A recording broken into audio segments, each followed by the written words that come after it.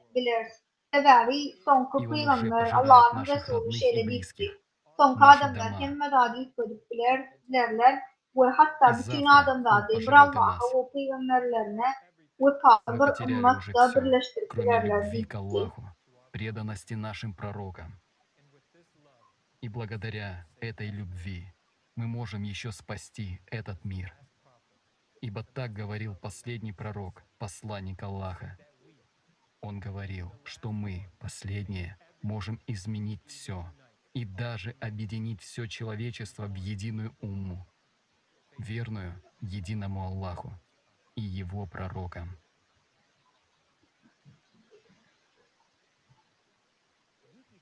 Благодаря такому межрелигиозному Şonk подходу mavdu к öğrenmeler изучению şeyle сегодняшней temы, dinara мы с вами приходим к çemeleşme очень показательным выводам, neticesinde gataçık neticelere gelýär. что схемы Asıl искажений tağlimatlarım изначальных yoyulma учений nutkalarının одинаковы. birlenişlerine Дьявол İblis, даже не şeytan изощряется hakikati birlemek придумывать ve yoyma какие-то için новые tevir подходы к çeşmeleri тому, oylap чтобы yapmaýar. скрыть и Adamlar исказить правду. akırdan akıra ve şu Он neçenlik сбивает людей с isleyen пути kurlar bilen истинного одними и теми же azırýar. способами, Elbette которые bizim работают из века в adamlar век и 2000 до yıl сего bundan ozal сегодняшнего İsa дня. Mesih'in doğrunda Конечно, грустно 1500 то, yıl что ozal мы, люди, Muhammed Peygamber'in doğrunda ve попадаемся на такие şu gün дешевые и adamın повторяющиеся paylamağın манипуляции, son günlerine bolşyal как ardağın 2000 ve лет назад, kaytalanyan во времена manipülasyalar Иисуса tapın Христа, alyandığımız 1500 duyunanlar лет ya. назад, во времена пророка Мухаммада, Vaz так и geçýär we сегодня, hiçbir в ütgünýär. последние времена Ahırların человеческого выбора. dowamyna bir näçe Время ruhani идет, а nичего не gurilişler меняется. gurulýar. Häzirki За wagtda века Hristiýan построить ряд dünýäsine жреческих inkar структур. biri Vatikan. Одной из самых влиятельных на сегодняшний день в христианском мире является Ватикан. 1 milyarddan gowrak Для более katolik чем üçün миллиарда bir ruhu католиков merkez он bolup служит dуховным Rim центром, papasy а Hristiýanlaryň Папа ruhu Римский ýollaşdyryp выступает как духовный netişdirýär. лидер Halak христиан. bolmagy, umyt baglayan, Давайте bilaklar çat разберемся, imanlary за кем мы идем, liderleýän миллиарды верующих, на кого мы возлагаем надежды на спасение.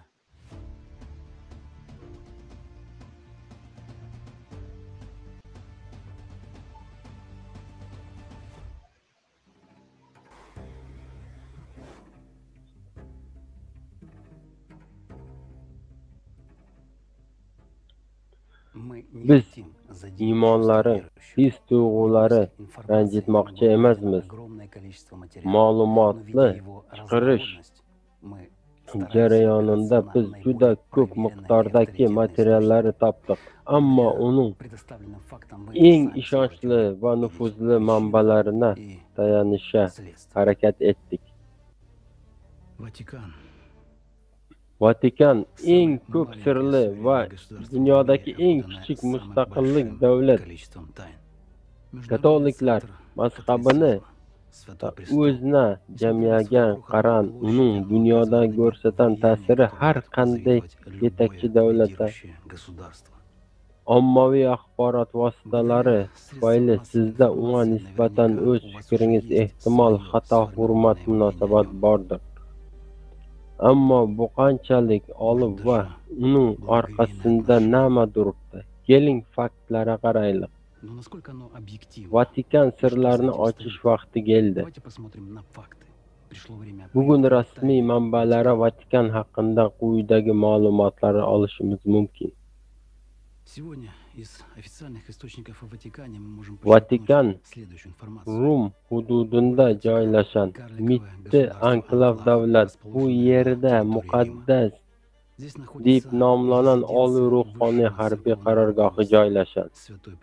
Muqaddas tarix boshida Umumjahon katolik cherkovi markazi, u xalqaro huquq sifati xalqaro me'yori yaratish, ishtirok etish, davlat va xalqaro tashkilotlar bilan rasmiy munosabatlar o'rnatish vakolatına ega muqaddas taxt o'zining missiyasidan bir sifatida huquq asosida va inson huquqlariga rioya etadigan holda tinchlik o'rnatadigan deb hisoblaydi.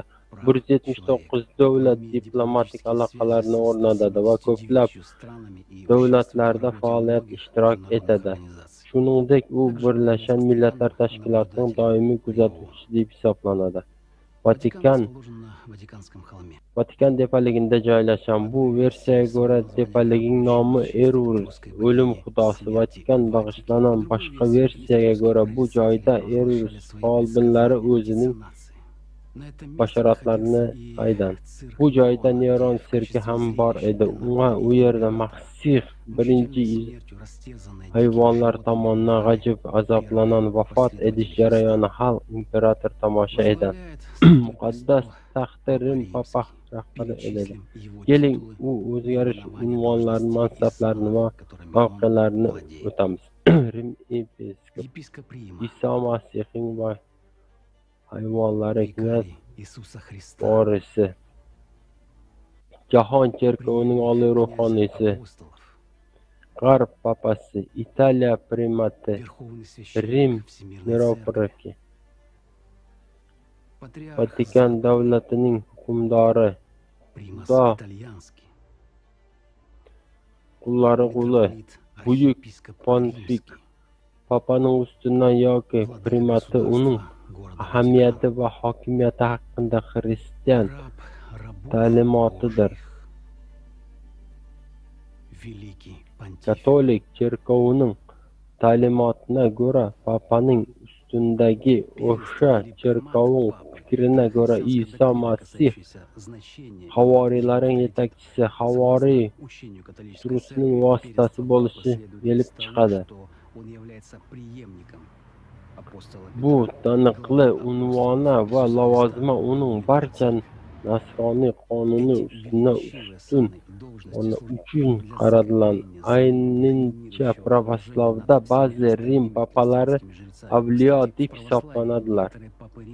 Rim papasi cherkovda oliy kanon va apostol vakolatına ega, ehtimol axloq mansabi u tomon sofligini ta'minlaydi, yolg'on ta'minotlarning oldini oladi, e'tiqodni tarqatishini nazorat qiladi. Cherkov mulki ustidan oliy nazoratni amalga oshiradi. Dunyo xristianlarining yig'ilishi tashkil etish,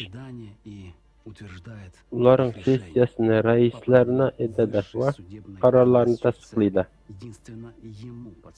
Papa cherkovdagi eng yuqori sud hokimiga ega, jinoiy ishlari qarindoshlari Nuxiy va Eskipis faqat uning yuridik yerida Rim papasi tomonidan chiqarilgan hukm ustida shikoyat etish uchun dunyoviy sudga murojaat etish taqiqlanadi. Va yana bir muhim narsa, Rim papasi odamlar yoki avliyo bag'ishlash huquqiga ega. Bu cherkovning rasmiy nuqtalari nazari.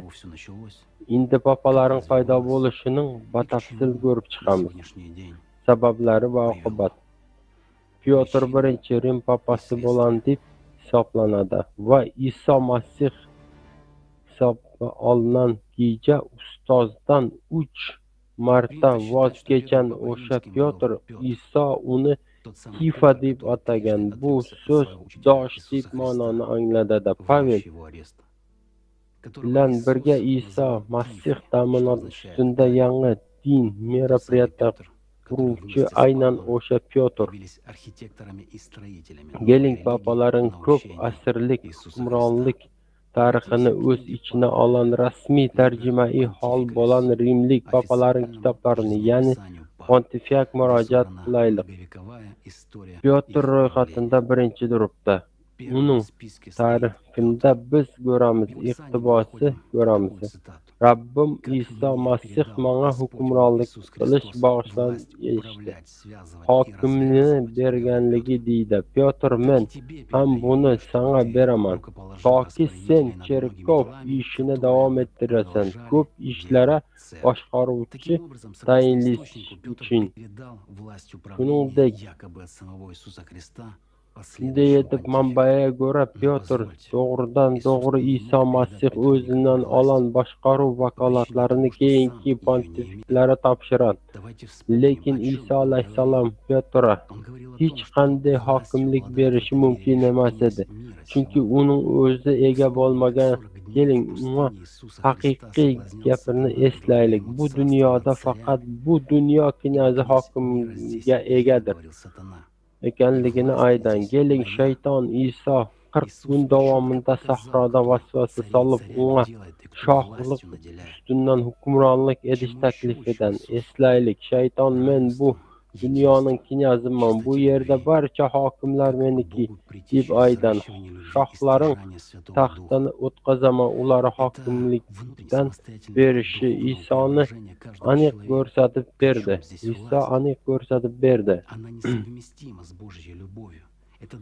Iso ya'ni nimani o'rgatadi? Denglik, birlik va muhabbating to'liqligini, muhabbati ujaytirish va muqaddas ruhi to'plish orqali Xudoga yetish borish mumkin. Bu bir shaxs uchun ikki mustaqil ruhiy o'zgarish yo'nalishidir. Bunday hokimiyatda nima aloqasi bor? Bu Xudoning muhabbati mos kelmaydigan narsa. Bular qarama-qarshi tomondan olib boradigan yo'llarning ikkita yo'nalishi kabi ikkita qarama-qarshi tushunchalar. Bir Xudo, ikkinchisi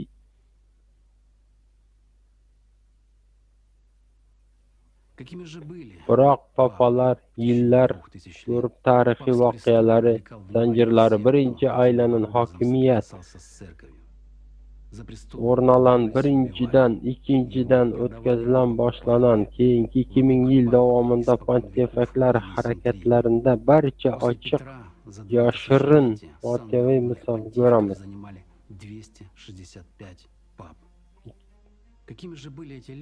Bunday odamlar bo'lgan tarixga nazar tashlaymiz. Bo'laksiz manbalarga ko'ra eslab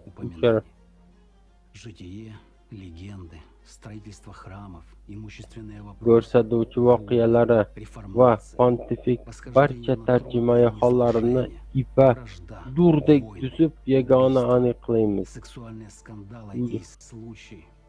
Указывающая на полное моральное разложение и единой, четко выделяющейся линией, словно bu yerda hal etadigan savol за влияние, ее усиление, непреклонное stремление. Avliyoning bunday qanday aloqasi bor va qanday nazarda tutiladi?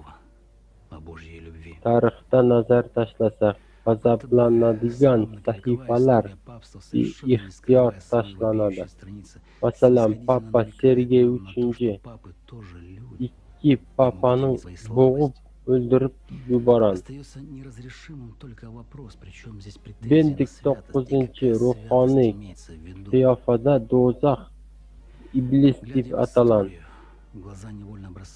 Stefan o'zidan oldin papa jasadini tarqadan. Fornakatsiya papalik tarixining eng sharmandali davri biri. Bu davrda Rim papalari ma'lum bir artifroq oila ta'sirini aloqasiz buzuq hayot kechirishadi.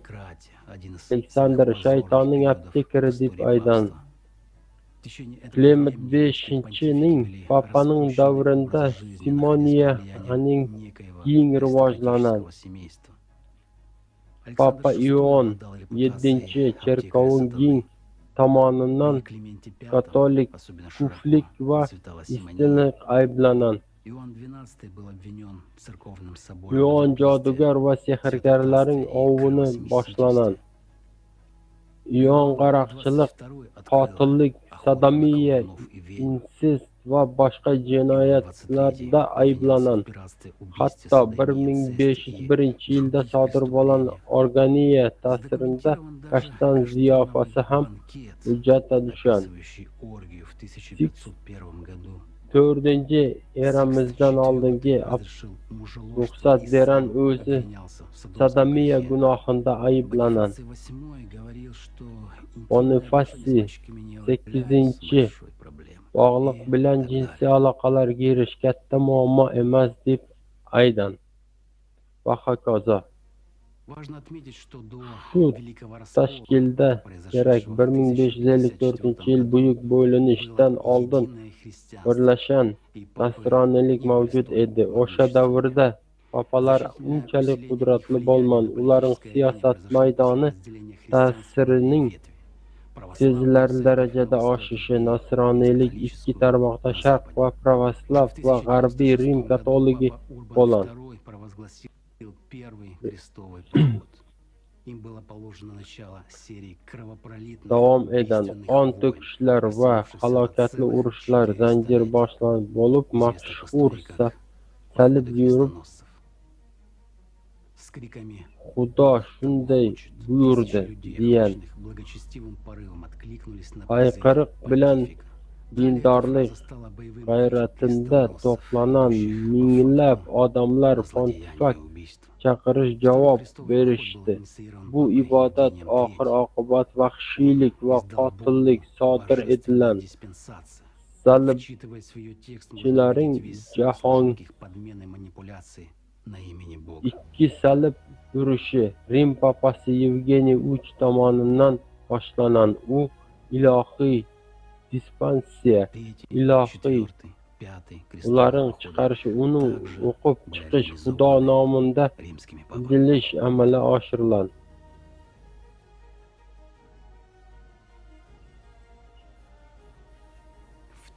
В 1209 yilda Rim papasi Ion Katolik albinik yurish deb nomlanan salib yurishini chiqadi. Rim katolik cherkovining tomonidan katta yo'l qo'yilgan boshqa bir qator harbiy yurishlar 1929-yilgacha davom etishi ushbu axloqli shakllarini jami 8 klassik salib yurishlari bo'lib, biror o'sha davrda katolizm jangi g'ayratli boshqa harbiy harakatlar ham namoyon bo'lgan. Ularning umumiy soni 20 dan oshgan. Ular 4 asrlik davrda o'zining ichine olan va aynan muqaddas pontifikat bu vaqt davomida yangi urushlar boshladi. Muhim rol o'ynadi. Tan olish kerak. O'rta asrlarda tug'ilishda va o'lim ko'rsatkichlari bo'yicha statistika ma'lumotlarini olib boran. Buning uchun salib yurishlarda vafot edenlar haqida aniq raqamlar aniqlanmadi, imkoni yo'q. Biroz ba'zi manbalara sonini million yoki undan ko'proq deyiladi. Muqaddas indikatsiya shu ikki so'zning ma'nosini haqida o'ylanib ko'ring. Muqaddas hayot, muhabbat va baxt. Indikatsiya baxt, qiynoqlar, azob va o'lim. Ularning bir-biriga nima aloqasi bor? 1952-yil Papa Ion yo'q qilish, bo'lash, chiqarish inyeksiyasini bid'at, gumon qilish va qiynoq solish rasman ruxsat berdi. U faqat 1816-yildan keyin, ya'ni 1554-yildan keyin 5,5 asrdan ko'proq davom etdi. Odamlarni qiynoqqa solish amaliyoti rasmiy qonunlashtirildi. Kim tomonidan qonunlashtiriladi degan savol tug'iladi. Yana o'sha oliy pontifiklar tomonidan o'zini avliyo darajasiga ko'tarilgan tomonidan Iso Masihning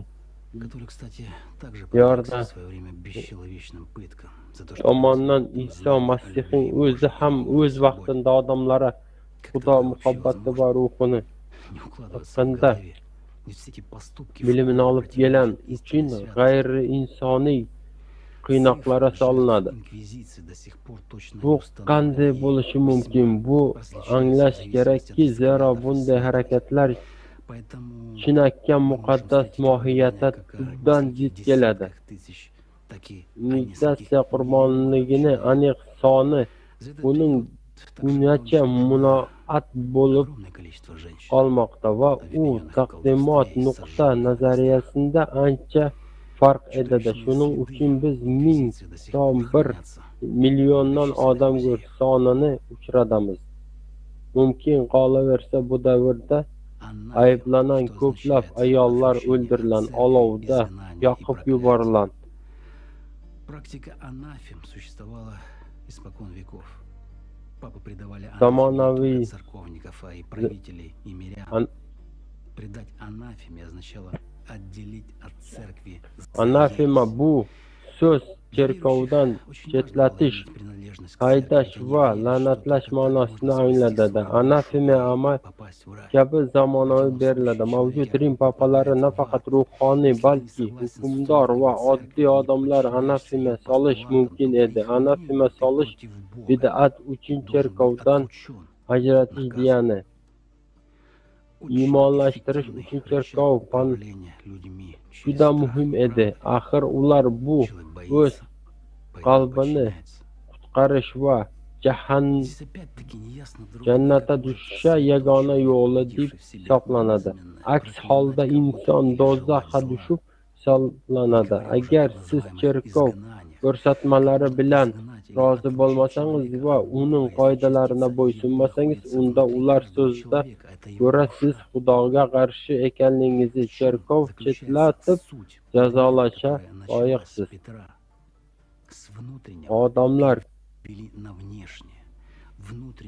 Odamlar qo'rquv orqali boshqarish uchun juda samarali vositalar, shunday emasmi? Odamlar qo'rqadi va shuning uchun itoat etadi. Bu yerda yana bir noaniq bor. Qanday qilib o'zini past tomondan eng avliyo odam kimdir la'natlash yoki unga yomonlik tilash mumkin? Chetlashtirish haqiqatda gapirmasa ham qanday qilib odamlar cherkovdan haydash yoki Xudodan chetlashish mumkin? Axir uning bir qismi har bir insonning ichida bo'lsa, bu qalb. Pyotr boshlagan amallashtirish negizi nimada? Botin zohiriyga almashtirildi.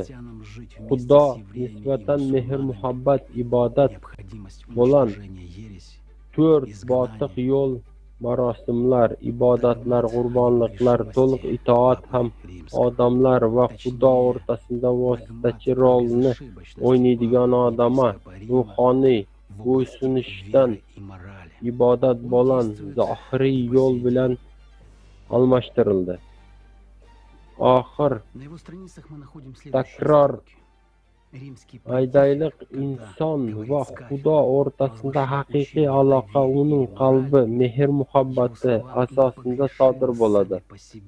O'rtada asrlardagi asosiy papalik hujjatlari ular chiqaradigan bu papalar haqida ko'p narsalarni aytadi. Boshqa narsalar qatorida quyidagilar ajratib turadi.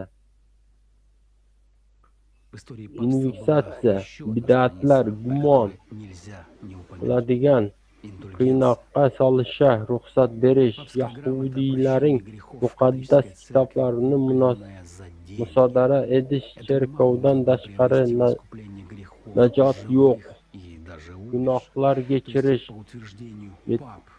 joriy etish, xristianlarning yahudiylar va musulmonlar bilan birga yashashi ta'kidlash, bid'atni yo'q qilish zarurati, surgun papaning gunohsizligi haqida dogma. Aniqrog'i, Rim episkop papasining e'tiqodi va axloqi borasida xatosizlik haqidagi dogma. U bugungi kungacha kuychi yo'qotgani yo'q. Rim papasi mingdan gapiran iymon yoki axloq haqida ta'minot e'lon etadi. Uning so'zlari xatolardan xoli. Как такое вообще могло быть? Войны, пытки, убийства, обман, проклятие, покупка места в раю. Скажут, темные времена. Хорошо, скоро доберемся до современности.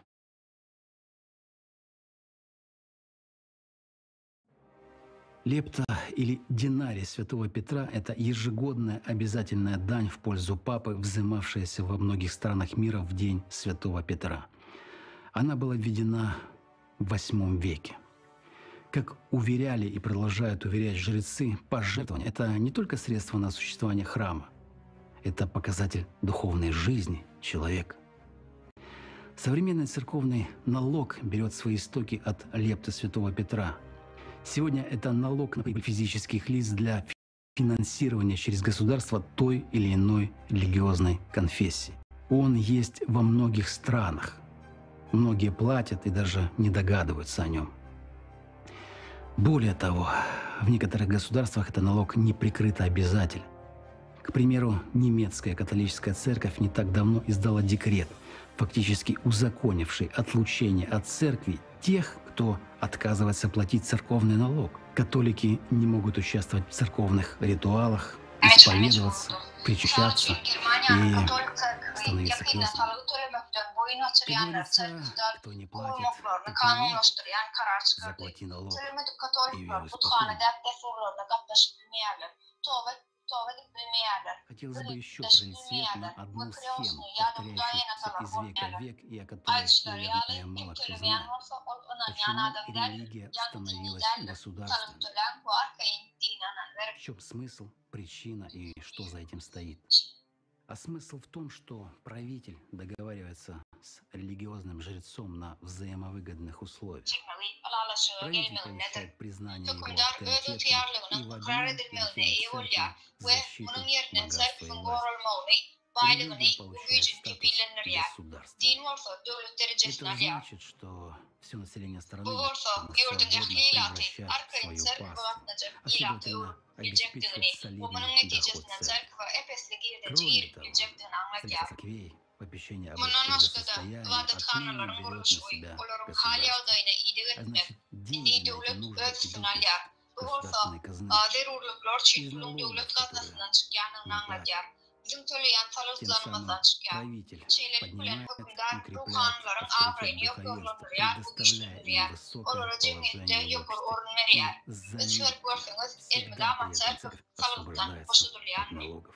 Она встает под защиту государства, и когда появляются подчиняющиеся люди, церковь не церемонится решать вопросы при помощи карательных органов государства. Все становилось намного проще.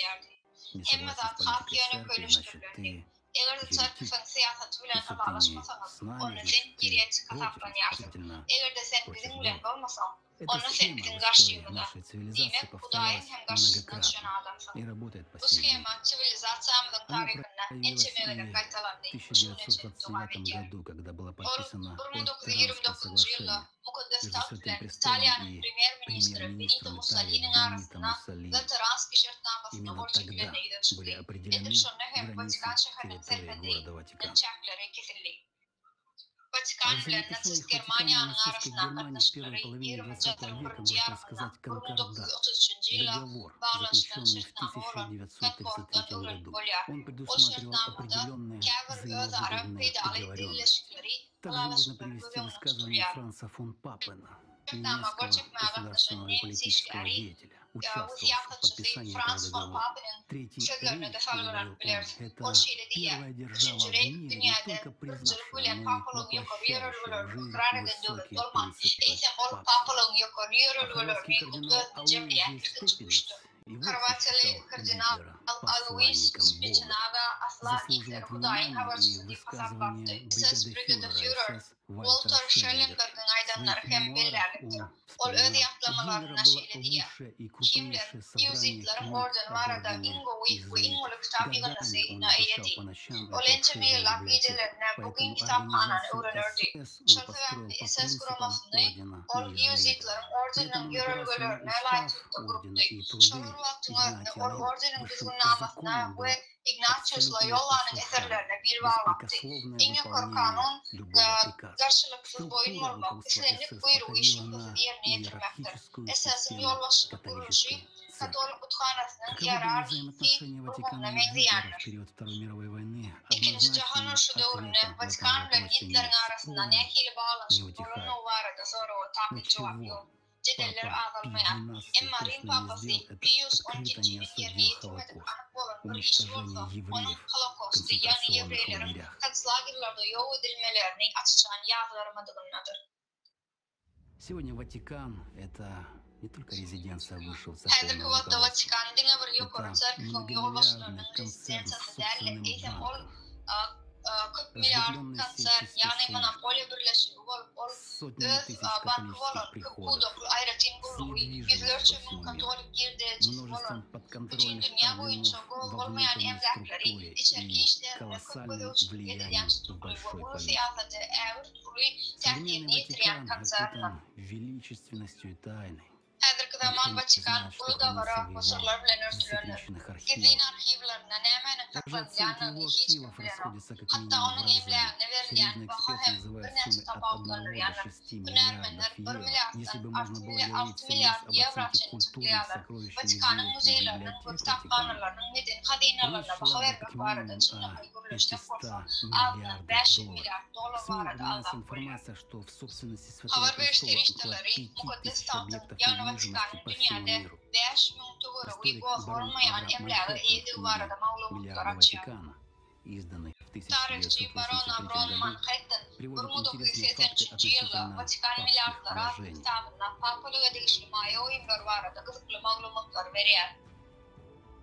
При этом католическая церковь наделена исключительными налоговыми привилегиями. И кажется, Святой Престол после многовековой борьбы таки достиг пика своего могущества. Верховный понтифик стал генеральным директором самой богатой финансовой организации в истории. Но за окнами последние времена одним укажем на то, что рассеиваются тайны, развенчиваются мифы, срываются маски лжи. И перед нами предстает правда, какой бы нелицеприятной и ужасной порой она ни была. Она открывается нам для того, чтобы мы смогли более осознанно сделать выбор.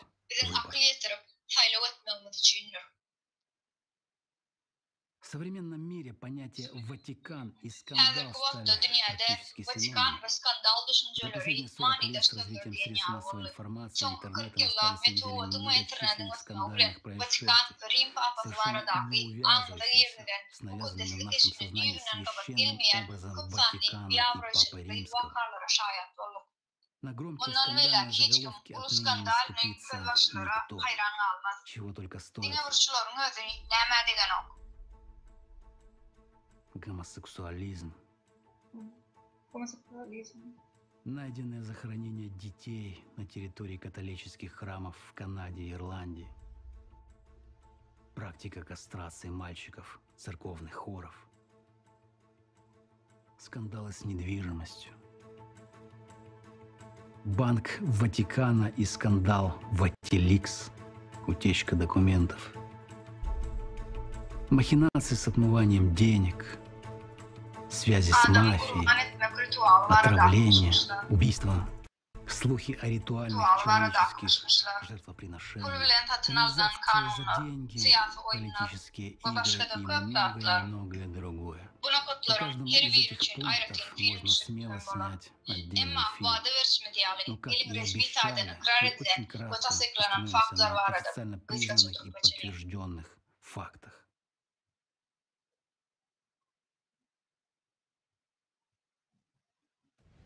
Банк Ватикана. С 1942 года носит название Институт религиозных дел. Сам по себе банк загадка. Он остается одним из самых закрытых финансовых учреждений мира. Он не только не показывает свою бухгалтерию, не предоставляет какую-либо отчетность, но даже принципиально избегает слова «банк». Крупнейший скандал, связанный с ним в последнее время, разразился после выхода книги журналиста Джанлуиджи Нуцци «АО Ватикан».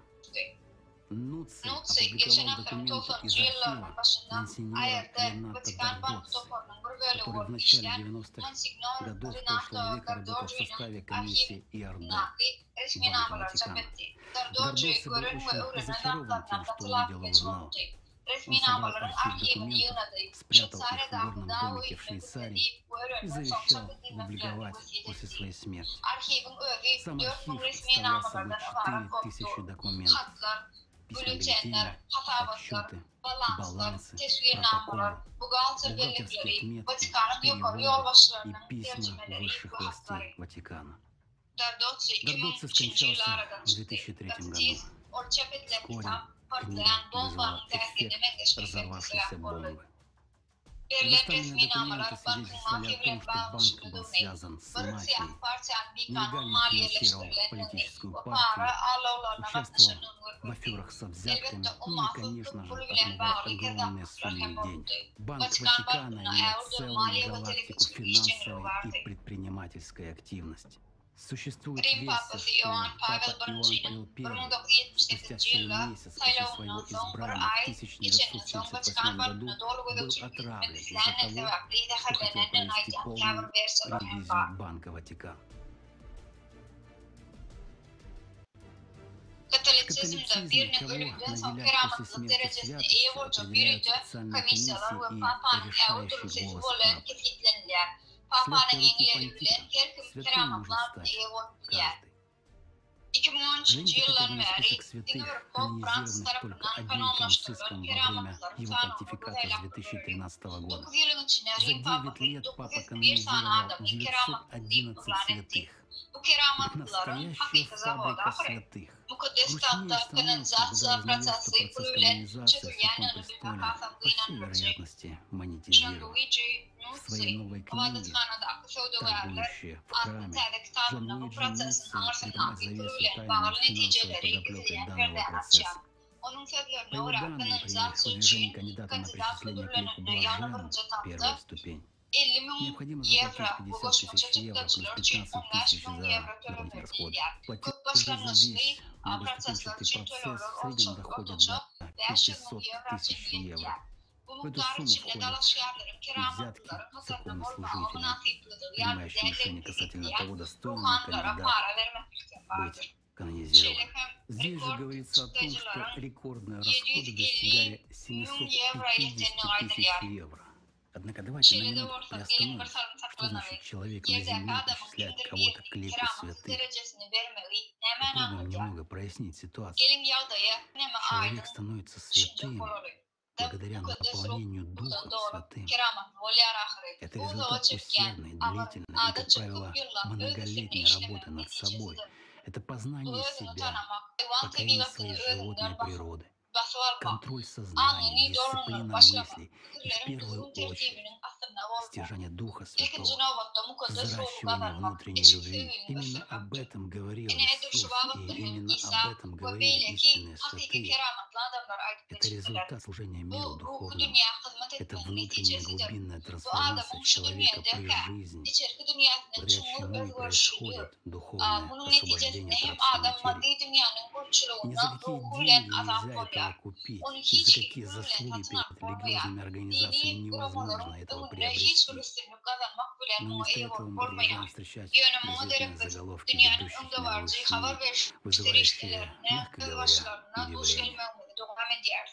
Многие из тех, кто преданно служил папству, заслужили причисление к лику святых. Их имена выгравировали в камне, образы вывалили в мраморе или отобразили в иконах.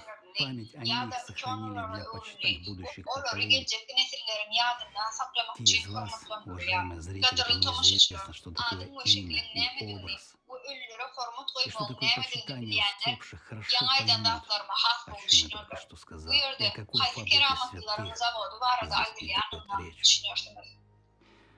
Ну а те, кому наши доводы все-таки покажутся неубедительными и предвзятыми, напоследок предлагаю приоткрыть еще одну страницу в истории высшего католического духовенства.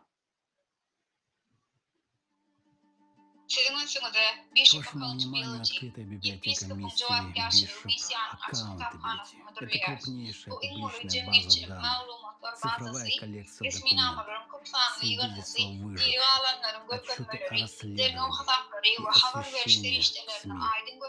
Она основана в 2003 году, охватывает период с 1950 по наши дни.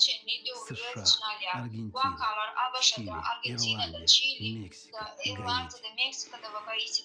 Весь их фонд, включая файлы, которые они готовят к выпуску, насчитывает 1,5 миллиона страниц. Эта документация может повергнуть в шок многих. За последние 70 лет 7 тысяч священнослужителей только в США были обвинены в насилии над несовершеннолетними. А что творилось в других странах мира? У многих появится вопрос, зачем они это делали и продолжают делать. Развернутый ответ на него у нас есть. Но он не входит в тему этой конференции. Это не всегда были случайные слабости. За ними ритуалы, погоня за силой и властью. Где эти дети? Как сложилась их взрослая судьба? Любят ли они после этого Бога? Причина и следствие. Сегодня мы наблюдаем следствие. Возможно, у многих при просмотре этого фильма возникал вопрос, почему мы так глубоко представили картину, высветили паства в негативных красках, выбрали и показали лишь вопиющие исторические факты. Во-первых, потому что только они имели в виду. Во-вторых, они не думали о том, что это может быть всего лишь верхушка айсберга. Ведь недаром самое маленькое суверенное государство в мире окутано самым большим количеством тайн. В действительности же мы очень многого не озвучили. Глядя на сегодняшний мир, утопающий в страданиях, нетерпимости и тотальной лжи, мир, оказавшийся буквально на грани пропасти, морального упадка и полного уничтожения, несложно понять, в чем причина, за кем мы свернули не туда. Мы деградируем как люди во всех отношениях. Давайте сегодня ответим себе предельно честно. Разве таким был бы мир, если бы мы все пошли по стопам Иисуса? Того, кого не интересовали ни деньги, ни слава, ни власть. Он принес в этот мир истину и дал ее людям. И она была очень проста в понимании. Никто не должен быть ни выше, ни ниже.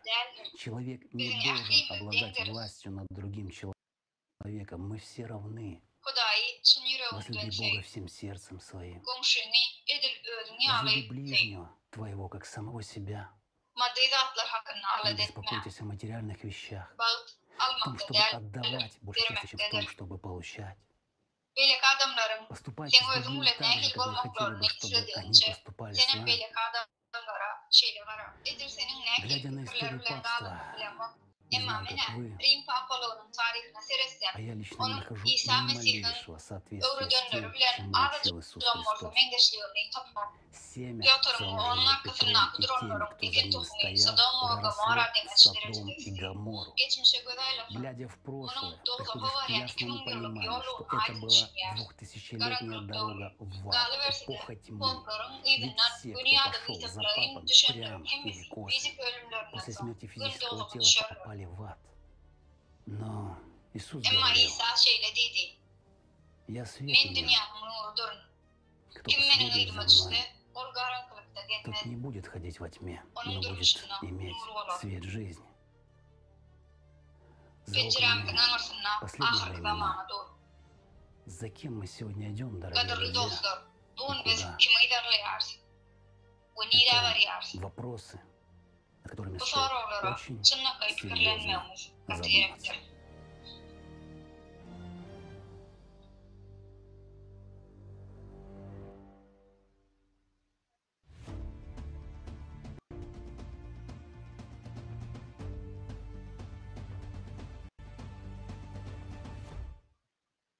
Вся информация, использованная Bu для videonun создания öğretimi için этого bulunan видео, ekleme olumluluklar взята из açık çeşmelerden открытых alınan источников. her gün bu faktları Каждый ekleyerek varlar. может перепроверить эти факты Bunların и hakikatini самостоятельно öz başta barlap bilerler. Olumluluklar gatigen alıcı, yönü olarken tefsirler.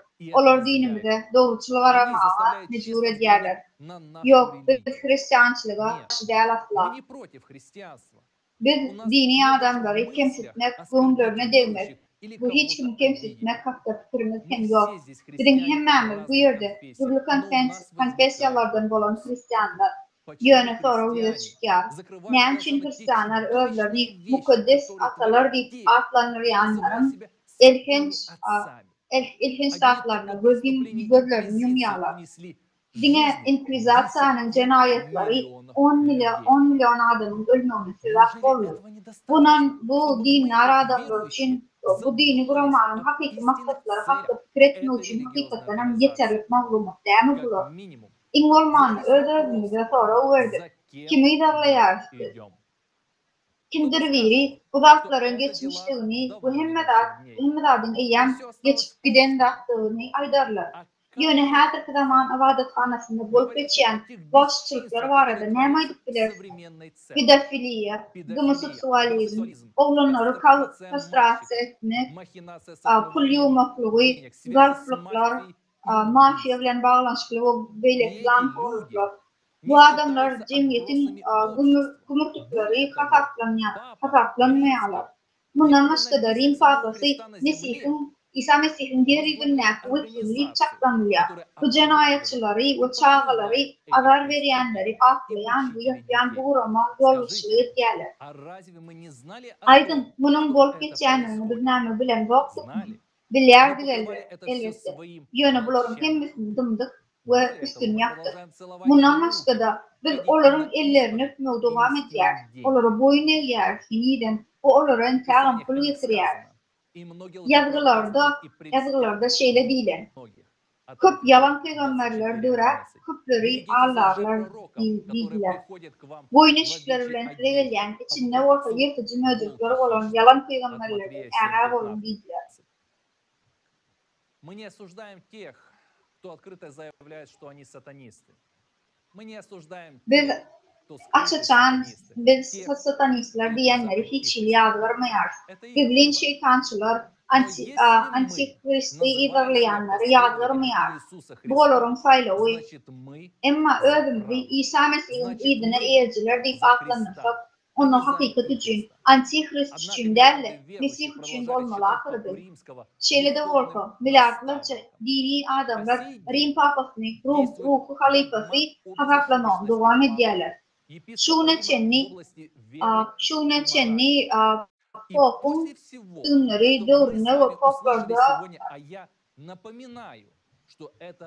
şuna çenni popun hiç günahkırlığı arasılığı pekli var da dogma hidam devam ediyor.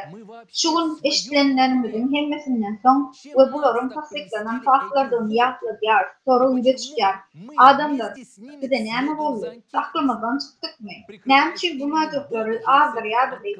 Ne için biz olur bilen antikrist'in idinden düşer? Ruhanlar Kudayın adından atasının düzenip adamlar ağlayarlar, ağlayarlar, doğrayarlar ve öldürüyorlar. Cadı ve olanlar için mukaddes hasaplanmaya devam ediyor. Как и за счет чего не получают эту святость? Biz ortaları mukaddes hasaplanmaya devam ediyor. Разве перед Богом состоят их основные? Yani bu mukaddesliği nedik ve hasabın alyanlıkları hakkında fikir ediyorlar. Ne için bu? Kim için? Onların esası sünükleri Kudayın önünde bağımın. Ya da şeytanın önünde mi olurmuş sünükleri? Doğru maçtan 200 yılın vakti tutardı. Bugün bu konferansiyada hakikata ediyor. Pencerenin anasını vurdu ve zamanı dur. Akapali sözlüğürleri miflerin ayrılan ve yalan maskaların yırtılan ayrılan vakti. Tema halbi taraf o ayrılan sortuda önümüzde hakikat peyda oluyor. Bunun yalı açıçan hakikatin kısalı Hristiyanlık sanatının bir keramatlı adam ortamına hormat koyan kısasıdır. Prezidentler ve görünükler alınmasın o işlerleri onun ile düşmeyi bu yüzden sakatlayarlar. Onları hindalik firiştesi bu dünyanın en güçlü denanın diğerler ve adı ömrünü adını öldürür. Gepleyen de adımız eyyam sakladığını mı? Şimdi gelin hani video seyredelim. Мать Тереза считается одной из наиболее почитаемых женщин 20 века, католическая монахиня. Основала орден миссионеров и бедным.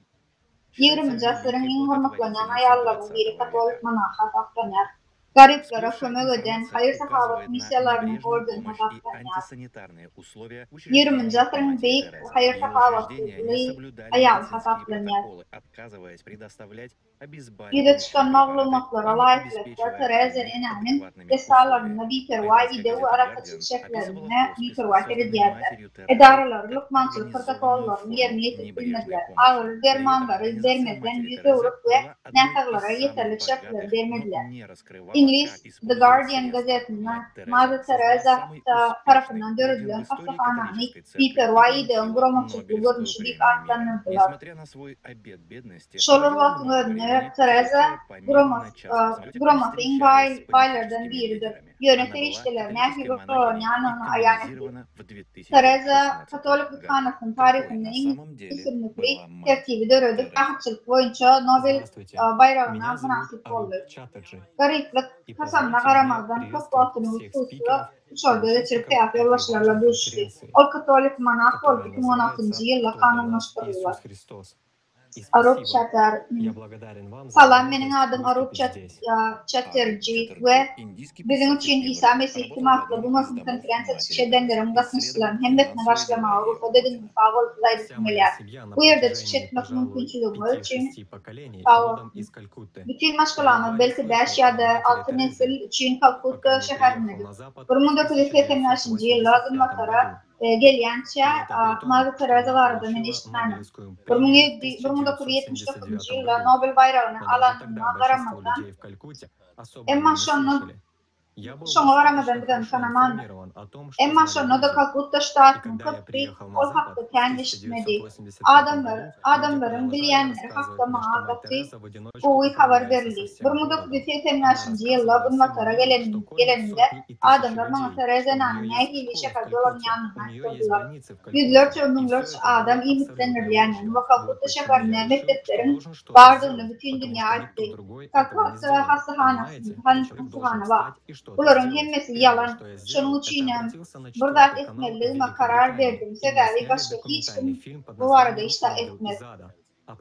Görýän bir adam ýerinden turmagy we bir zat etmeli.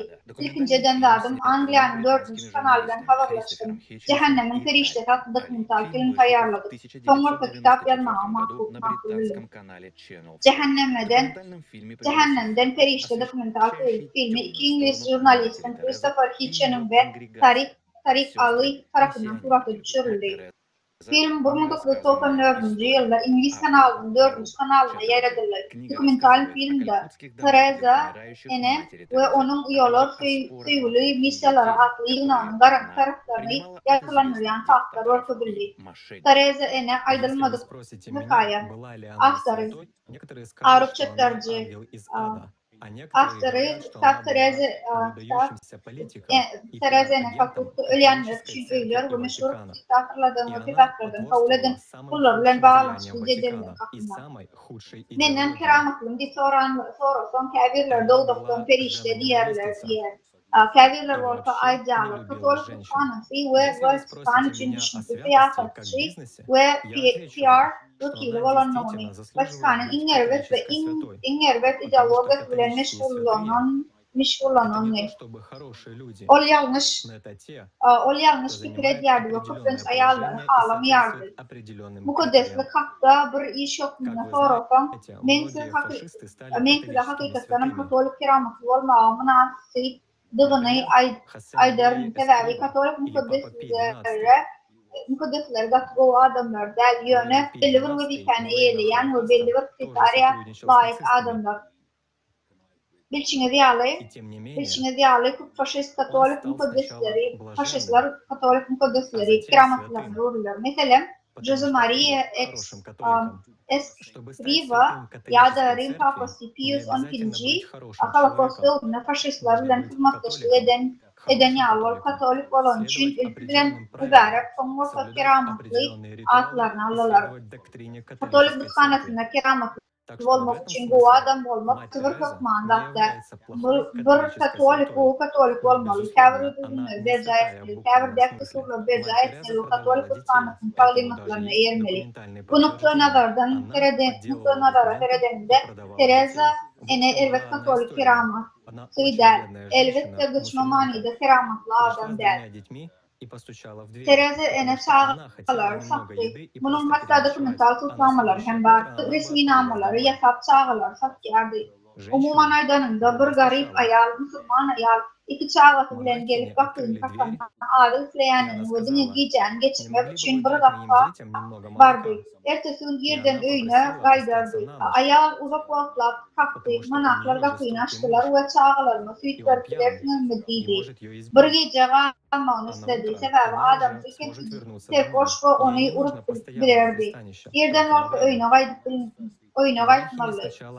Onu hemişelik cahil geldiğine vaxtlarını birbirinden yüze vurdular. Son varsa bolya giripler sını bildiler. Ama son ayal çağalarına abone olup etmeli bolur. Çağaları örgüdöçlüğüne bağlılarlar. Son varsa kaçbatalığa taparlar. Bu oların yağdaydı. Aslında bu Tereze Ena'nın ölümüne adet ve hadisa. Hastaklığı önküsü yağlı inni beyleder. Çağlar ve verdikler islenip kulden alyardılar. Son varsa has kıpır söyleyenlere Katolik yurtlarına satyardılar. Yadıma düşer 2017 yılda ulu dava oldu. İnternette görseniz 5-6 yıl Odal Hindistan'a bir dava oldu. Sever manaklar köpere satyardılar. Ama Tereze'ne heniden değil ve salgın ne olvaklar. 1990 yıllarda Kalkutta televizyonda bir neçe yıl gösterilen başka bir vaka oldu.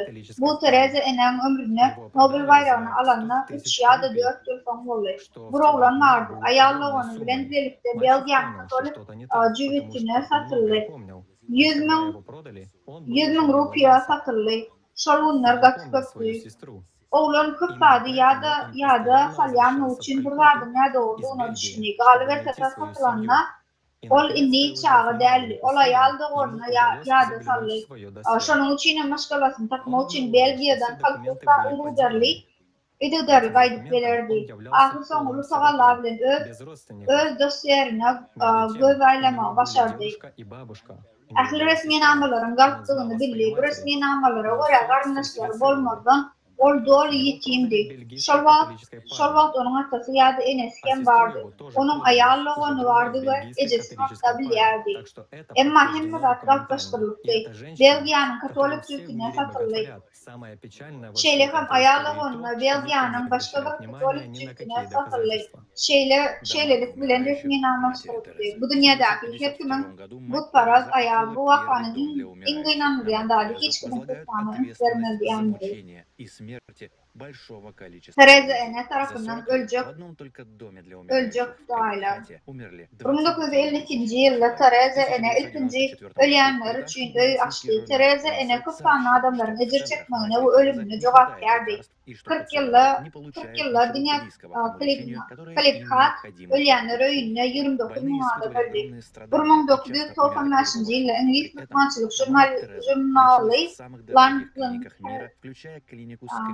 Lanket ene Tereze Ene merkezlerine derman yetmecilerin vardığı hastaların ağırlığını ayırma için de rol becerler yakın burada almayanlıklarını haber verdi. Ne kadar uluyazaklar baştan etkilerler, kutlanç ağır ve darbalarını öyleyerdiler. Şolur vatmörüne Tereze Ene'nin gözü dünyanın en gımmat klinikasından şolkandan La Jolla, Kaliforniya şehrindeki Scripps klinikasında rindaki gemallık kılhananını becergal yardı. Tereze Ene şeyle deydi. Gariplerin payın almağı haştaki İsa'yı alı görgülüyor. Hakta acayip bir var. Özü hem İsa'yı alı ecir çekme için yürü operasyonlarına ağır dermanlardan emanet etmedi. Şol caylarda hoş niyetlilik, bırakımdarlık ve yumuşaklık hiç şeyi yok. Otolar gatikçicik, yine 30 adamın yerleştiren adeti var otoğuna, yine bir şok yokluğu, sebepli 98 adam yerleşiyor. Birinci Jahan Uruşu filmlerine tamaşa eden bolsaňyz, şol döwürlerde ulanýan nasilkalar we hammamlary ýatlysaňyz bersiňiz.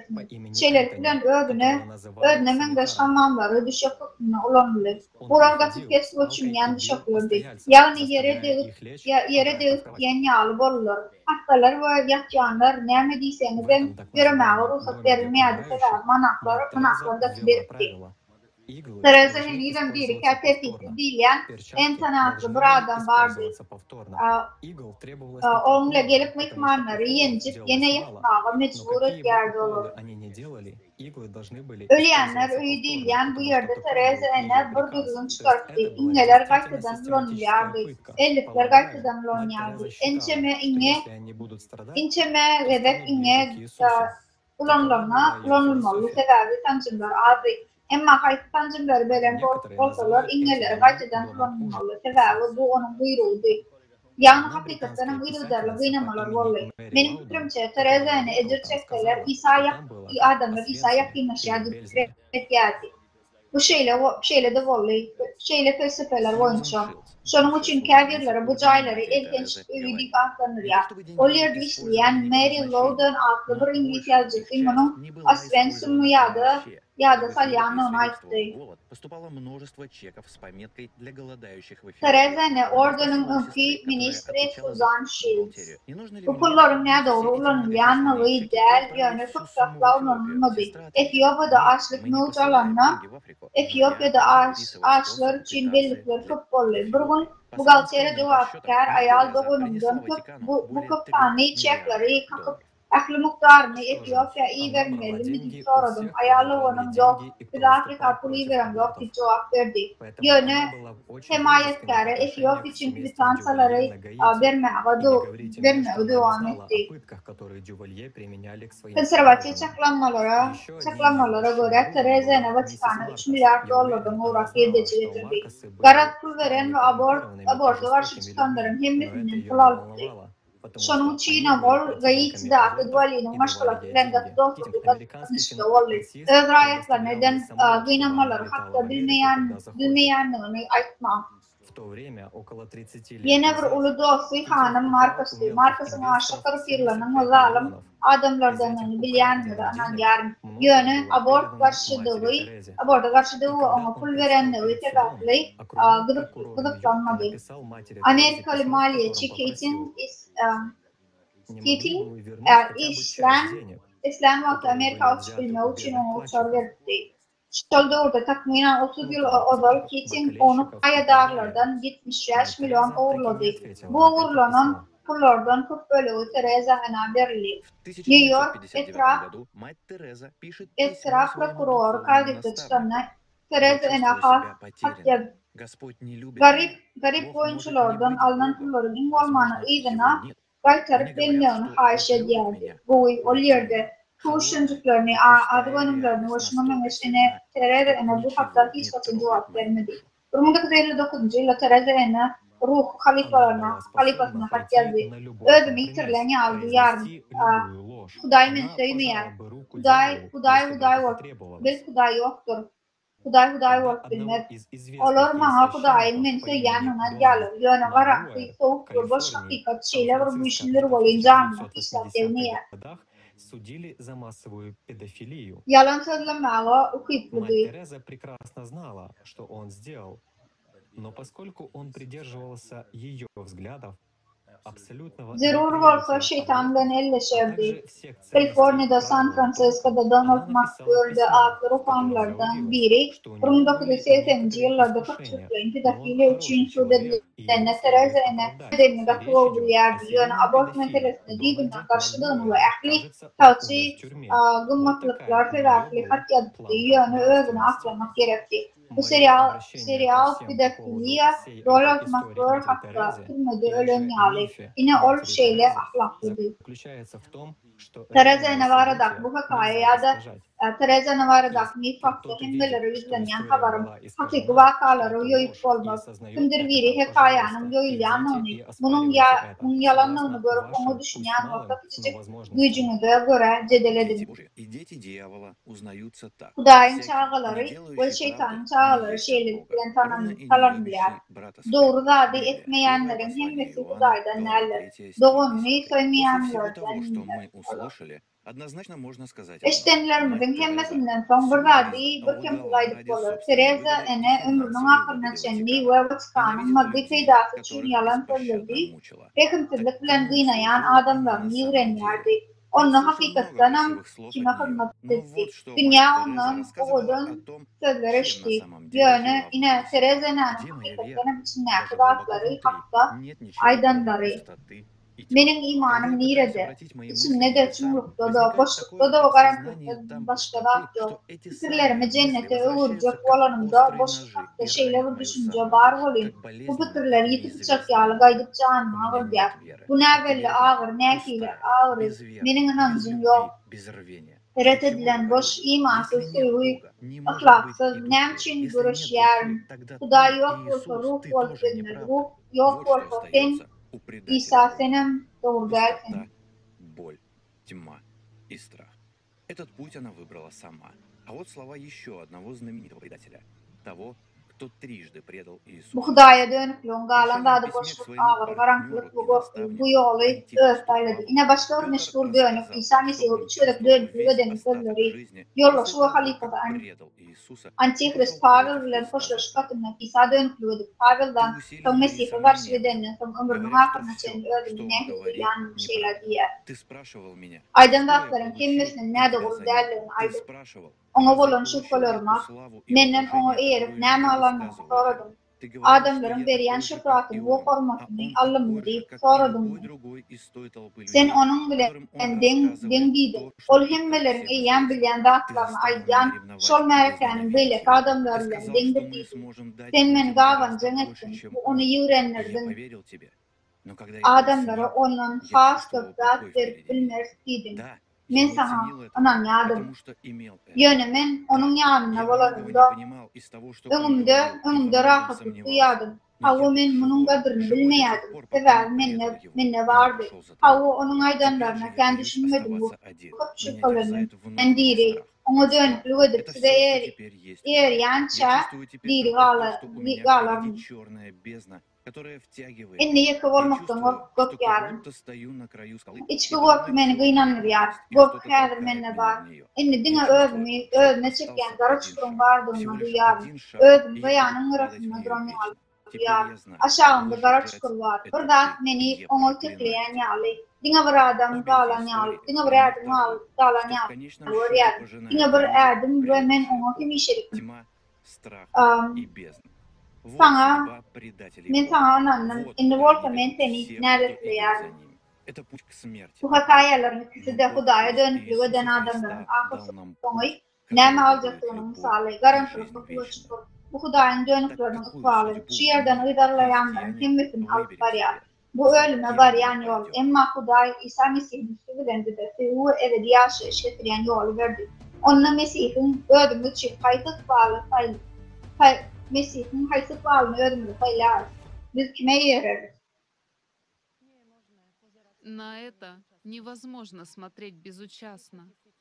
Десятки тысяч загубленных жизней, боль и страдания. Вот на что обрекал людей этот ангел. Buna bir parvalık bilen garamak hiç mümkün değil. 10.000 adam caniydi. Ağrı ölçeyle ulu görgülü.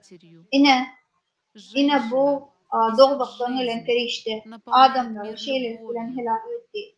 Men ol hakda gürlenimde onun adım tutman onu doğduktan periştesi diyer. Sebebi dilim onu ayal ya da ene diýmär, hiç getirden o. Ayal durmuş getiriyor, dünyanı sevgilen dolduruyor. Bu olsa ediz hayvanı alıp. Men Hristiyan, bu men ene. Mukaddesliğin, Hudaýyň huzuruna duny. Onun bilen aýratyn ýakynlygynyň bardygyny hemişe ananýardy. Olaryň durmuşy we hereketleri alham we görelle bolýar edýär. Onları seyredip Что мы imanlar видим Tanrı'nın сейчас перед karşılığına собой? layık tutmalı ve ruh kemilliği Пример, как надо ınkılmağına одурачивать musallalyalar. людей, Yönü indi näme прикрываясь görýär? именем Бога и Adamlar nädip милосердием. allamak, Hudaýyň А adynyň ведь görekiniň миллионы arkasyna последователей gizlenmek. стремились быть похожими на Emma мать milyonlarça Терезу, adam даже не ıýdarlarçylar подозревая, nädip насколько сильно они allananlıklarını обмануты. şüphelenmän. Но Tereze достаточно проявить neýaly интерес, bolmaga çalışýarlar, şoň проанализировать gidip факты, и düşýärler. все Ýöne становится gyzyklanmak, на свои görkezmek, места. faktlar keldirmek hemmedat yer Это we yer bolýar. действительно так. Все тайное рано или Bu поздно hakykatdan hem становится şeýle, явным. bibliň hemmedatlar Мы хотим diýri выразить hiç особую aýdym благодарность bolýar. за участие в Hormatly фильме Arapça «Разоблачающий мать çatdyrjy Терезу». Tereze Tereze Enäniň faş edýän köpürtüşi filmine gatnaşanyny üçin aýryty minnetdarlyk bildirmek isleýär. Ölüp barýan Tereze Enäniň öýleriniň birini işlän we terjime halyna öwrenen hindi ýazgıçy Нельзя позволить лживо совладать. Arap Ведь когда мы молчим и покрываем ложь, зло множится. Arapça terjimini aýdyşy ýaly ýalanlaryň adyny etmegine ýol berilmeýär. Galy bersede dymyk ýalany egizlänmede elbetde köpelýär. Şonuň üçin bıçakdy atlanylmak mümkindir. Hakykatyn wagty geldi. Haýsy tarafa da işlediğime saýlamaň wagty geldi. İsany ýydarlaýar, ýa-da oňa dönüp gidýär. Inni adapon pencerelerinden adam käçilik prosesi başlady. Предлагают быть снисходительными ко злу. Различные Cemiyetine психические derwetleşýär. навязывают как Ýamanlyga howsuz bolmamaly haýyş edýär. Сегодня мы наблюдаем ситуацию, когда нам предлагают начать Däp толерантно bolýaly, относиться даже däp bolýaly dürli akıl ýaşarmalary girdiler. Bugun hatda pedofillere da çydamly bolup bolmamaly teklip etýän bir ýalda ýaşaýat bolýar. Munyň bir de işli däligini ümit sürersmi. Çağlarmy nähil gelje garaşy. Innik sözejimiz de bu barada has ýeňişleýin maglumaty berer.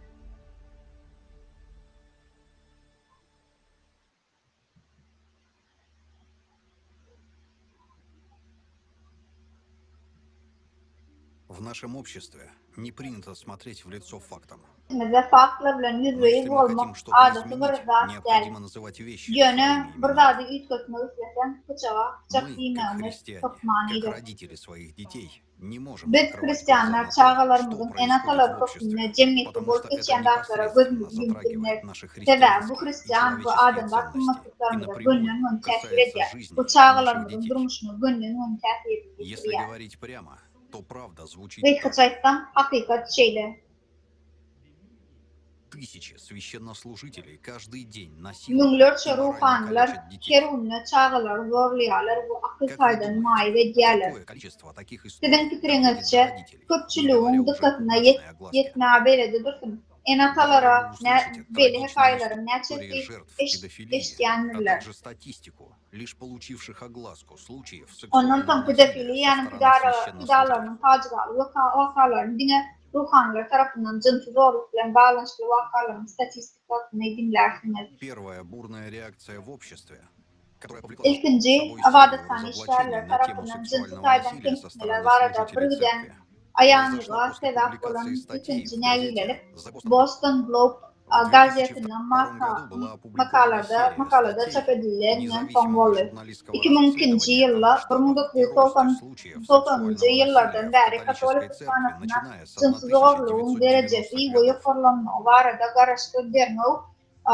garaşdyrmagy jurnalistlaryň makalalaryny çap etdiler. Были представлены жуткие факты. Bu makalalarda ilkinji gezek ruhanlaryň arasynda pedofili ýani gerimi barada aýlanyş maglumatlar köpçüligi köýdürilýär. Bu mysal sözün doğru manysynda dymmak, bençini, bozdu we inniki ýyllarda ýokary derejeli ilham tolkuny dünýäni gurşagaldy. разных странах начали появляться независимые комиссии Bu для более тщательного bu jenaýetleri has üçin öwrenmek üçin turly ýurtlarda garaşsyz komissiýalaryň peýda bolmagy bolup başlamagyna sebäp boldy. в центре внимания. 2010-njy ýylda iki meşhur seks skandalynyň biriniň derine o barada gurrun berýän şol döwrüň hakyky wakalaryny esaslanýan Spotlight filmi çykdy. Şeýle hem bu mawzudaky gadaganlyklaryň aýrylmagyna goşan koşdy. Стоит только поднять Франция информацию, погрузиться в изучение докладов и Yine становится maglumatları понятно, что yığınlamalı, сексуальное hataları насилие над öğrenmek için несовершеннолетними ve со стороны kendini yaşına священнослужителей yetmediklerin — это настоящая ruhanlar пандемия tarafından в cins sayeden современности. zorlanmalı, bizim görmüyor. Hakiki Давайте pandemiyesi сейчас de посмотрим belli несколько oluyor. историй, произошедших во Gelinin Франции из Volko, репортажей Deutsche Fransa'da Welle и Deutsche Euronews. Welle ve Euronews'ta olup geçen haber vakalara göz aylalı. Бернар один из них. До тех страшных событий, по словам Франсуа, Bu он ilginç был счастливым vakalardan мальчишкой. François'a Ему было 11, göre хорошие оценки в школе, baklı а olan потом işte родители отправили его в лагерь. 11 yaşında mektepte bu bahalar alıyordu. Sonra enatası onu Katolik buthanasının ondarlığına kıdınca lagerine iyi verdi. İkinci iyice başlandı. O yerde bir ruhan vardı. Umumi yaşayış cayına beni en uzak bursa belledi. Benim fikrimse ol beni önem görüptü. Oturucunu sağ tarafına koydu. Sonra kadın sağdarlarımı el bilenler başladı. Benim onu devmeli oldum. Ben onun men onun nämediğini hem bilmeyerdim. Sebep şu vakt hatta yetinceklığına gayet memnun. François 40 yıl bundan evvel övünü koruma için batırılım yoktuğuna diye ertesi akşam masa asa mervet oldu.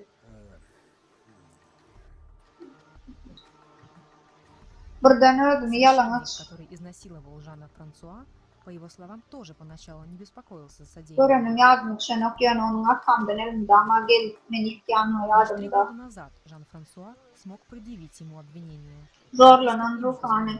François kağıda cevap getirdiğine çekilmedi. Yine 3 yıl evvel François ona şeyle canaatçılara ayıplak birleşenlerin son episkop ona canaattı. Yaklaşık takmayın anlatı 7 sekund devam etti. Tüy sürakten eşittim. Ötünçken yoktu. Ol benim tenim için bile gelmeydi. Bu doğru değerlikti. Menin genellerinde meni diliyle nefne altı inançtı. Ol menim kaçıp bilmedim, kaçmalıkladım yani. Şalır vaktlarına bol savdan çıksam bana ananmarlar öydük, korktum. Onun eşiklerinden derin iyisi yardım düşer, ellerinin koyunuğun aşağına aylanıp meni bir saklanmıyor hem yardımda.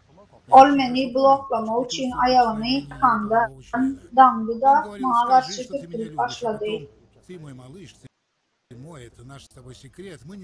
Menidem onun cins ağlarlarına deganını duyar. Ol meni söyleyen ona itti, son olsa sen benim çağım.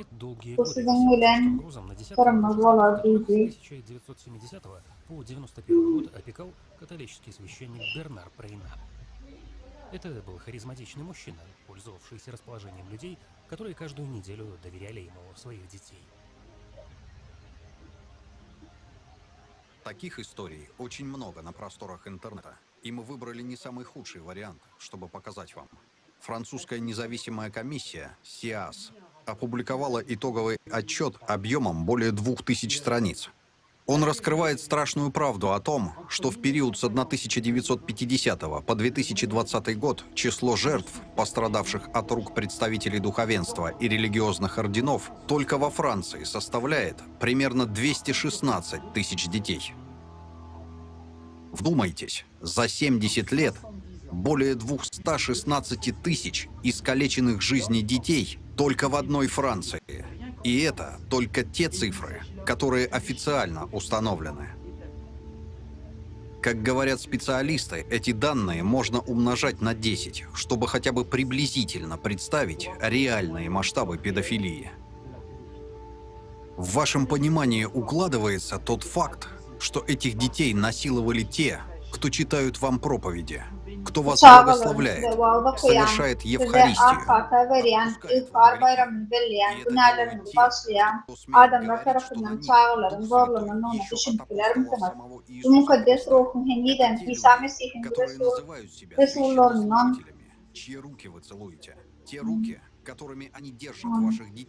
Resullarından bardığına afet edenler tarafından ediliyor. Bunları ellerine okşayan ruhanları çağrılanları zorlayan kalmak için Это те страны, где люди чувствуют хоть какую-то защищенность и достаточно свободно, чтобы об этом говорить. Но это происходит вне зависимости от конфессии во всех странах, где есть эта чума. Во многих странах люди боятся заговорить и всю жизнь живут с этой тайной. А многие люди из-за этого заканчивают свою жизнь суицидом. Великобритания. В период с 1970 по 2015 год церковь в Англии и Уэльсе получила жалобы в отношении 900 священнослужителей. Их секс-жертвами стали более 3000 детей. Австралия. В Австралии Королевская комиссия обнаружила, что в период с 1980 по 2015 год было подано 4445 заявлений о сексуальном насилии над детьми. Бельгия.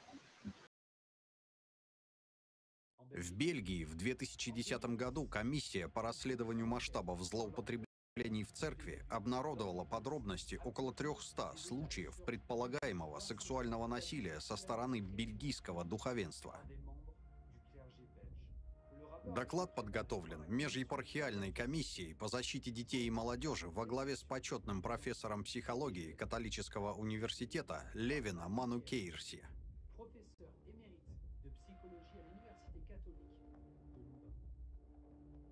В предисловии он пишет: сексуальное насилие или агрессивное поведение – это не болезнь, это преступление, злоупотребление властью. Всего с 2012 года в крошечной Бельгии было получено 1064 сообщения о сексуальных домогательствах в католической церкви. Германия. В Германии, согласно исследованию, инициированному конференцией немецких епископов, с 1946 по 2014 год в отношении 1670 клириков католической церкви поданы заявления по обвинению в сексуальном насилии над несовершеннолетними. Предположительное количество жертв составило 3677 детей и подростков. Ирландия. В Ирландии в 2009 году правительство опубликовало отчет комиссии по расследованию деятельности католической архиепископии Дублина, где говорится, что были получены жалобы и подозрения в отношении 172 священнослужителей в период с 1975 по 2004 года. Давайте послушаем историю Даррена из Ирландии, выжившего после жесточайших сексуальных пыток местным священнослужителям. Как мы узнали из репортажа Евроньюз, его насильник сейчас находится в тюрьме за жестокое обращение с 200 детьми.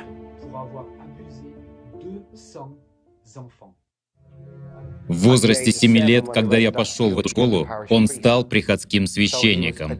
Его любили. Он также был пародистом Элвиса Пресли и участвовал в так называемом «шоу всех священников». Они путешествовали по стране, выступая в залах и клубах. Они получали гонорары за свои выступления.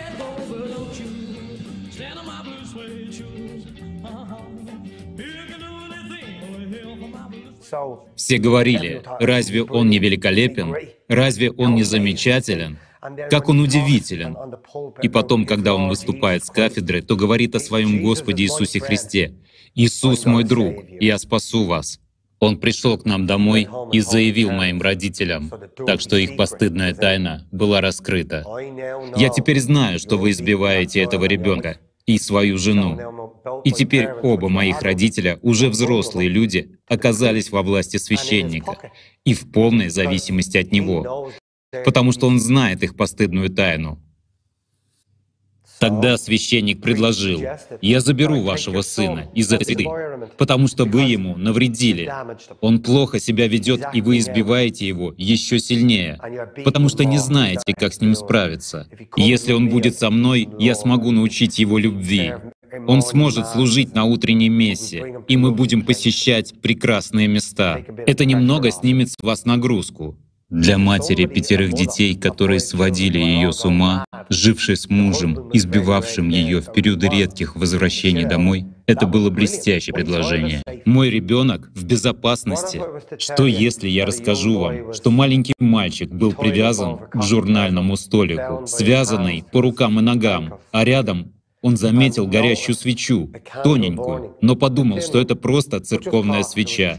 И пока мне говорили, что я буду вечно гореть в аду, меня насиловали этой горящей свечой. Вы слышите это? Священник насиловал ребенка. И это продолжалось годами. Только в 12 лет, после того, как Даррен увидел по телевизору фильм о сексуальном насилии детей, он понял, что то, что делал с ним священник, это ненормально. С этого момента он стал посещать психиатра, но все равно боялся, что на суде никто не поверит его показаниям. Послушайте о его беседах с психиатром. Женщина дала мне куклу и сказала: «Можешь показать мне, что произошло?» А я говорю: «Вы хотите, чтобы я засунул свой член, то есть пенис, внутрь куклы прямо на ваших глазах?»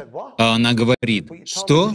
И я говорю: «Но вы же попросили меня показать вам. Так вы хотите, чтобы я, например, порвал куклу и оседлал ее?» А она в ответ: «Нет, просто покажи». Я ответил: «Я не понимаю». Говорю: «Мне придется это сделать, но вы сказали, что это неправильно. Так почему же вы хотите, чтобы я сделал то, что неправильно? Я не понимаю этого». Тогда они говорят: «Что ж, это логично. Мы с этим раньше не сталкивались». Тогда я спросил: «А может, просто спросите меня, что случилось?» И когда я рассказывал, мне приходилось постоянно их спрашивать и давать им салфетки в возрасте 12 лет. Я спрашивал: «Вы в порядке?» Потому что для них это было очень травмирующе. Для меня это было нормально, потому что я к этому привык.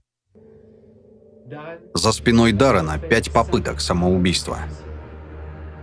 Вы понимаете весь ужас происходящего? Это происходит во всех странах, в которых распространена эта чума. Но в тех странах, о которых мы говорим, есть хоть какое-то торжество правосудия. Люди могут об этом говорить и хотя бы получить психологическую помощь. Во всех странах, где распространено христианство, вне зависимости от конфессий, происходит то же самое. И в не меньших масштабах. Но там, где священнослужители контролируют правоохранительные органы и влияют на систему правосудия, в тех странах о подобном мы не слышим. Там люди не могут об этом даже заговорить, и бедные дети, вырастая, в последующем носят эту травму в себе. Они нигде не могут ничего доказать, и им никто не верит. Они не получают современной психологической помощи и зачастую заканчивают свою жизнь самоубийством. Те, кто говорят, что должны вести к Богу, на самом деле еще при жизни бросают людей в кромешный ад. США. А теперь давайте послушаем историю из США. Для меня это было впервые. Поэтому я был очень горд, что меня вызвали сделать что-то дополнительно, выполнить дополнительную работу. Вместо этого, рассказывает Райс, пастор Джон Унгер провел его по подземному тоннелю между школой и церковью в уединенную хоровую комнату.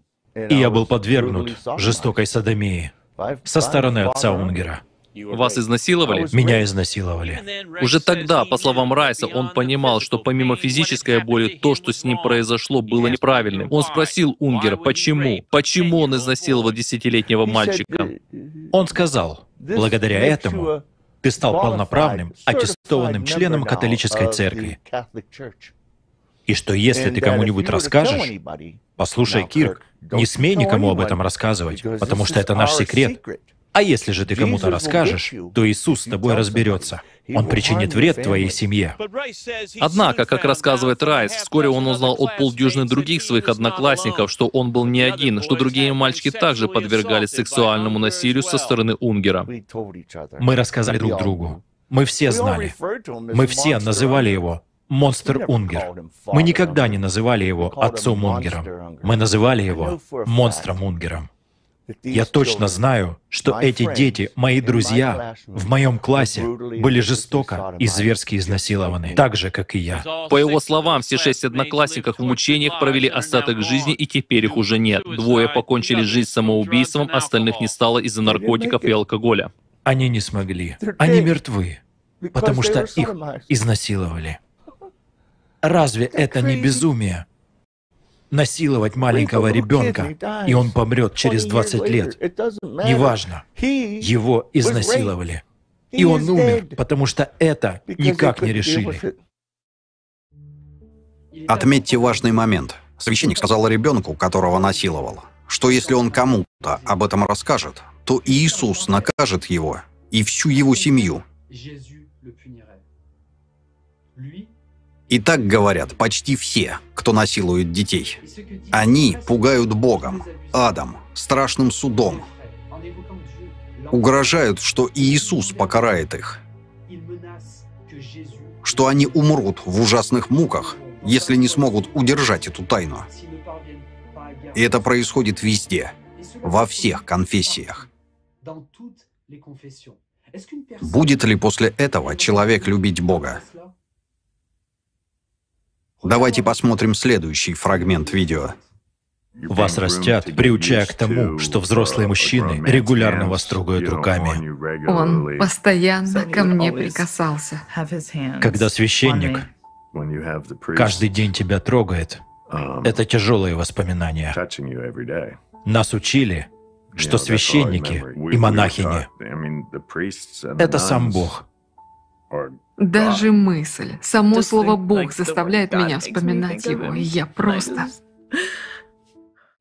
Это видео размещено на официальном сайте Офиса Генерального прокурора штата Пенсильвания, США. Здесь написано следующее.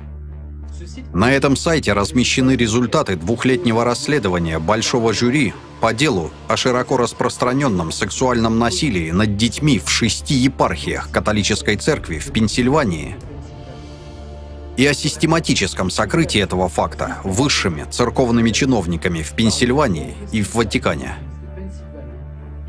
На этом же сайте размещен доклад, где имеются доказательства для предъявления обвинения в сексуальном насилии 301 священнослужителю.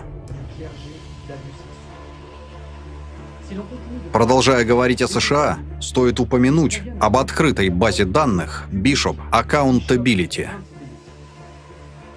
Это крупнейшая публичная библиотека информации о кризисе злоупотребления со стороны католического духовенства. В ней хранится информация о том, что более 7000 католических священников в США за последние 70 лет были обвинены в сексуальных домогательствах над детьми. По данным психиатра Ричарда Сайпа, один педофил в церкви успевает за жизнь травмировать в среднем 250 человек. Вы можете представить? Вы, как добропорядочный гражданин, чтобы не было стыдно перед соседями, со всей семьей и с детьми, каждое воскресенье посещаете церковь. Можете представить, что ваш ребенок может оказаться в руках педофилов? Православная церковь. Что касается процессов над православными священниками по обвинению в педофилии, то в открытом доступе их немного. Хотя это не означает, что нету никаких данных по этому вопросу. Они есть, хоть и не получают широкой огласки. То, как установило следствие, настоятель храма в селе Извонарь в течение 12 лет растлил 53 мальчика. Сподвижники, по версии следствия, даже изготовляли порно. Еще один случай. Протоиерей Николай Стремский.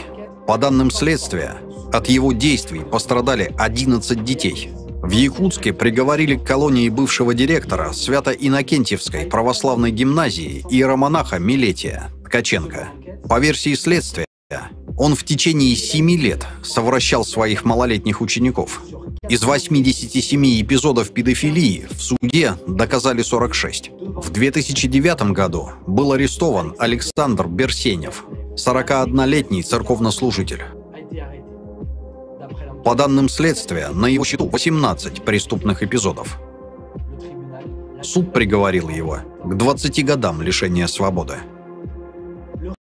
5 лет колонии получил настоятель храма в Калужской области, иеромонах Никон.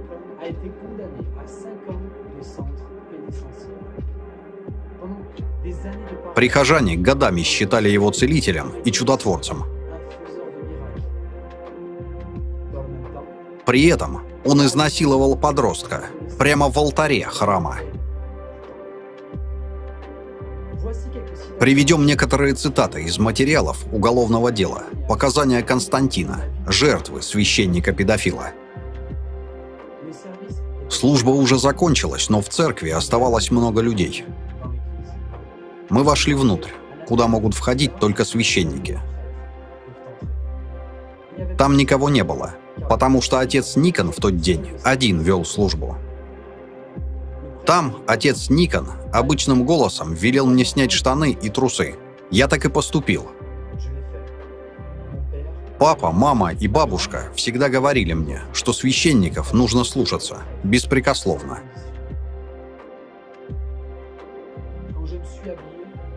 Когда я оделся, отец Никон сказал, что все это только между мной, им и Богом, и что я никому не должен об этом рассказывать, что это наша тайна.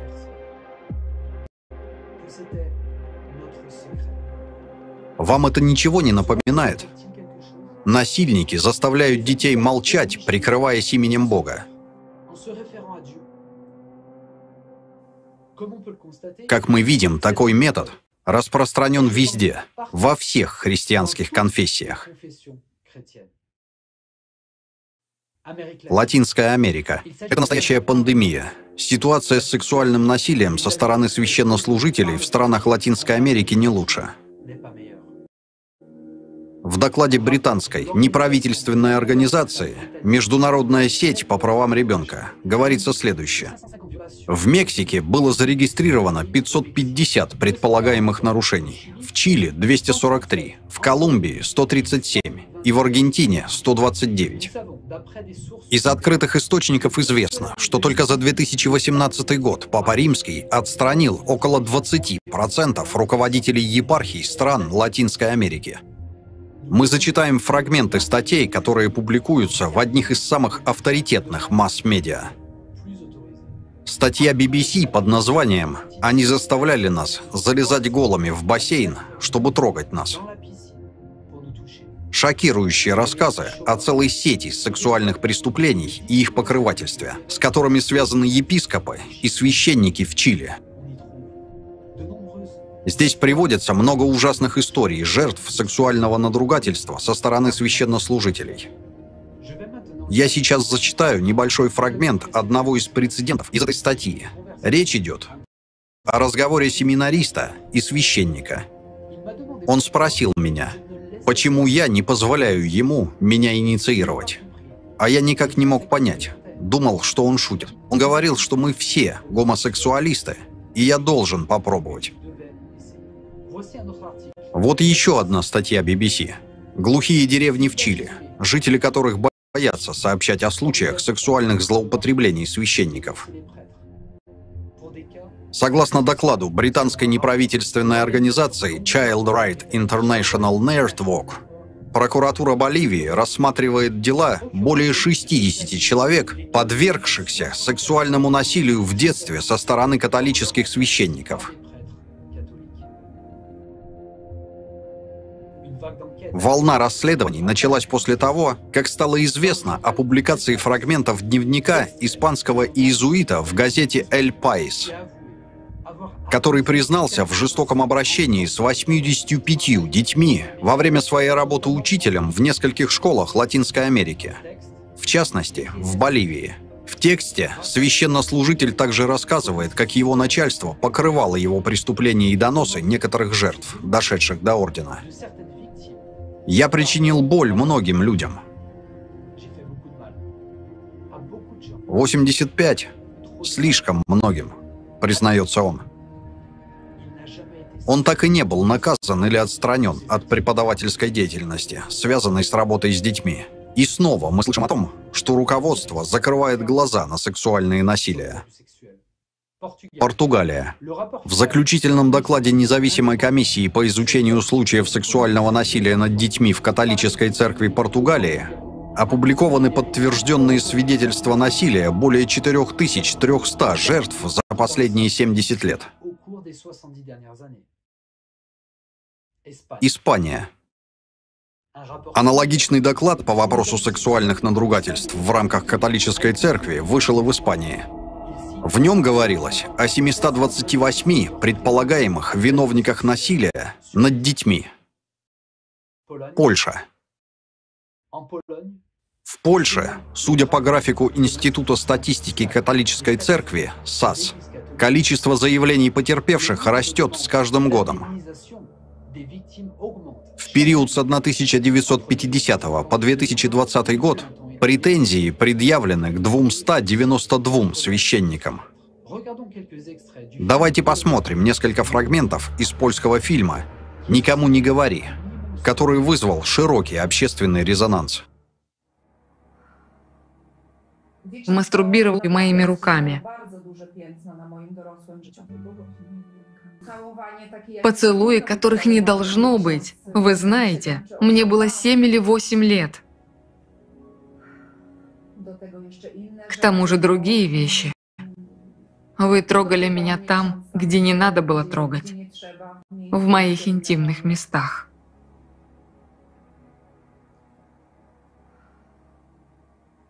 Вы знаете, это действительно оставило очень большой след в моей взрослой жизни. Я понимаю. Ну, что дьявол урожай собрал. А вы знаете, какой ценой? Прошу прощения. Вы знаете, какой ценой для меня дьявол собрал этот урожай? Знаете ли вы, что мне до сих пор снятся кошмары? Знаете ли вы, что я не сплю по ночам? Разве Господь Бог, разве Иисус Христос трогал маленьких детей? Чему-то же вас учили годами на занятиях, не так ли? Священник пригласил меня и моего друга, алтарника, в дом настоятеля в одно воскресенье под предлогом раздачи подарков. Потому что в то время было очень популярно помогать семьям. Священники раздавали подарки, которые привозили с Запада. Он велел мне раздеться, примерять, снимать рубашку. А может, это подойдет, а может, вот это подойдет, а может, эти брюки подойдут, а может, эти трусики подойдут и так далее. Был момент, когда вы были голым? Да, был момент, когда я совершенно не осознавал этого, потому что все происходило именно так. Просто священник попросил меня все это примерить, и я не знаю, как это произошло, но в какой-то момент священник появился в халате. Я тогда ничего не понимал.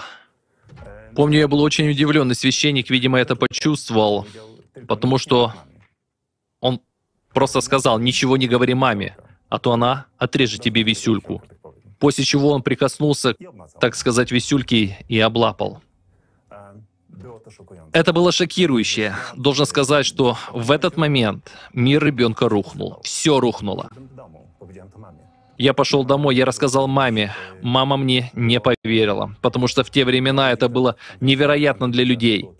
Это было просто то, чего они не могли принять. Что это вообще могло произойти. Она от этого открестилась.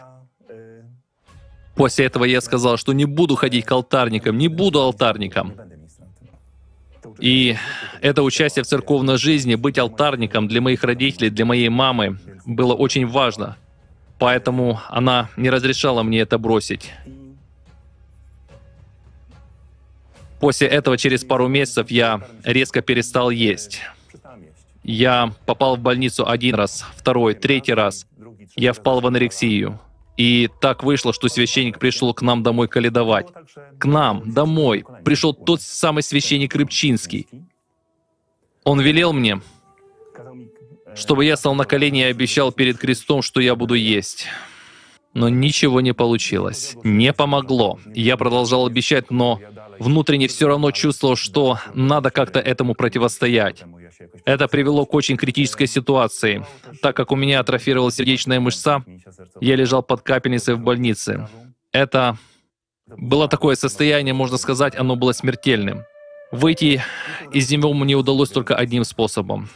В этом состоянии я попал в санаторий в Гданске, и на этом закончилась моя история того периода. Но за это я чуть не поплатился жизнью. Вы чуть не поплатились жизнью. Я чуть не поплатился жизнью, потому что я не мог вырваться никак иначе. Как-то внутренне восстал против всей этой ситуации и перестал есть. Как ребенок. Как поделиться знанием того, что тот священник полчаса тому назад держал свою руку в трусах ребенка, с тем, что он сейчас причащает, с тем, что он проводит святую службу? После этого с уверенностью можно сказать, что они последователи Антихриста, поклонники дьявола, так как Иисус Христос для них никто, потому что Иисус говорил следующее: «А кто соблазнит одного из малых сих, верующих в Меня, тому лучше было бы, если бы повесили ему мельничный жернов на шею и потопили его во глубине морской. Горе миру от соблазнов, ибо надобно прийти соблазном. Но горе тому человеку, через которого соблазн приходит. Если же рука твоя или нога твоя соблазняет тебя, отсеки их и брось от себя. Лучше тебе войти в жизнь без руки или без ноги, нежели с двумя руками и с двумя ногами быть ввержену в огонь вечный». Фонд откупа. Я думаю, вы очень удивитесь, когда узнаете, что в католической церкви официально существует фонд откупа для священнослужителей за вред, причиненный сексуальным насилием. Католические епархии в Соединенных Штатах выплатили более $3 миллиардов жертвам злоупотреблений со стороны духовенства. Со слов американских юристов, ожидается, что эта цифра значительно вырастет в ближайшем будущем, поскольку жертвами жестокого обращения подается все больше исков против католической церкви. Также огромные суммы выплачиваются во многих странах по всему миру. США – $3 миллиарда, Бельгия – 3,9 миллионов евро, Австралия – $213 миллионов, Франция – 22,6 миллионов евро. Представьте цинизм всей ситуации. Мы несем свои же деньги в церковь, чтобы эти бездушные твари откупались от зверств, которые они совершают с нашими детьми. Разве есть цена, которой можно компенсировать загубленную жизнь ребенка? Я, будучи отцом 3 детей, даже не собираюсь отвечать на этот вопрос, потому что нет ничего ценнее, чем жизнь человека. И именно этому нас учил Иисус Христос. Понес ли кто-то ответственность? Вы только что услышали лишь небольшую часть списка обнародованных случаев сексуального насилия в церквях. Его можно еще долго продолжать. Даже в открытом доступе информации об этом более чем достаточно. Как вы думаете, какое наказание предусматривает церковь за изнасилование детей священнослужителями? Как утверждает известный адвокат Джеффри Робертсон в книге «The Case of the Pope. Vatican. Accountability for Human Right Abuse», в католической церкви существует собственная, тайная, очень секретная юридическая система, которая обращается с предполагаемыми обидчиками детей пугающе мягко и не передает их в полицию. Наказание за изнасилование детей включает в себя такие меры, как предупреждение, выговоры, дополнительные молитвы, консультации и несколько месяцев ретрита. Священники в лучшем случае извиняются и говорят, что они будут молиться за своих жертв. А потом их переводят в другой приход, и они продолжают насиловать уже других детей.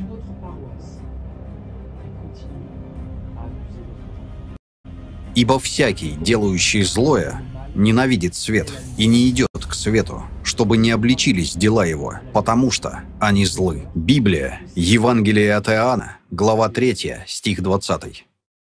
Реакция Ватикана. Какова же реакция Ватикана? Сейчас я предлагаю послушать фрагмент интервью с Мэри Коллинз, одной из лидеров в области профилактики жестокого обращения с детьми и детской порнографии в интернете. Она была символом папской комиссии по защите несовершеннолетних, но в 2017 году вышла из комиссии. И вот почему. В состав комиссии вошли эксперты со всего мира, специализирующиеся на защите детей. Сообща, они должны были консультировать папу, привносить свои знания и опыт в церковь. И я тогда примкнула к ним. Я думала, что раз церковь действительно искренне желает перемен, то мне следует помочь. Но через несколько лет я обнаружила, что Ватикан сопротивляется переменам. Они подрывали работу комиссии, мешали нам. И действительно, мы формулировали рекомендации, папа их одобрял, но на практике они не внедрялись. Папской курии и в целом в окружении папы. Нас, членов комиссии, воспринимали как чужаков, которые нагрянули и вмешиваются. Важность защиты детей игнорировалась. Это была скорее политическая игра. Вдумайтесь, люди, которые называют себя теми, кто призван помогать другим людям прийти к Богу, насилуют по всему миру детей. И чаще безнаказанно. Потому что сама церковь знает и покрывает постыдные следы преступления церковного руководства. Это выяснили в 2002 году журналисты Boston Globe. И это стало очевидным после прошедшего в 2019 году саммита в Ватикане. Саммит длился 4 дня. На страницах National Catholic Reporter мы находим следующие строки. Другими словами, многие епископы не только отказывались выслушать пострадавших от сексуального насилия, они относились к ним как к врагам церкви. И опять же, многие даже не считали это проблемой. А кардинал Рейнхард Маркс, также присутствовавший на саммите, в ходе пресс-конференции для NBC News заявил следующее. Материалы, которые могли бы документально подтвердить ужасающие действия и наказать ответственных, были уничтожены, или же они даже не создавались. Установленные процедуры и процессы для привлечения к ответственности за преступления были намеренно нарушены или отменены. Вы увидели ужасающие случаи со всего мира. Трагические истории жертв сексуального насилия со стороны священнослужителей. Статистику, которая невероятно пугает. И это при том, что мы сейчас не озвучивали всю статистику. Мы не показывали все истории жертв. Это лишь малая часть того, что всплыло на поверхность. Мы предоставили только материалы из открытого доступа. Чтобы понять реальную ситуацию, эти данные можно смело умножать минимум на 10. И только тогда мы приблизимся к пониманию масштаба катастрофы. Трагедия, которая случилась с каждым из этих детей, это наша общая проблема. Никто не застрахован от того, что в один день его ребенка не изнасилуют и покалечат. Никто. А теперь давайте посмотрим, как на этот ужас реагируют люди. Безразличие людей. Я могу сказать лишь одно. Кто без греха, пусть первым бросит камень. Вы знаете, что отцу Адаму запрещено совершать мессу? Господин, ему запрещено совершать мессу в общественных часовнях. Это моя личная часовня. Он был моим начальником, я был викарием. Он был моим кюре. Было бы больно узнать, что мой кюре совершил такое. Это было бы невыносимо. Лучше было бы этого не знать. Таких примеров мы можем привести тысячи. А почему это происходит? Все просто. Это выученное раболепие. Многие родители, даже допуская факт произошедшего, считают, что нужно смириться. Мол, это испытание, которое послал Бог, и его нужно пройти. Даже когда поп изнасиловал ребенка, и его необходимо нести смиренно и молча, ибо если пойдешь против попа, пойдешь против воли Божьей. Иными словами, если ты пойдешь против посредника, то пойдешь против Бога. Какого Бога они имеют в виду? Своего Бога? Сатану? Это выученное раболепие, которое специально навязывают, чтобы люди были рабами и боялись. Чтобы люди думали, Бог терпел и нам велел. Все испытания по воле Божией. И ты должен смиряться. Но подождите. Поп насилует моего ребенка, а я должен это принять и не шелохнуться.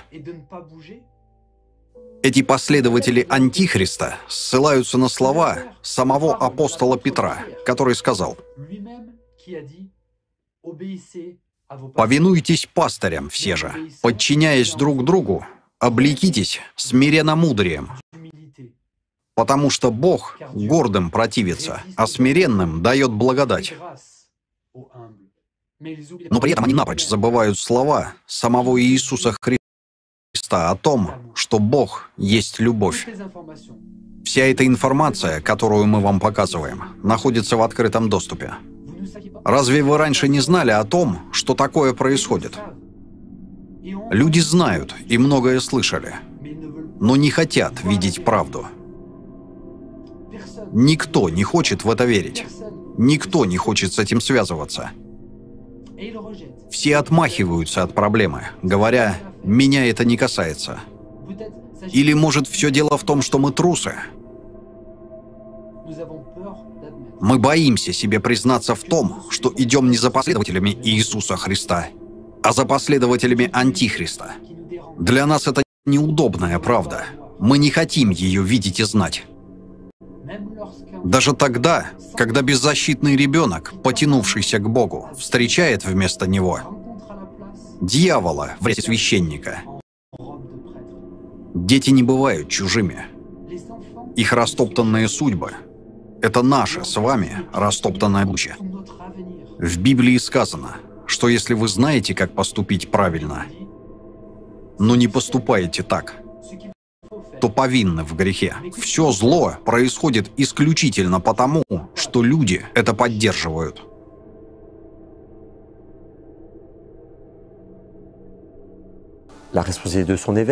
Епископы несут ответственность, но ответственность несут и другие, например, семья и школа.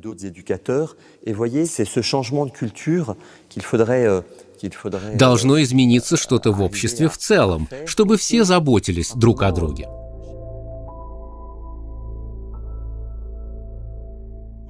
Вы знаете, мы с ним согласны. Он здесь прав. Это вина всего человечества. Это наша вина, что мы такое допускаем.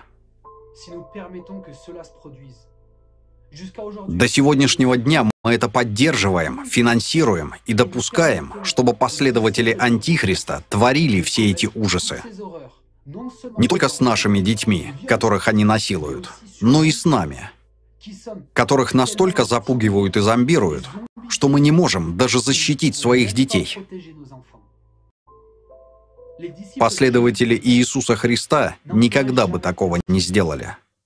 Система покрывает педофилию. Все эти ужасы покрывает не просто церковная система. Их покрывает все общество. Насилие — это суть нашего прогнившего современного общества. Это суть потребительского формата. И пока существует потребительский формат, все это будет продолжаться. Однозначно, виновные должны быть обличены и понести ответственность. Устранив их, на их место придут другие, и все снова повторится. Поэтому для того, чтобы все это изменить, недостаточно просто наказать виновных. Самое важное — устранить причину. Как ни крути, а для того, чтобы что-то изменить, нужно менять полностью всю систему. Сколько бы мы ни меняли отдельных персонажей, ничего не получится. Это все происходит и будет происходить до тех пор, пока люди будут замалчивать правду и наделять властью кого бы то ни было. А кому принадлежит власть? Вспомните слова, которые говорил дьявол Иисусу: «Преклонись предо мною, и я сделаю тебя царем над всеми царями». Власть в этом мире принадлежит сатане. Педофилия священнослужителей – это не просто извращение, это намного хуже. Это магические ритуалы. Эти ритуалы делались издавна и делаются по сей день именно для того, чтобы усилить власть. Власть над нами. И как видите, это работает, раз мы не можем защитить даже собственных детей. И над этим стоит задуматься. Иисус говорил: не должно быть власти. И единственное условие, при котором не будет власти одного человека над другим, это созидательное общество. И вот тут вопрос: что выберем мы? Продолжим идти во тьму за последователями Антихриста? Или пойдем за Иисусом?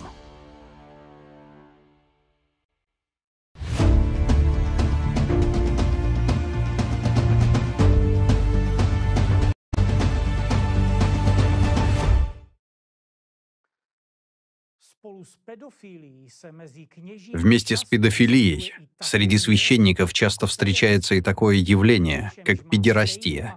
Причем оно носит такой же массовый характер. И здесь возникает вопрос: откуда все это взялось? Это что, какой-то особый ритуал или специфическое причастие для избранных? Откуда оно взялось? Все это идет от Антихриста. Павел, Антихрист, это ввел в практику со своим партнером Петром, который называл себя апостолом. Поэтому эта мерзость существует в церквях и останется до тех пор, пока будет религия Павла. И никто это не изменит. Это те законы, по которым они живут. Это те великие таинства, о которых не должны знать миряне. Почему? Потому что это то, что дает им силу от дьявола, власть над нами. Поэтому даже зная и видя эту ложь, зная все, что они творят, мы продолжаем, как заколдованные, идти к ним. Именно так работает магия. И поэтому мы приходим и с уважением и трепетом целуем руку жрецу, которая буквально перед нами держала чужую мужскую задницу. Это в лучшем случае. Педофилия и педерастия начались в церквях от Антихриста Павла, который сказал: «Уподобляйтесь мне». Итак, прошу вас, подражайте мне. И эти два пидораса, Петр и Павел, еще и себе взяли малолетнего юношу, Тимофея, в компанию, так как успели друг другу наскучить. Это неудобные факты. Но понимая, какие масштабы это набирает в нашем мире, и что от этого страдают дети, пришло время называть вещи своими именами. Так чего мы будем скромничать? Давайте раскроем все карты. Любовником Павла был также Гамалиил, его учитель и покровитель, фарисей с безупречной репутацией. Про свою учебу сам Павел говорил, что он иудей, воспитанный при ногах Гамалиила, тщательно наставленный в отеческом законе. Мы прекрасно понимаем, чем занимался Павел у ног Гамалиила и чему внимал там. И этому продолжают учить в церквях и по сей день. И это реальная практика у посвященных. Поэтому не нужно рассказывать сказки, что этого не существует. Да, все это идет от Антихриста. Но проблема не в Антихристе, а в нас. В том, что мы рабы сатаны, и мы не любим Бога. Если бы мы любили Бога, мы бы пошли за Антихристом? Нет. А разве мы не видели тогда, что он Антихрист? Что он идет против Христа? Видели. Но идти за ним было выгодно. Ведь перед верными Павлу раскрывались все дороги. В то время как тех, кто знал Христа, кто видел сущность Павла и боролся с ним до последнего, Их продолжали убивать, в отличие от тех, кто пошел за Павлом, антихристом. Мы понимаем, что у вас возникли возмущения из-за той темы, которую мы подняли. А что? Вы первый раз об этом слышите? Лжецы! Разве вы не слышали, что говорил Христос? Не читали, что Он говорил? Да любите друг друга, да будут все равны. А когда вы видите педерастию перед собой и иерархию, вы молчите. Почему вы, суки, молчите? Да, суки, вы не ослышались. Потому что только суки идут за антихристом, имея возможность идти за самим Христом. Ведь это правда. И не надо нам говорить, что мы против христианства. Мы христиане, потому что любим Иисуса Христа. Вот почему мы говорим правду. Вас удивляет, что мы нашли эту информацию, а вы этого никогда не видели? Не лгите. Вы все слышали и видели. Вы же это все и финансируете. Как начали финансировать антихриста, так до сегодняшнего дня вас за ваши же деньги ведут в ад. Более того, за ваши же деньги и других ведут в ад. Вы слышали только что страшную информацию про мучение миллионов детей. Это может произойти с любым ребенком. И эти последователи антихриста и дальше будут заниматься педофилией и продвигать ее. Потому что мы, христиане, 2000 лет назад предали Христа. Поэтому мы не можем молчать. Когда мы узнали правду, у нас ком подкатил к горлу. Да, мы понимали, что это может взбесить рабов антихриста. Страшно ли нам? Да, нам страшно. Да, мы боимся антихриста. Мы боимся гнева властимущих. Но Иисуса мы любим намного больше.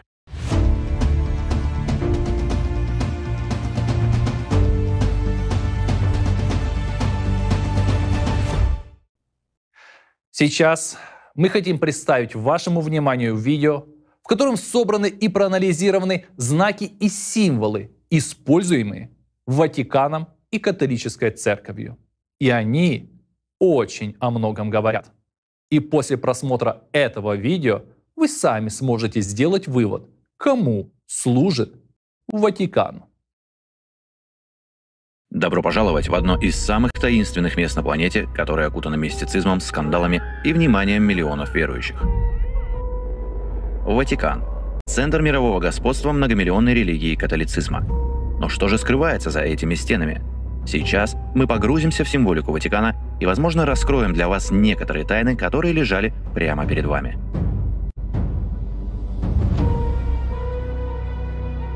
Ватикан расположен на Ватиканском холме, который по одной из версий получил свое название в честь этрусской богини смерти Ватики. На этом месте находился цирк Нейрона, где в качестве зрелища для народа и императора мучительной смертью, растерзанные дикими животными, умирали первые последователи Христа.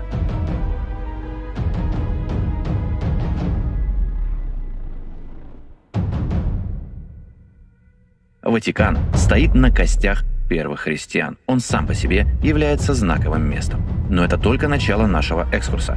Внимательно рассмотрим Ватиканский зал аудиенций. Заметили что-то странное? Это здание напоминает зловещую голову рептилии.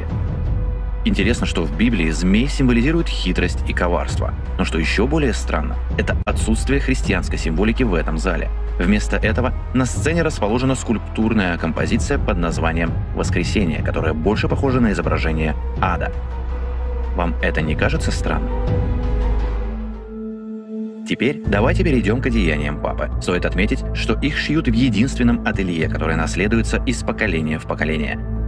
Каждая деталь скрупулезно выверена. Здесь нет места случайностям. Вы когда-нибудь обращали внимание на детали нарядов Пап? На праздничном одеянии можно увидеть множество деталей и символов.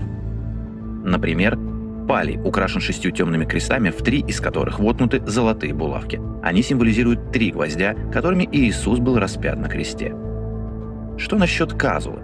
На одной из казул понтифика Павла V можно увидеть перевернутый крест, который связывают с символикой креста, на котором был распят первый папа Петр.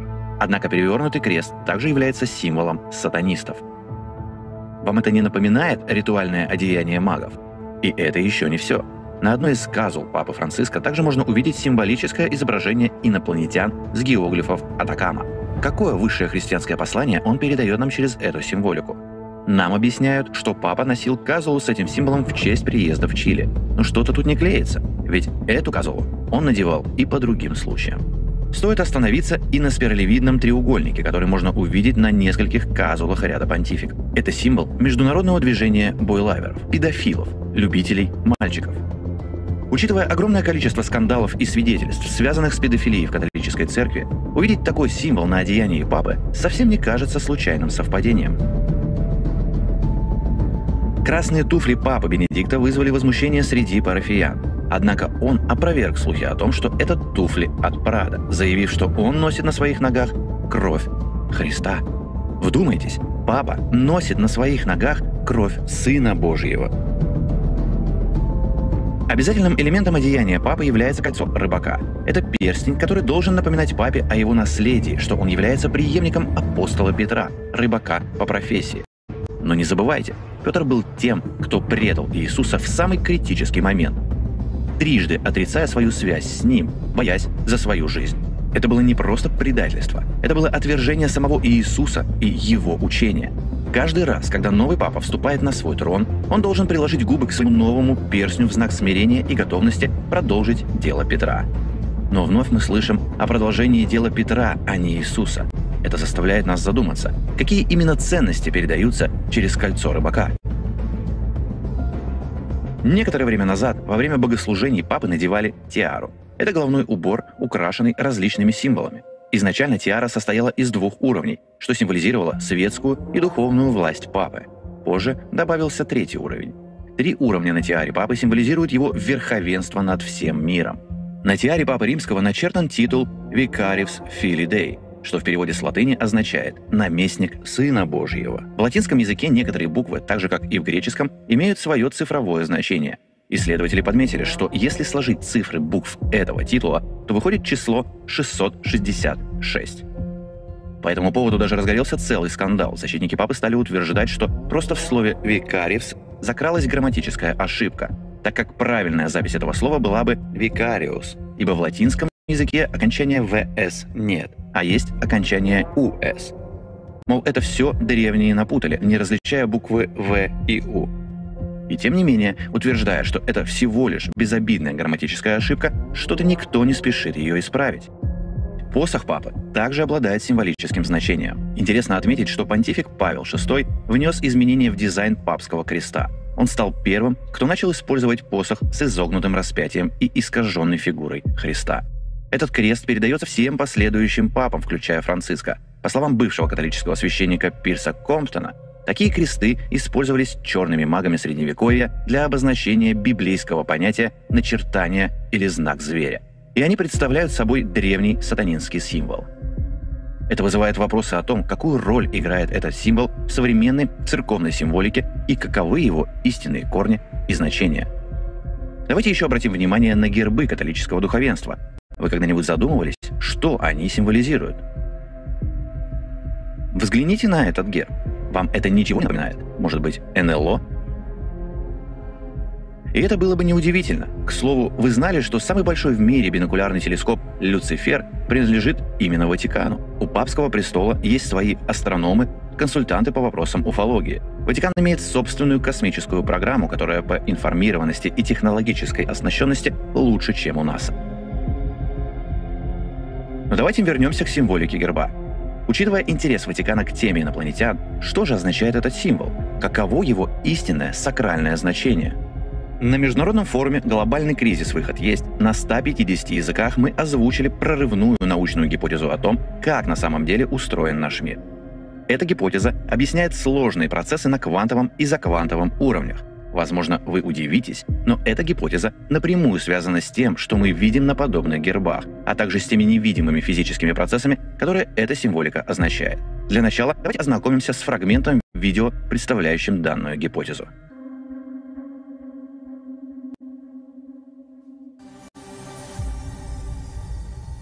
Еще одно явление, природу которого объясняет наша гипотеза, это электричество. Сегодня мы все пользуемся электричеством. Знаем, что есть постоянный и переменный ток, что есть электромагнитные волны и статическое электричество. Но чем электричество является по своей сути, современная наука объяснить не может. К примеру, возьмем электрофорную машину. Есть связанный с ней парадокс, являющийся неразрешимой загадкой. При раскрутке дисков электрофорной машины мощная искра между двумя электродами возникает только тогда, когда на их концах накручены шарики. Если эти шарики снять, то искры между электродами практически не будет. Или она едва заметна. Разница в том, что это разные виды электричества. И отличаются они не просто своими внешними характеристиками. Они отличаются на за-квантовом уровне. И наша гипотеза дает углубленное обоснование природы электричества и его разных видов. Ничего не напоминает. Это хороший пример для думающих людей. Благодаря гипотезе узлового состояния коротких волн мы понимаем, что электричество — это те же змейки в узловом или линейном состоянии. Есть множество видов электричества. Они определяются преобладанием того или иного типа змеек в их линейной последовательности. Например, при трении расчески о волосы возникает статическое электричество. Это преобладание одного типа змеек. При вращении магнитов — другого. В бытовых розетках переменный ток — это третий тип змеек. В аккумуляторах энергия химических реакций — это четвертый. А в электрофорной машине — пятый. И так далее. И обратите внимание, что у всех видов электричества, как и у магнитного поля, одинаковая первая змейка в линейном состоянии, несущая основную часть информации. Мы оставляем право рассказать само понимание, как работает электричество, тем, кто будет исследовать этот вопрос дальше. Мы всего лишь привели ассоциацию и предлагаем желающим разобраться самостоятельно. А теперь давайте посмотрим с позиции за-квантового мира. Что же происходит в электрофорной машине при использовании разных видов электричества? При вращении дисков электрофорной машины щеточки трутся об их поверхности. При этом из-за процесса трения клубки змеек развязываются и образуют электростатическое поле. Часть змеек начинает двигаться вдоль проводника, как по руслу реки, формируя направленное движение змеек по электродам. Пока есть статическое электричество, клубков нет. Есть просто поток змей. И для того, чтобы появился разряд, то есть чтобы змеи провзаимодействовали, нам нужно создать условия, когда они смогут снова собираться в клубки. Такие условия создает форма шара. Обтекая шарики на концах электродов, змейки замыкаются сами на себя, что и способствует образованию клубков. В пространстве вокруг шариков начинается накопление змеек и клубочков. Змейки из клубочков с одной стороны начинают цепляться за клубочки с другой стороны, и происходит их массовое столкновение, в результате чего клубки развязываются, змейки высвобождаются. Это и есть разряд, который мы наблюдаем. Мы видим искру, излучаются волны в оптическом диапазоне, и слышим резкий щелчок, звуковую ударную волну. Все эти проявления возникают как результат взаимодействия змеек. Они просто переходят из одного состояния в другое. Соответственно, когда шарики на электрофорной машине отсутствуют, то змейки, текущие по электродам, не могут образовать много клубков.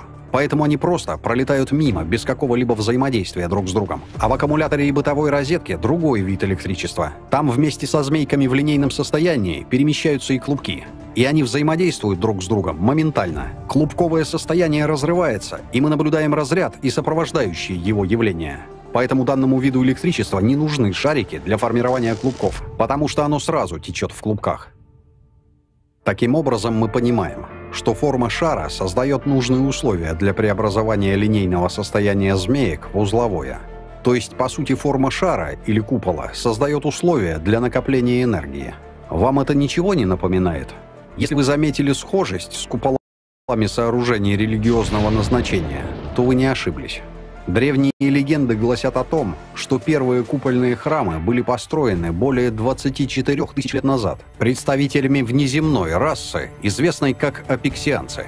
Ими же была создана первая религия и первые куполообразные строения с целью сбора с людей энергии, известной как врил.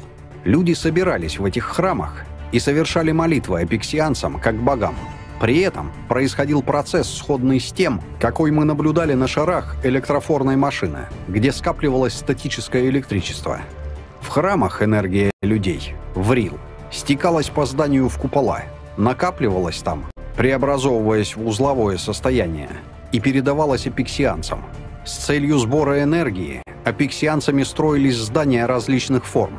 Это могли быть пирамидальные строения, башни с пирамидальным или купольным навершием, заканчивающиеся пирамидальным шпилем. Многие такие древние постройки считаются местами силы. Парадокс в том, что это были места, где силу забирали, а не давали. Также весьма интересно, что до сегодняшнего дня такие формы построек используются в основном для мест, где происходят массовые собрания людей, принятие решений, эмоциональные всплески.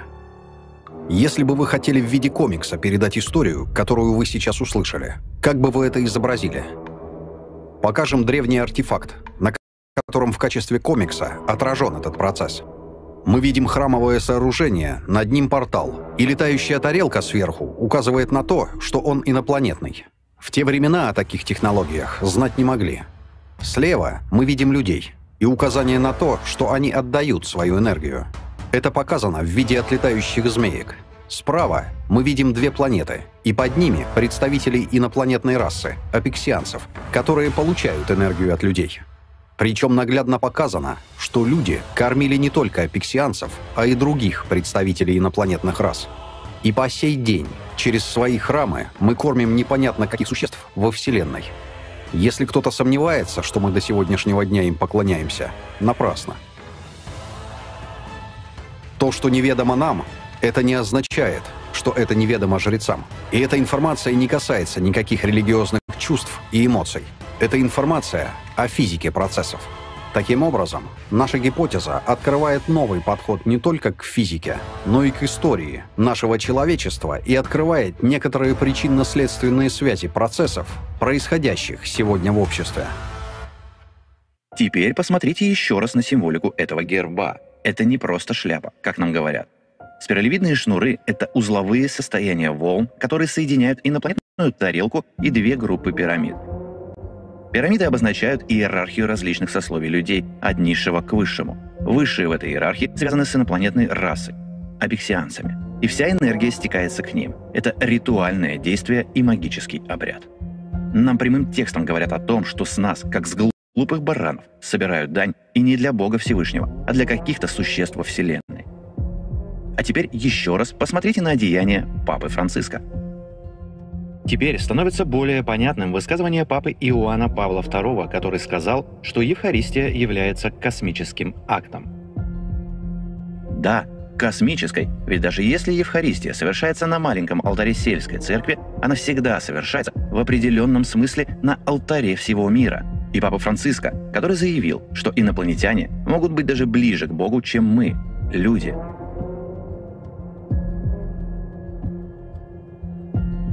А в газете, которую издает Ватикан, появилась статья под названием «Инопланетяне, братья мои», автор которой – начальник Ватиканской обсерватории отец Хосе Габриэль Фюнес. Ватикан – это место, где каждый символ имеет глубокий смысл. От архитектуры зданий до одежды, аксессуаров и украшений – все имеет значение.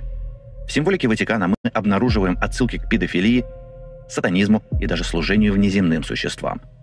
Так кто же является истинным владыкой Ватикана и Пап Римских? За кем мы следуем? Как и следовало ожидать, это видео дало нам полное понимание того, кому служит Ватикан на протяжении столетий. Все это мракобесие — результат одной большой подмены, вселившейся в христианскую религию словно бес в самом начале ее организации. И имя этому бесу — власть. Те бесчеловечные примеры, которые мы видели с вами сегодня, это результат того, что делает власть людьми. И как ни парадоксально, власть — это то, против чего нас так предостерегал Иисус, наставляя нас о том, чтобы мы жили в мире и равенстве, не стремились к власти, а стремились быть помощниками друг другу. Но христианство, как организация, похоже, унаследовало квинтэссенцию обратного утверждения. Ватикан — вселенская, безграничная власть. Но властелин в этом мире только один — сатана. Только вдуматься, сколько бед мы пережили в прошлом и переживаем по сей день из-за нее, из-за власти. А точнее, из-за того, что власть калечит всех, и наделенных ею, и подчиненных.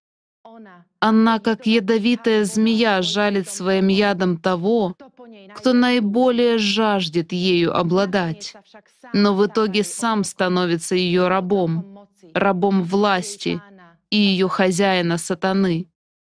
Власть способна изуродовать даже самого лучшего из нас, едва он вкусит ее яда, а вслед за ним, утрачивая человечность, доброту и порядочность, этот властитель уже заведомо приближается к своей гибели, но что еще более прискорбно, ведет за собой и все общество в том случае, если оно разделено.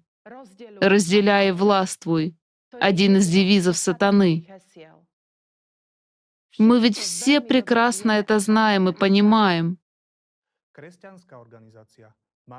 Но у христианской организации есть еще один крючок, за который она прочно цепляет своих прихожан и манипулирует ими. И это магия. Несмотря на то, что Иисус призывал всех покончить с магическими ритуалами, не превращать храмы в места торговли ритуалов жертвоприношений, последовали ли мы Его призыву? Для чего мы ходим в храм? Что просим у Бога? Спасение души или решение материальных проблем? У Бога можно просить лишь о спасении души своей. Все остальное — магия. А Иисус запрещал заниматься магией. Давайте посмотрим, что сейчас происходит в храмах. Разве это не магия? Христианская церковь осуждает любое проявление магии. Августин из Гиппона, первый христианский автор, всесторонне рассмотревший вопросы отношения магии и христианства, считает, что магия есть пакт с демонами, служащими сатане, который научил изначально людей магии. Иисус же называл высшей целью человека спасение своей души. «Ищите же прежде Царство Божие и правды Его». Иисус говорил, что Царствие Божие внутри нас. Но вместо того, чтобы просить о спасении своей души, мы в храмах занимаемся самой настоящей магией, заключаем договора с демонами. Каким образом мы это делаем? Молебны.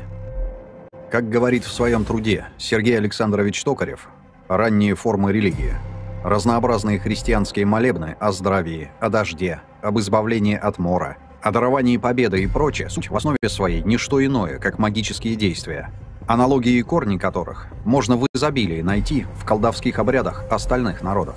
Приходя в храм, мы встречаем священнослужителей, которые предлагают нам оплатить молитвы о решении наших земных проблем. Наш спрос рождает предложение. На сегодняшний день церковь официально предлагает молебны для решения любых вопросов. Например, за наши деньги священники молятся о здоровье, достатке, создании семьи, рождении ребенка. Молебны существуют на все случаи жизни, под любой запрос. Например, молебное пение об избавлении от алкоголизма, молебное пение по случаю поиска работы, молебен о благословении пчел, стада, винограда, благоухающей травы. И даже есть молебен на постройку корабля и освящение всякой вещи.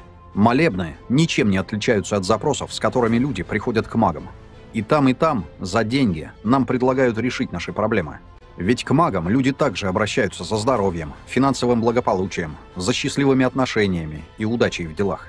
Напомним, что согласно христианской традиции, магия есть пакт с демонами, служащими сатане.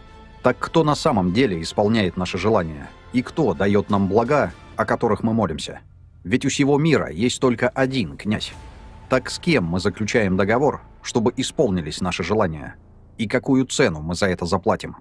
Иисус сказал: «Какая польза человеку, если он приобретет весь мир, а душе своей повредит?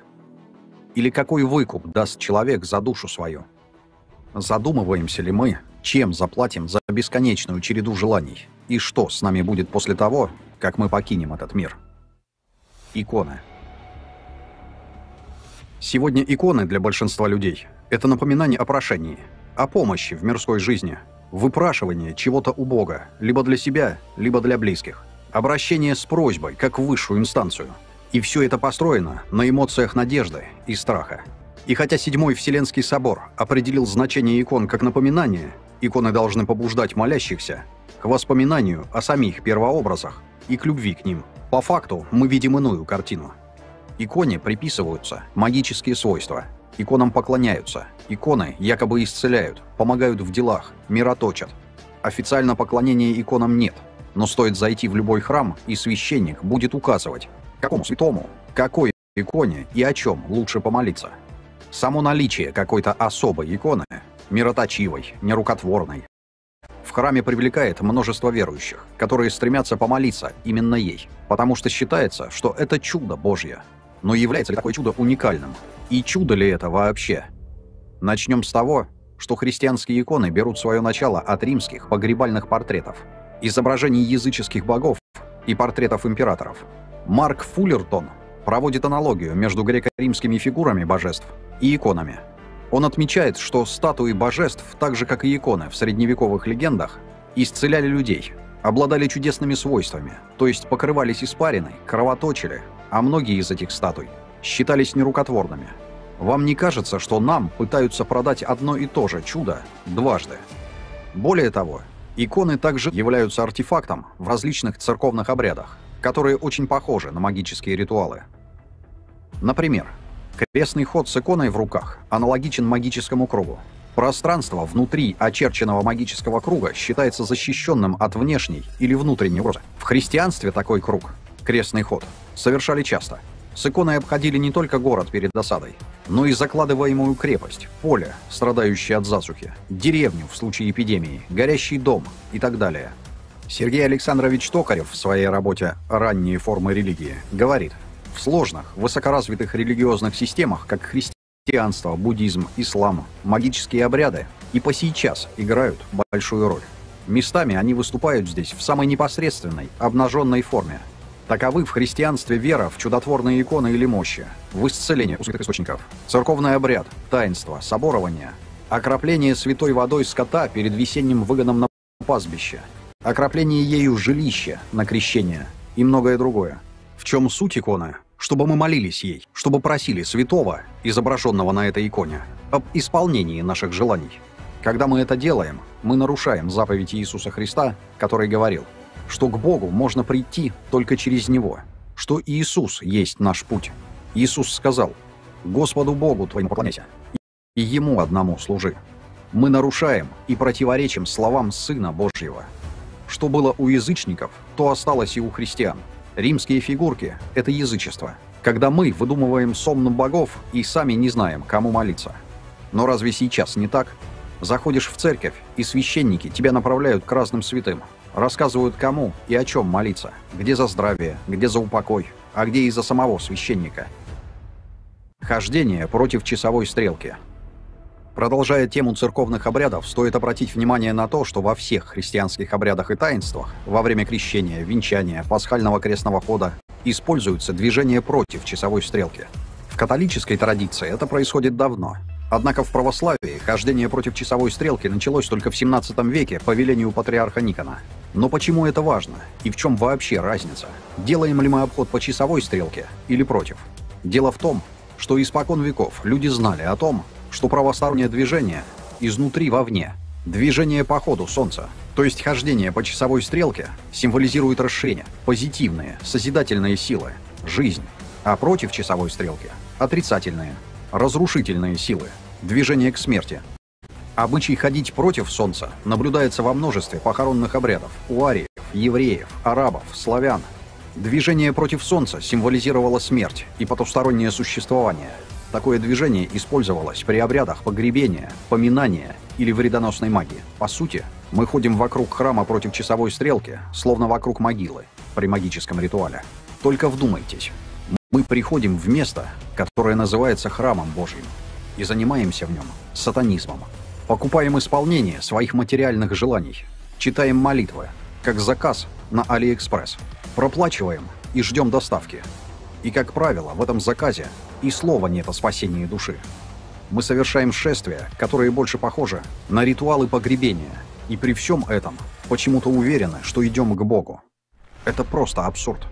Иисус сказал: «Когда истинные поклонники будут поклоняться Отцу в Духе и истине, ибо таких поклонников Отец ищет себе. Бог есть Дух, и поклоняющиеся Ему должны поклоняться в Духе и истине». Как же далеки мы сейчас от этого? Как же мы далеки от Иисуса? Важно отметить, что любые обряды, внешние действия направлены в том числе и на манипуляцию верующими, на то, чтобы привлечь наше внимание и удерживать в последующем. Самое важное для массы верующих, самая притягательная сторона той же христианской религии, как, вероятно, и всякой другой, заключается, прежде всего, именно в магическом значении ее обрядов. Одним из ярких примеров привлечения внимания верующих с помощью обряда является церемония схождения благодатного огня. Схождение благодатного огня. Тогда некоторые из книжников и фарисеев сказали: «Учитель, хотелось бы нам видеть от тебя знамения». Но он сказал им в ответ: «Род лукавый и прелюбодейный ищет знамения».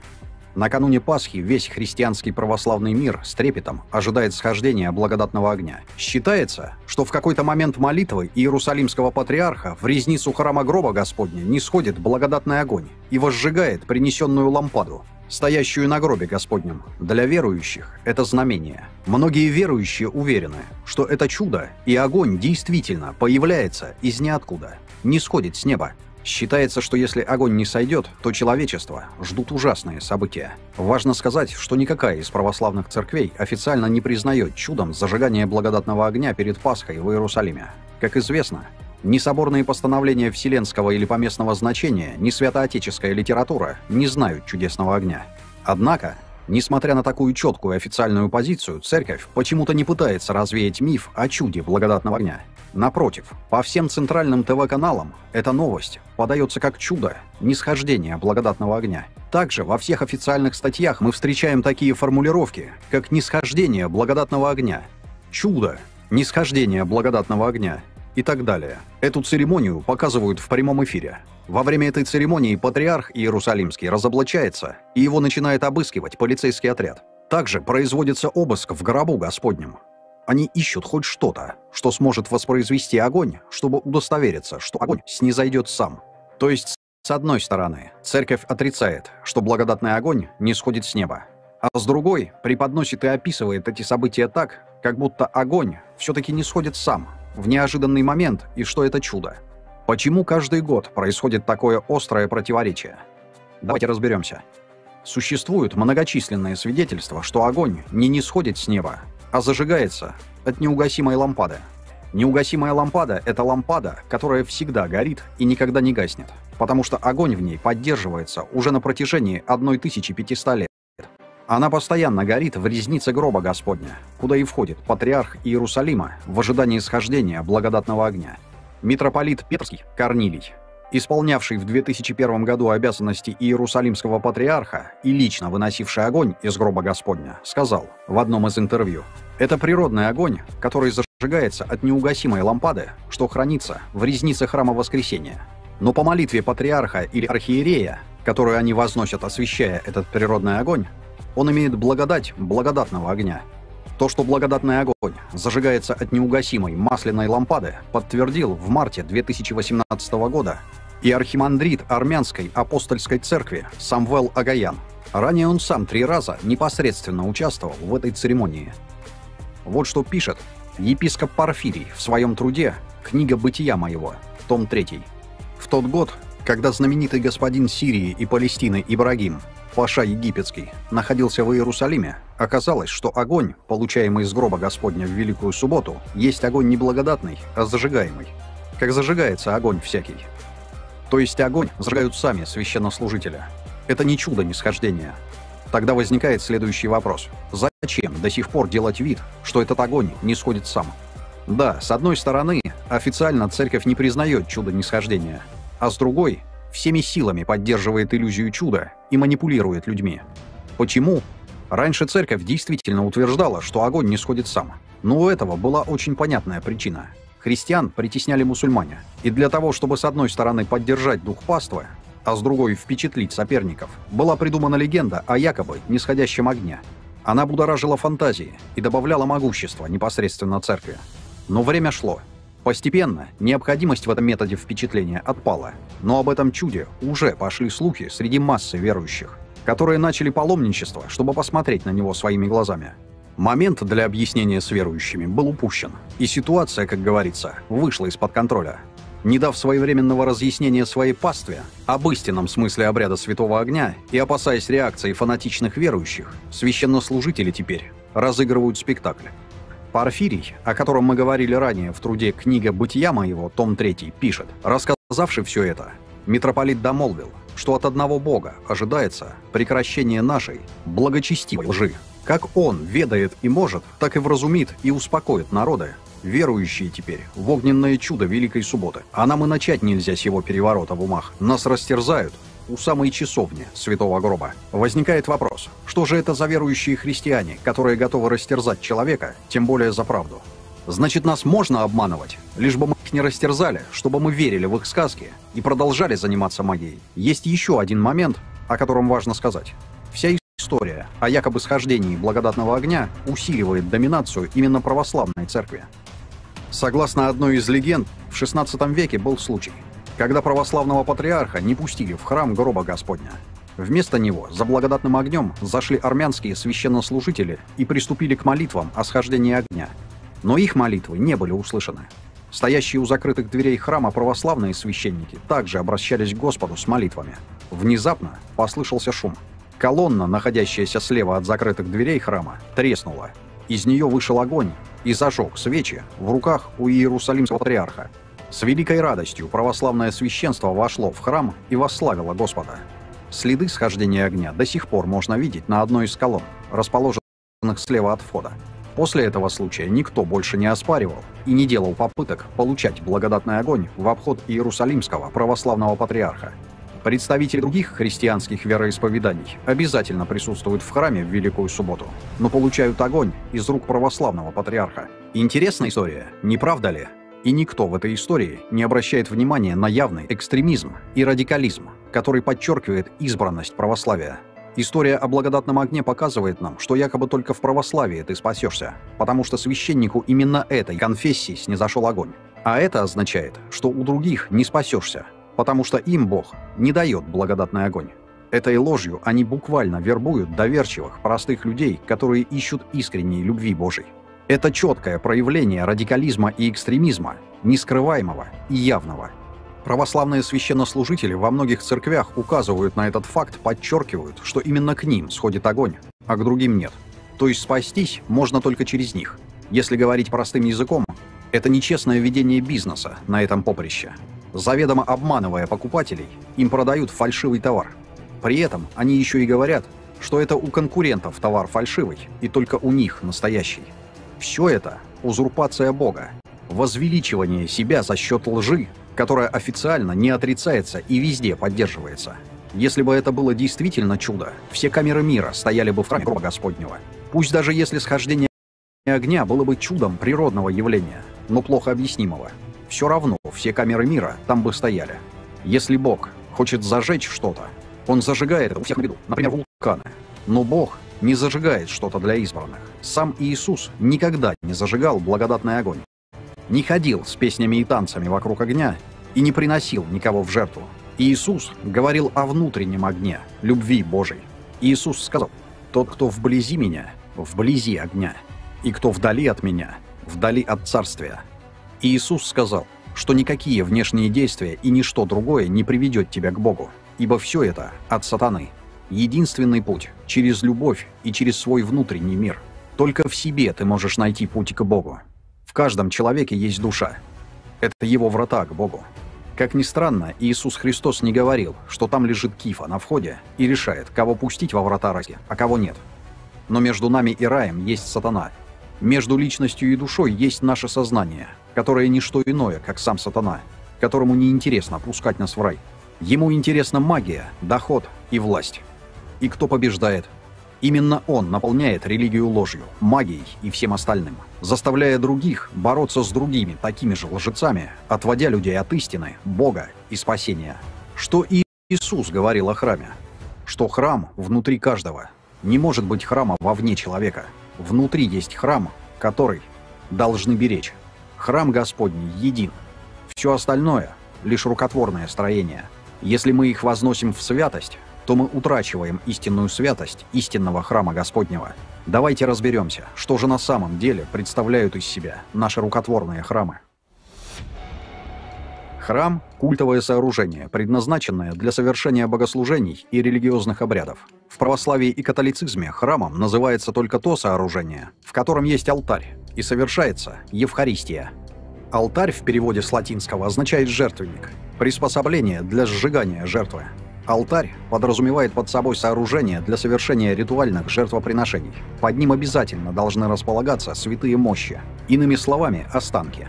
Обычай, согласно которому новое здание строилось на останках, уходит своими корнями в язычество. В 1928 году немецкий этнограф Рудольф Штюбе квалифицировал этот обычай термином «строительная жертва». Строительная жертва была распространена по всей земле, у народов всех культурных ступеней.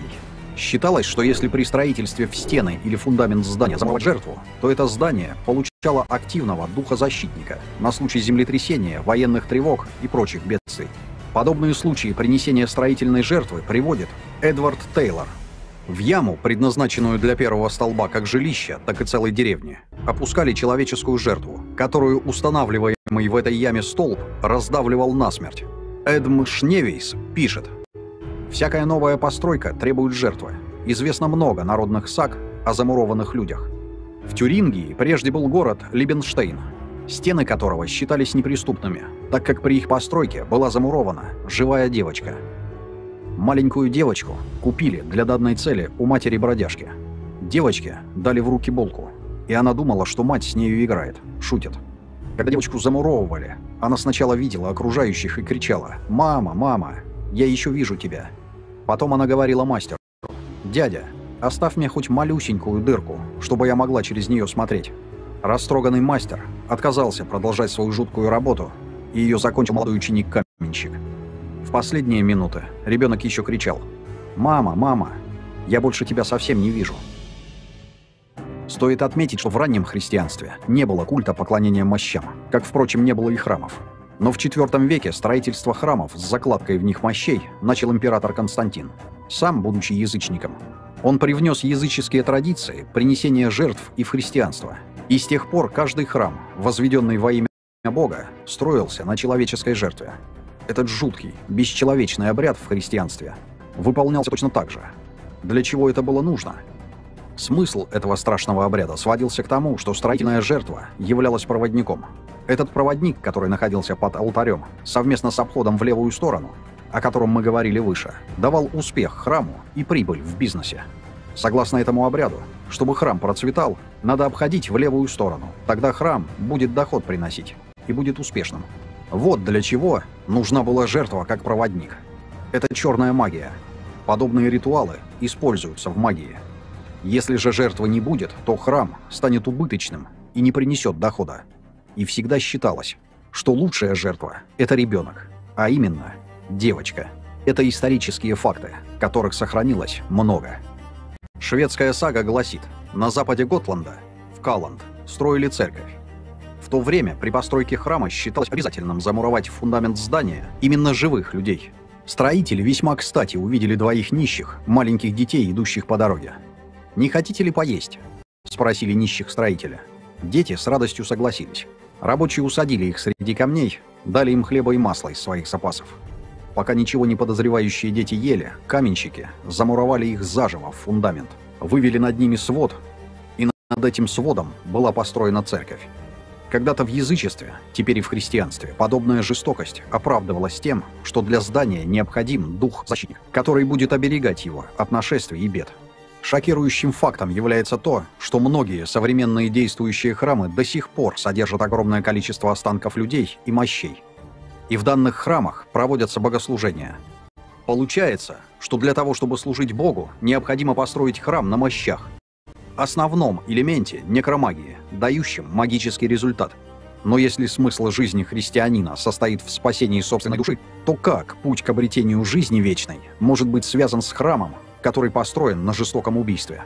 Кому поклоняются люди, которые строят этот храм? Жизни или смерти?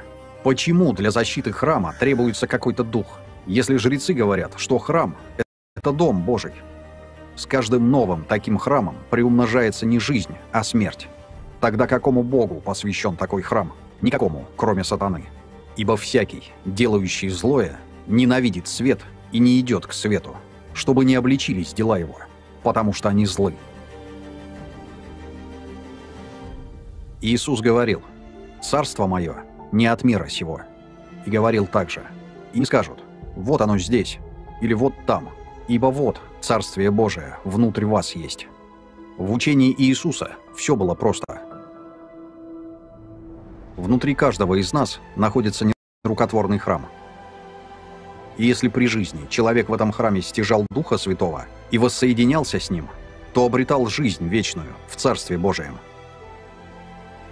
Заметьте, человек должен соединиться именно со Святым Духом, с душой, с храмом духовным.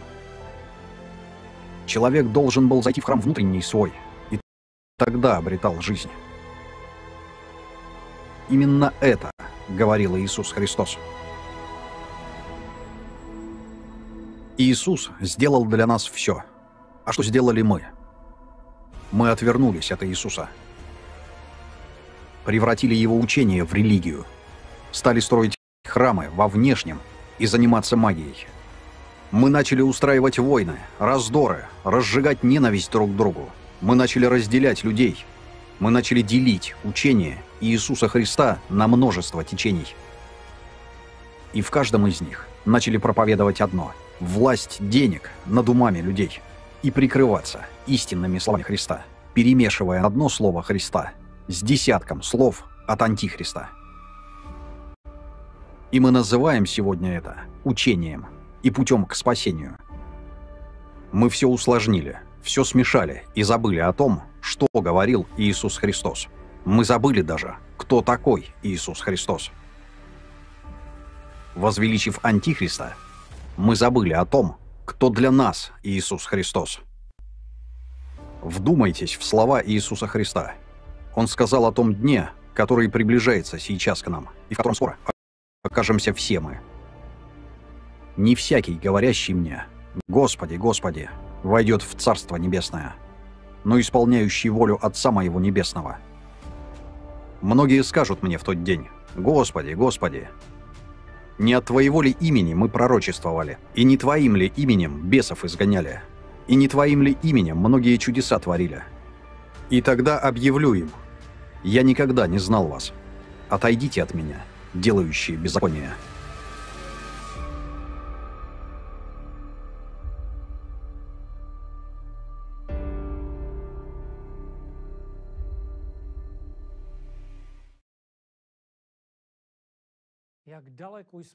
Как же далеко мы ушли от Бога.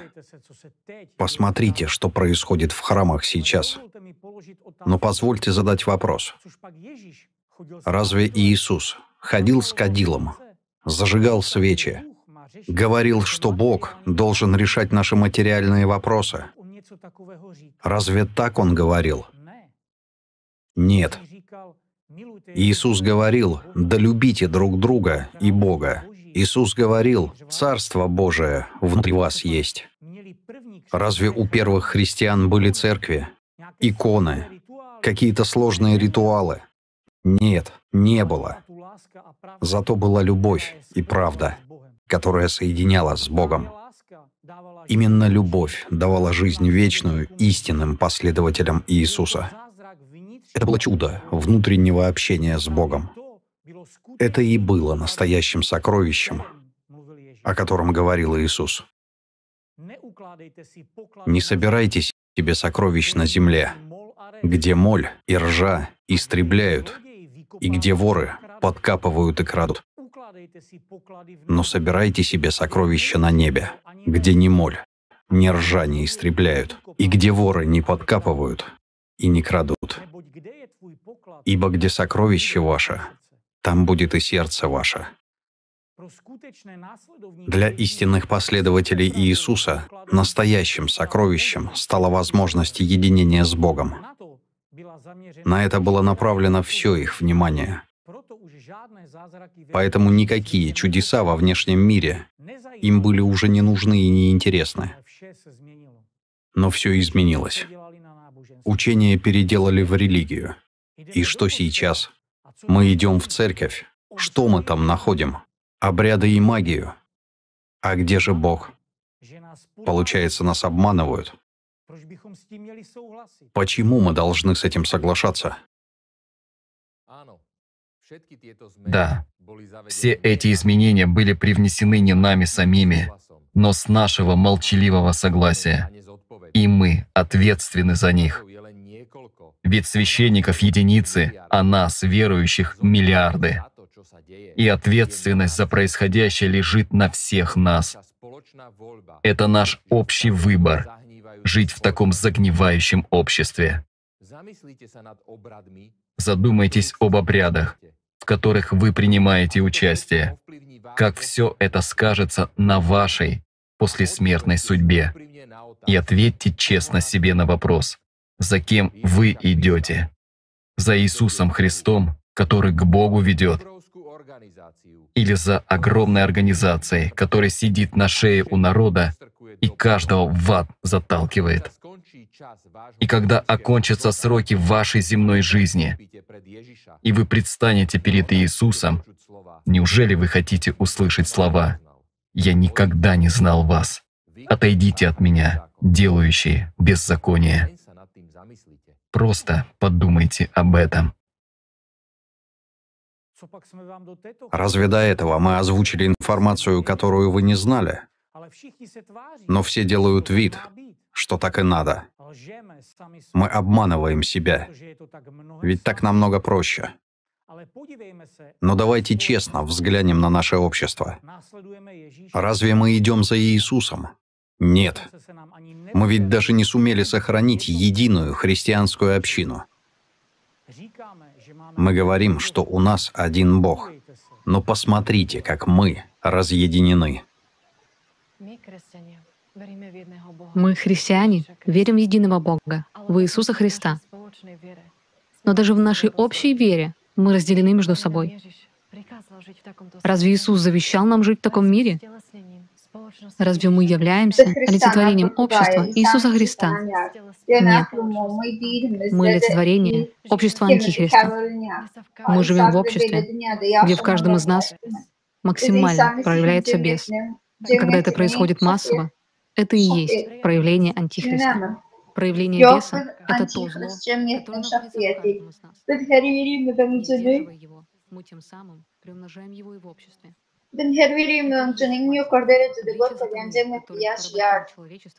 Bu kadar Türklerin varlık geçen bu hangi kastım da çıkıştı. Cinn da çıkmıyor. İşer verimi de elbette. Onu çaklanırım medlet bilen cemiyet kafalıyar. Bu üç adam da adı bile der ve bundan böyle kirlenmeyen şeytanın keşfi yamanlığının yukarı derecesine yeteneğini görmeye Antikrist'in gelmeyene karışıyor. Yani ol yaşıyordur. Genga bu dünyanın ödünü dörüktük yönümünün için cevap karşılığı çıkmadıklamıyor. Biz Hristiyanlar İsa'nı haçaçıylamaya iyi verdik. Bir de getiren ilimlerini halak etmedik. Biz dargayarız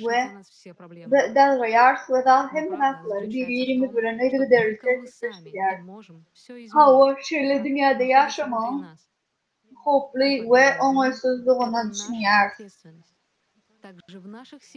Emma iştahat etmek için iştahat etmiyor. Biz hareketsiz birinin gelip bizim için akıl problemleri çözmemeye karışıyor. Emma hakiki hem medada dine ödüm büyükler. Galiba da düşman içimizde ve ondan çıkmak bilen cevap karşılamak. Şeyler hem oradan dünya dörtmek bizim ihtiyarımızda galiba da bu bizim dünyanın ve cevap karşılayan İsa'nın üstüne yükleniyor. Derle ikinci gerek gelmeyene karıştık. Derle öbürse terk edip başlamamıza dehil bolmalığı çözmeli. Emma İsa bedenine yere kaydıp gelmek, İsa gelmek ödü bu arada okuçularını diyen arttı. Ruhu dünyanın ehliyle uluduğunu görün. Edenler karnından son kudayı bize başkaları fırsat veriyor. Bu burada düşünmek, hikmet, nuh, işem, itanı ilerlemek için insan kulunu temsilmek. İsa Bey ruhtur.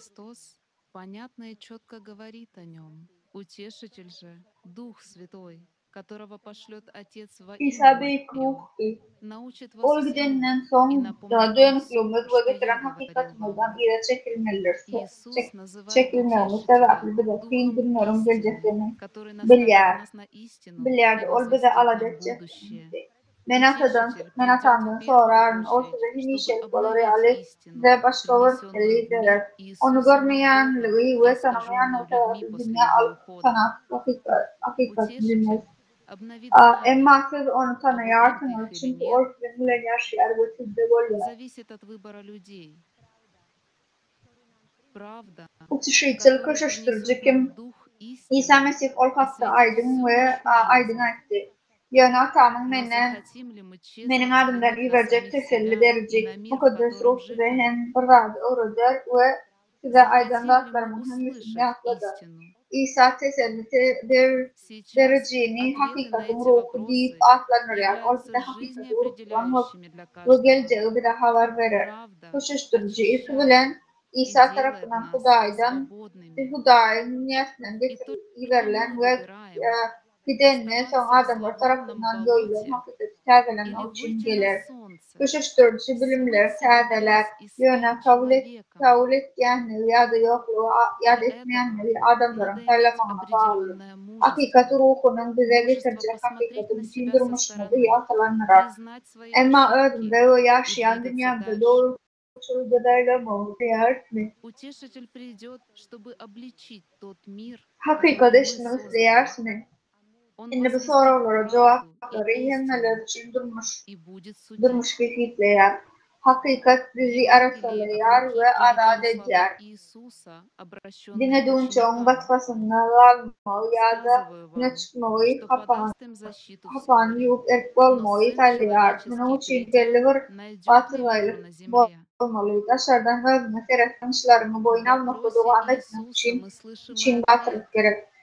что мало Koşuşturucu верующих döreden на лице dünyamızı земли в yadırmak конце için времен. gelir. O hakikati ve o Достаточно hakikati ulan посмотреть eder, вокруг. diyetiler. Lukman'ın Верующие в храмах hoşgörüne занимаются İsa магией, şahitlerine şeyle забывая о diyer. спасении dуши. Yakında olara doğru Зло vereceğin и aydiyar. ложь, Yani войны anfanoğlu и gelerine насилие. yeryüzüne iman tapar mı? Вот чем наполнена земля сегодня. О какой же защите тогда идет rечь? İsa'nın sorağına vaktin ahırına az iman yeryüzüne bağlar diyen cevap hem eşkıya. Daştavuruna seyretmek yeterliktir. Vadet anaları ananyana ruhun has olmağını yaktan çıkarıp cadıyla meşgullanıyor. Elbetlik ve yalan, uçlar ve doğruluk şunlar yeryüzüne dolu.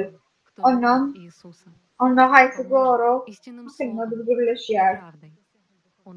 Kadimi Grek'ten toşuşturucuların yerine başkaları tezvat, Herakleitus ve has imanida ol aklaucu ve kavi, kimdir viri atanın önünde aklaucu, kimdir viri için kavi. Toşuşturucu İsa'da seyyen, daim kılyanları boğrar ve kömüveder. Hakiki söz ve hakikat bilen kömüveder. Ruhu kurtuluş ne edip adamlarlığına uğradır. Yönü kömüveder bu onun gelip bizim için bırdat edecektiğini anlatmalar. Davet de boğramak ve kömekleri şeyle kabul edilir. Dine dini defte surları bir cay etmek ve dini kömekten ruh kurtuluşu almak bir şeyle değil. Ma Rabbim Goğun paşalığına girer ama gökte atam işlerini yerine getiren andan. İsa şeyle min yol, min hakikat ve yaşayıştırın neydi? Benden başka hiç kim atamın yanına baktığını değildi. Hareketsiz olmamamız ve devam ettirsek teselli verici dünyamızı yükseltmez. Yaşamak ya da ölmek, ruhu dünyanın bir böyle olmak ya da bul olmak vardı, önümüzde karar, önümüzde sayılı vardır. Sebebi İncil'le ayrık şey alır, adı nemekte şunan olur. Hiç kim bizim uçunun sayılamaz. Hiç kimin esası Hudayın bize verim hukuğun, Tanrım ruhu dünyada neyle gelende su bilmez. Koşuşturcuyu gelme ulen bile dünyamda nehil bolmalı o arada kanırdan ölen havarçılar işine mümkünçülük veriyor. Amallarımız ulen dünyamda borak toplama. Bu adam da adı borak toplama. Bunu ötmenleri kudaya tuğd etmeliler.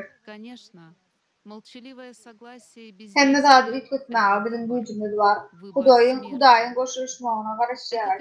Dine bir karışıyor. Hiç de etmiyor ve ervetlikleri düşünüyor. Şeylerik olan adam da adım sonuna yakınlaşıyor. Elbette rahatlık ve hareketsizlik saylamaktır. Ölüm saylamak. Bu elbette saylamaktır. Ama siz hakikaten onun bilen alaşıyor. Sınavni. Çağalarınızın gözüne tereddüt burada durmuşsunuz. Oğdan naştırıp bilersiniz. Yönedin gatı yalta ya da korkak olup şunun için bugün geleceğiniz yok. Yersiniz. Çağalarınızın kataklizm odunlu ölümünü görmeye tayinmişsiniz. İnni apokalipsisin vakti. Bugün örtüklerin ayrılıp hakikatin açılayan vaktıdığını ayırdık. Bu saylamak metodu. Bugün perden ayırdık. Bu hakikati gördük. İnni hiç kim bilmeyenlerini ayırdıklarız. Bugün İsa Mesih'in arzuya döndürücü cemiyetini kurmak için hakikatin mümkünçülüğü var. Bu her zaman dünyasının değerlerine acayip alternatifleri. Dörödücülük cemiyetine en mühim olmakta her bir adamın durmuşudur. Her kimdendir. Hiç kim büyük ya pesler. Bu koşuşturucunun peyda olup bilecek cemiyetidir.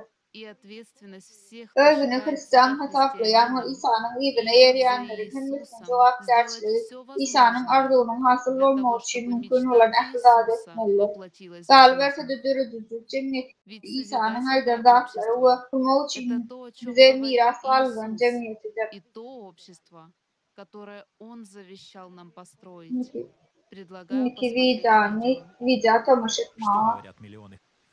Dünyadaki milyonlarca Mesihler yaşamak isteyen cemiyetleri varada näme diýerler? Medeniyetimizin tarihinde en ulu cemiyetçilik pikir soruluşygy. 10 ýyldan gowrak wagt bäri dünýäniň adamlary tarapyndan geçirilen bu muny görkezdi. Adamlar bagtly, asuda, awadan cemiyette yaşamak isleýärler. İsa Mesih 2000 ýyl ozal durmuşyň gymmaty, erkinlik, dogruçuluk ähli adamlaryň Hudaýyň öňünde deňligi hakda aýdypdy. Adamlaryň birek-birege hormat goýmagy we agdybirligi, birek-birege bolan söýgü, ýekeçe hakykat we döredip biljek dünýämiz hakda.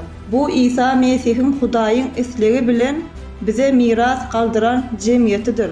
Bu döredüçülük cemiyetidir.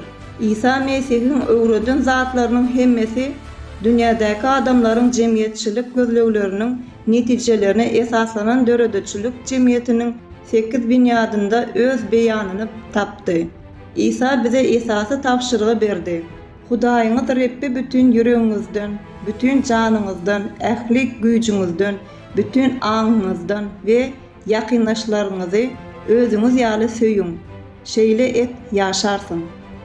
Bularyň hemmesi siz meniň şagirtlerimizdigini bilerler.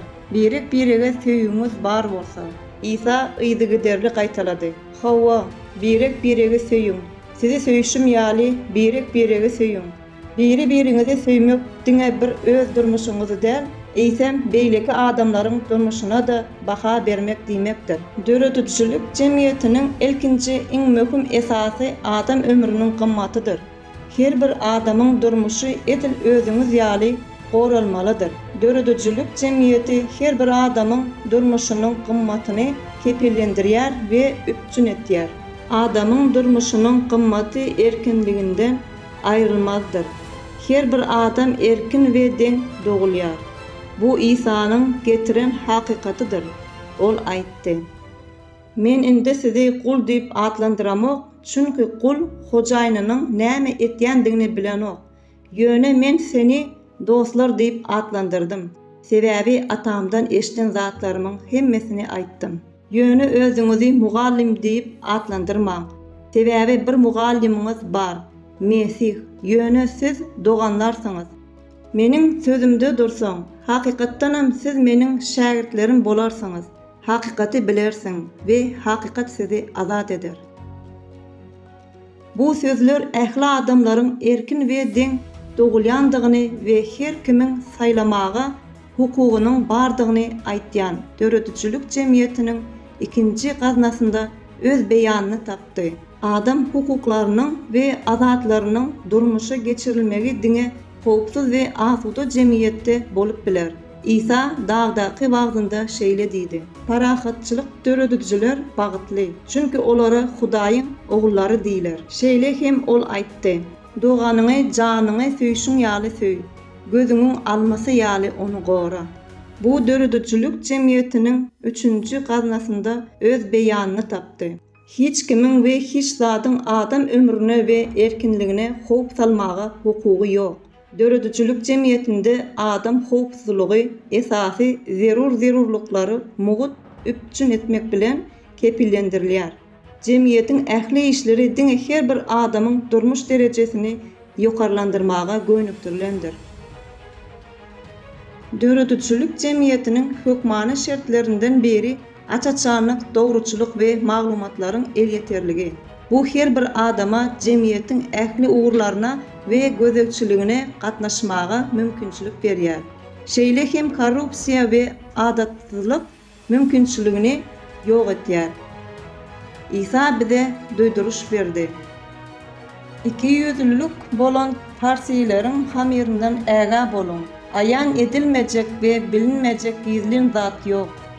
Ol farsiýlere ýüzlendi we aýtdy: "Taqaň şeytandyr. Yalan sözläninde özü gürleýär. Sebäbi yalançy we yalanyň atasy. Yamanlyk edenleriň hemmesi ýagtylygy ýigrenýär we amallary faş edilmezligi üçin. Ýagtylyga çykmaz erbet adamlar bolan üçin. Ýöne dogry zaty eden adam işlerini açaçan bolmagy üçin ýagtylyga gitýär. Sebäbi olar Hudaýda edilendir." Bu ýagdaý döredüçülük jemgyýetiniň 4-nji gaznasynda öz beýanyny tapýar. Bu her bir adamyň sarp edejiden döredüçülük formatyna geçiş döwründe we jemgyýetiň durmuşa geçirilişi barada ferişteleriň hereketi we paýlanyşy barada ygtybarly we dogry maglumatlary almaga hukugyny kesitleýär. Her bir adamyň durmuş derejesini ýokarlandyrmak kararlary. İsa bize hormat koymagy, birek biregi söýmegi, bagyşlamagy we hiç kime baha bermediligi öwretdi.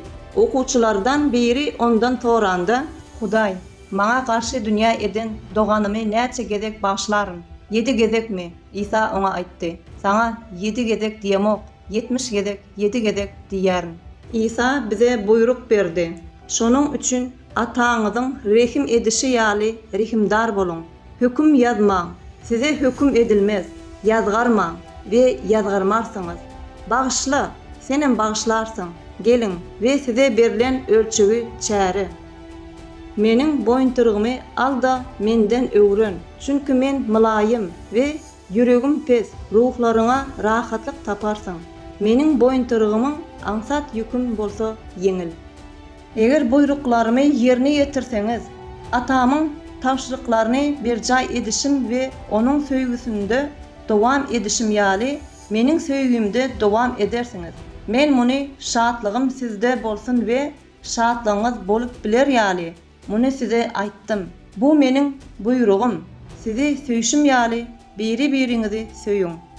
İsa Mesihiň bu tapşyryklary 5-nji gaznada öz beýanyny tapýar. Bu ýerde esasy ähmiýet adamzat ýokary ruhy we ahlak islegleri, adamzat birek-birege hormat we dostlukdyr. Şeýle hem zorlugy wagaz etmegi, ýazgarmagy, aýrylygy, agressiýany we adamzata karşı çykyşlary doly gadagan etmek. Ekiş tymsalynda İsa aýtdy: "Kimin gulagy bar bolsa eşitsinler." Ekici söz ekýär. Gowy ýere ekilen söz eşitýän we kabul etýänleri we miwe berýänleri aňlatýar. İsa şeýle diýdi: "Köp miwe berip meniň şägirdlerim bolmagyňyz üçin atam şöhratlanýar. Şonuň üçin ajaýyp bolun. Gökdäki ataňyz ýaly ajaýyp." Jemgyýetiň sazlaşykly ösmegi üçin her bir adamyň şahsiýetiniň ösmegini üpçüm etmek zerurdur. Döredüçülük jemgyýetiniň 6-njy sütüni diýilýär. Döredücülük cemiyetindäki her bir adamyň şahsiýetiniň hemme taraplaýyn ösmegine we özüni tanamagy hukugy bar.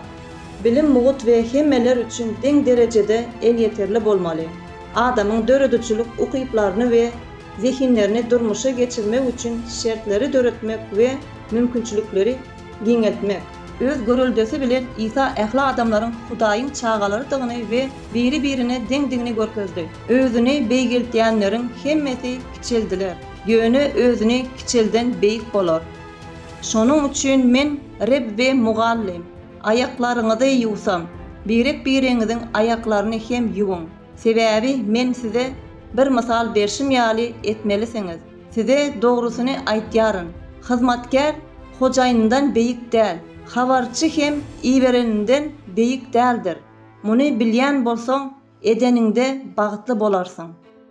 Ýagny ähli adamlar deňdir. Deňlik ähli adamlaryň arasynda çeşmeleriň adalatly paýlanmagynda da ýüze çykýar. Az wepaly we köp zata wepaly, ýöne az biwepalyk eden hem köp zatlara biwepalyk etýär. Adalatsız baýlyga wepaly bolmadyk bolsaň, saňa kim ananar? İsa şeýle diýdi: "İşçi zähmeti üçin sylagyna münasip."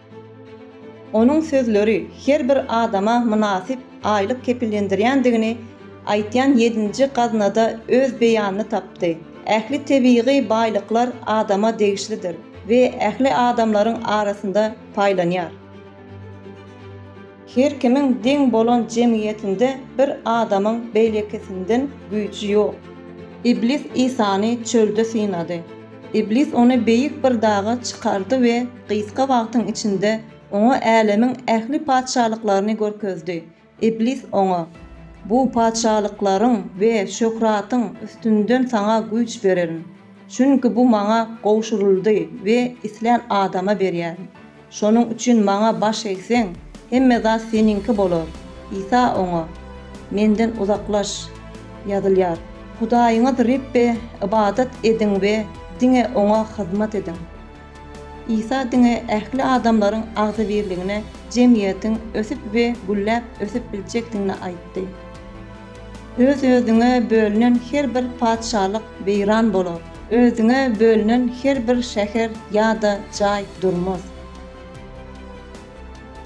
Şonuň üçin size aýtýaryn, Hudaýyň padşahlygy sizden aýrylar we miwesini berjek halka beriler.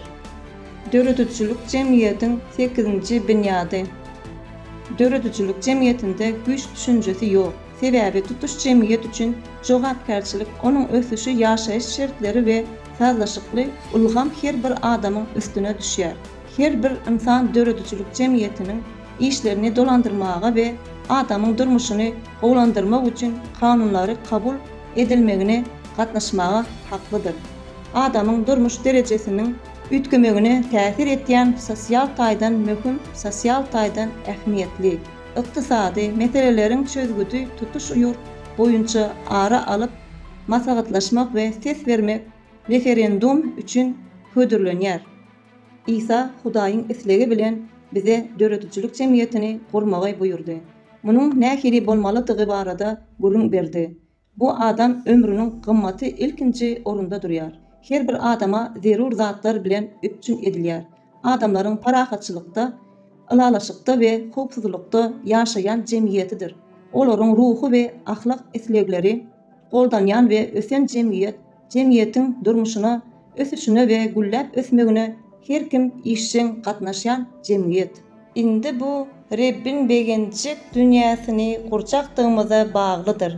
Gelin diňe özlerini aldyyan dinleýänler däl, söz ýerine ýetirjiler bolalyň. Hudaýyň ogly İsa Mesihiň agzy birlige, deňlige, doganlyga gönüktirilen öwredişlerine eýerenimizde eýem döredüçülük jemgyýetinde ýaşap bilerdik. Emma şu güneçeni onuň taglymatyny şahsy bähbitler üçin, uruşlar we dawa jenjenler üçin ulanýarys. Her birimizdäki iblis hatda iň mukaddes zatlary hem ýoýdy. Taňrynyň adynyň arkasynda gizlenip halat bolmagymyz üçin dälde kapçyklarymyz üçin bäsleşen köp türlü dinleri, edaralary döretdik. İsa'ny hakykatdan söýýän bolsak we halas bolmagy isleýän bolsak, oňa kulak asmalydyryz. İsa bu hakda şeýle diýdi: "Men ýol, hakykat we ýaşaýyş. Menden başga hiç kim Atanyň ýanyna baryp bilmez. Hemme zady öz ýerinde goýmagyň, hakykaty we hakykaty dikeltmegiň wagty geldi. Sebäbi yer ýüzünde İsa Mesihden beýik adam ýok we bolup bilmez. İsa'nın sözleri bize yüzlenýär. Men dünýäniň nury. Kim meniň izyma düşdi, garaňkylykda gezmez, durmuşyň nury bolar." İsa'nın hakyky taglimatyndan şeýle bir daşlaşdyk welin indi adamzadyň ýok edilmelidiginden bir ädim uzakda. Dünýäniň häzirki görnüşi ýaly umumy günäkärligimiz. Emma düzedip bileriz. Şeytandan yüz öwrüp wesiýet edenini ýerine ýetirmek üçin yüzüňizi İsa öwürmek hiç däl. Döredüçilik jemgyýeti inkar etmek bilen İsa'ny inkar etýäris we Hudaýy inkar etýäris. Bu hakykat. Döredüçilik jemgyýetini gurmak İsa Mesih arkaly berilen Taňrynyň islegini ýerine ýetirýäris. Видео мы услышали прямую речь от Иисуса, которая сохранилась до наших дней, и с этим не поспоришь. То, что принес Иисус Христос, сама чистота, истина, суть, а все остальное от людей. Люди исказили истину так, что это привело к тому, что мы отошли от Иисуса. И вместо того, чтобы строить созидательное общество, мир, где есть любовь, братство, мы устроили массу войн ради обогащения. Videoda İsa'nın şuna çendiği taklarını bağlan религиозных институтов, Jölgün çıkışına İsa Mesih'in getiren adı Arasalığın ödü bolupdur, hakikat büyük manisinde. Galan hakların hemmeti adamlar hakikati yoyup İsa'dan daşlaşma umuru sebep olur. Sevginin doğanlığın var olan dürüdüzü cemiyetini koyamam yerine paylaşma için köpüğü ettik. İsa'nın taglimatını saklan. Şuna için İsa Mesih maydan ruhu oturuşunu yattan çıkarıp kılmak için birbirine karşı görüşlerimizi doğan ettirip köptürüldüğünü uğramalardır ettik. Ne kodu yattan çıkarmak, dürüdüzü cemiyetini kurmak.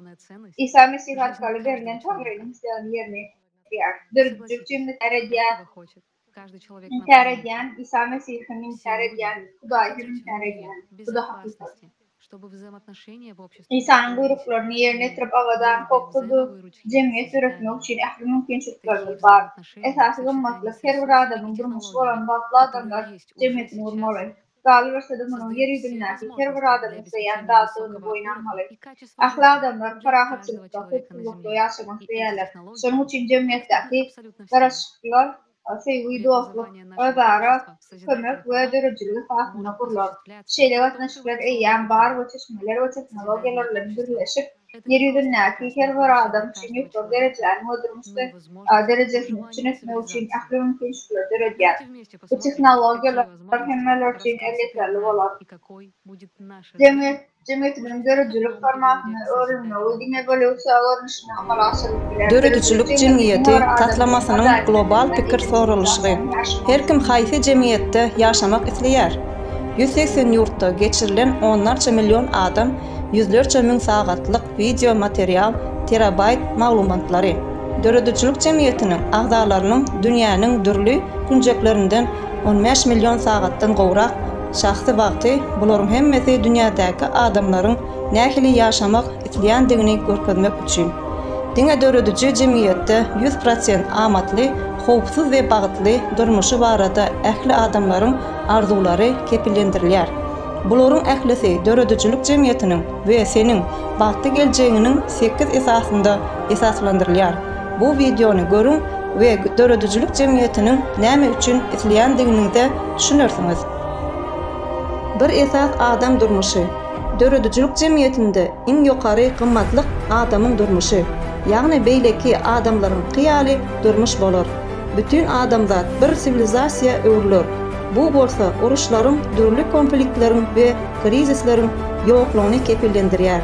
Ahırında hakikattanam korulandığınızda anam kazanarsınız. İki esas adam azatlığı. Dörödücülük cemiyetinde erkin ve koralı bolarsınız. Hiç kim sizin hukuklarınızı ve azatlarınızı bozup bilmez. Siz dünyanın rayeti, erkin siyahat edip bilersiniz. İsteseniz yaşayan yerinizi ansatlık bilen ütgüdüp bilersiniz. Dörödücülük cemiyeti hakiki erkinlik ve dengliktir. Dörödücülük cemiyetinde adlıkların, hukukları uğrunda görüşmeğin zerurluğu bolmaz. Sebebi yukarı ya da pes adamlar bolmaz. Her kimin en yukarı derecesi insan statusu bolur. Her yüzünde adamdan, erkinliğinden ve hukuklarından hiç kim ve hiç beyik zat bolup bilmez. 3 esas adam howpsuzluğu. Dörödücülük cemiyeti sizin howpsuzluğunuzu kepillendirýär. Dörödücülük cemiyetinin iktisadiyeti her bir adama krizislerin ve inflyasiyanın yokluğunu kepillendirýär. Siz koralarsınız ve ähli nimatlara eýe bolarsınız. Dörödücülük cemiyetine geçiş döwründe eýem adından 60 inedördül metr meydany bolan muğut yaşayış jaýy hususy eýeçilik hökmünde berilýär. Adam başına kommunal tölegleri tölemeli däl. Her öýde size ve maşgalaňyza muğut ve çäksiz energiýa berjek BTG ýangytyşsyz generator bolar. Mundan başga da şol geçiş döwründe salgyt tölemezden şu gün $10.000 barabar şertsiz esasy girdeji bolar. Puluňyzy näme sarf etmelidiňizi anyklamaly. Şu wagt başlap bilersiňiz. İlki bilen ähli qarzlaryňyzy tölersiňiz, öýtärsiňizmi? Emma olar ýadylar. Bu puly beceriýe ýa-da bilime sarf edersiňiz, öýtärsiňizmi? Ýöne iň oňat bilim we saglygy goraýyş mugut 24 sagat el yeterli bolar. Dörödücülük cemiyetinde howpsuzlygyňyzyň esasy zat bolar we ähli tehnologiýalar durmuşyňyzy gowlaşdyrmaga gönükdiriler. Her bir öýde halayan iýmitiňizi, islendik eşiňizi we beýleki zerur zatlary alyp bilersiňiz. Saglyk kapsulasynyň kömegi bilen keselleriň nämedigini ýatdan çykararsyňyz. Hemişe sagdyn bolarsyňyz. Bu bütün ömrüňde arzu eden zadyň dälmi? Emma bu hemmesi däl. 4 esas hemmeler üçin maglumatlaryň aýdynlygy we açyklygy.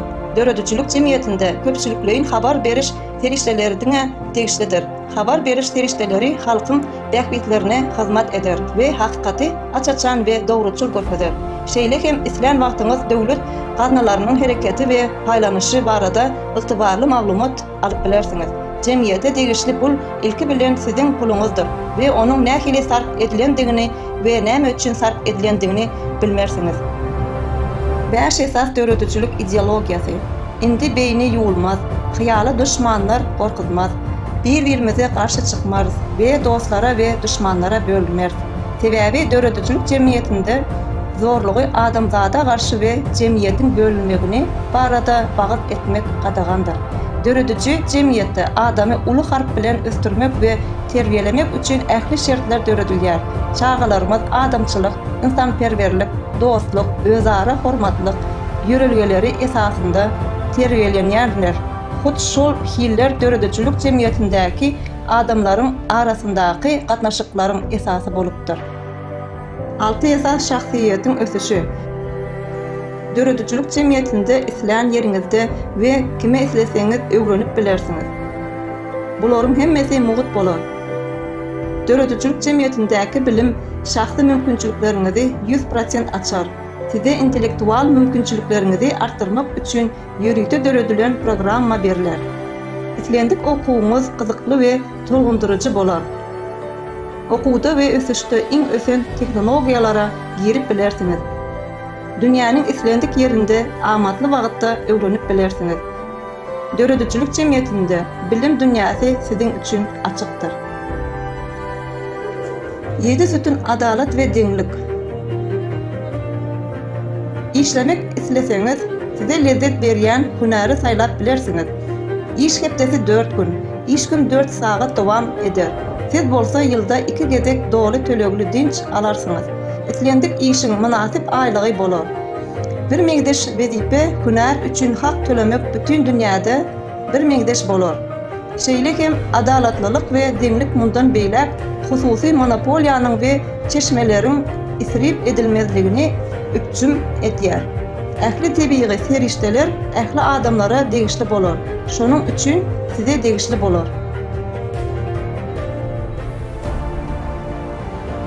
8 esas kompaniýanyň öz-özüni dolandyrmagy. Döredikçilik jemgyýetinde adamzat taryhynda ilkinji gezek ýeketek universal sivilizasiýa dörediler. Ähli häkimiýet ähli adamlara degişli bolýar.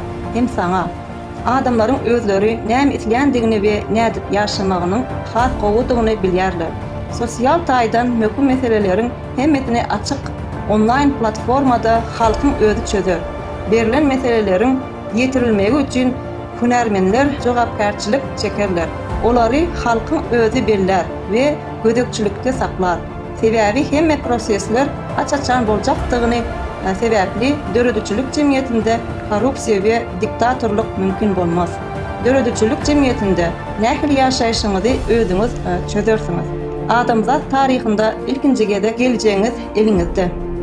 Döredikçilik jemgyýetiniň 8 bünyady adamzat ýaşamak islegimizden emele geldi. Her kim uruşsuz, zorluksyz, zalymlyksyz, garyplyksyz, inflasiýa we haýtadyr bir krizis manasyz we umumy sarf edilmezden dünýäde ýaşamak isleýär. Parahatçylyk, howpsuzlyk, durnukluluk, ýokary hili we mugut lukmançylyk we bilim isleýän bolsaňyz, dünýäde erkin gezmek, şertsiz esasy girdeji gazanmak, mugut erkin energiýa almak isleseňiz, döredikçilik jemgyýeti ähli arzularyňyzy amala aşyrar. Bularyň hemmesi ýakyn ýyllarda ansatlyk bilen durmuşa geçirilip bilinär. Muny nädip etmeli? Bu hakda mümkin boldugyça köp adama aydyn hemmeler. Döredikçilik jemgyýeti hakda entek bilmeýän goňşyňyz we daş töreňiz düýüş dünýäsinden aýryldyňyz. Döredikçilik jemgyýetiniň gyska wagtda gelmegini isleýärsiňizmi? Hereket edin, aýdyň. Döredikçilik jemgyýeti hakda hemmelere aýdyň. Adamzat taryhynda ilkinji gezek geljeğiňiz eliňizde.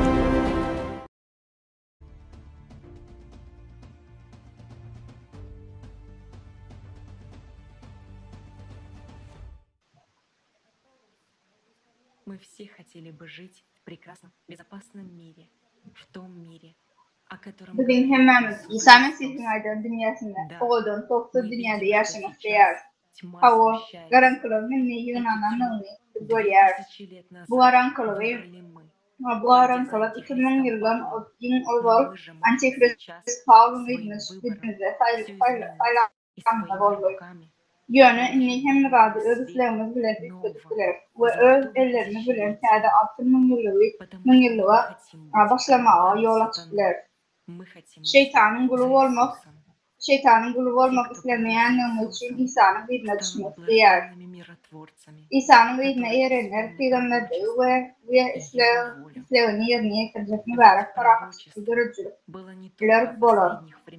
Galiberse bu wakillik tapanky döwürde kıyamet günü hakda däl eýsem 6000 ýyl hakynda bardy. 1000 ýyllyk paşalyk hakynda mukaddes ýazgylarda adamlaryň keselleri we garlygy bilmän bir näçe ýüz ýyl bedenlerde ýaşajaklar ýazylýardy. Yer ýüzünde zerurluk, gümür, uruşlar we janaýatlar bolmaz. Вот как описывает эту жизнь пророк Исаия. İşaya peygamberi 60-njy bagda bu durmuşlarda şeýle ýazýar.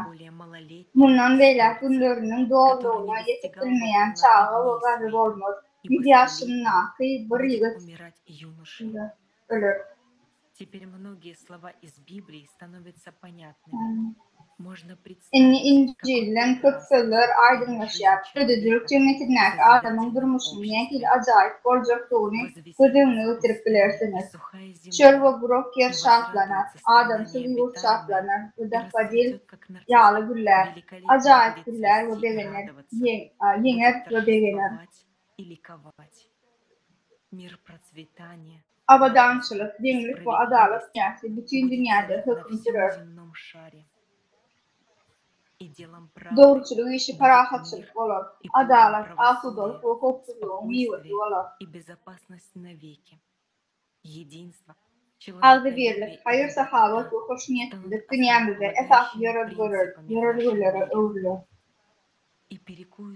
Kılıçlarını palçığa, naydalarını oroklara urarlar. Halk halka karşı kılıç kaldırmaz ve eni savaşmayı öğrenirler ve hiç kim onları korkutmaz deyip gelirler.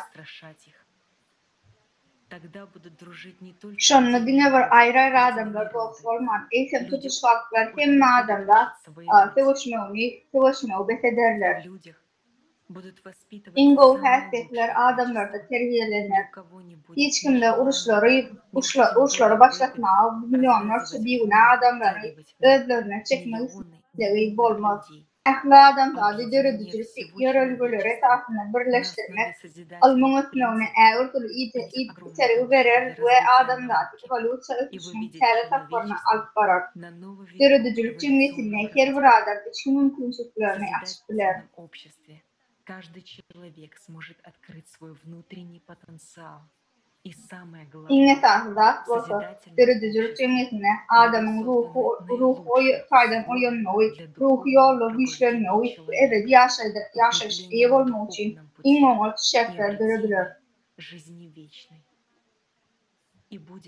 Büyük bir yol olur ve bu yolla mukaddes yol iler. Bu yolla yürüyenler hatta tecrübesizler hem ağlaşmalar. Yahya'nın apokriflarının hoşalarlarına altın yıllık var da ümünden aydınlanır aşağıda sözler takyar. Sanmalısı antana oğulları aklı doğulunlar yağlı bir sevgi göktaki atasından ve yerdeki enesinden alan sevgisini verirler. Ve hemmesi pirek teselli verirler. Sanmalısı ehler ve saygılar yerden yok olur. Şonna sevu ve şartlık olur. Şonna yer gök yağlı olur. Bu Hudayın paşalığı yerilir. Bu acayip dünya bolup bilir. Bu bizim her birimizin arzu edilen dünyamız delminamız. Bizi birleştirmek ve arzuyu hasıl etmekte nemene saklayabilir. Korkukluk, samsaklık ve yalsalık. Neticede sayılan. 2000 yılından azal boluşu yalı. Bunun hem gelecek kıtvalımızı ödüslerimiz bilen çözüyer. Yöne bu kadar almışlık övermeye hakkımız yok. Sebebi şonun son hiç tadı dödük bu ilk bilmez. Şonun için doğru sayılmalılar. Doğru yol sayılmalılar. Bu İsa'nın bize buyruk veren dürüdürük cümletinden ayırayan yetetekler. Köpvelilerden bize hiç tadı cincik düşünürüz. Verilmedik adı dünyadan. Onu bilip ve grup bilir. Şeyli dünya hakkında Yerusalimli Yahya gol yazmalarını bize bağlardı.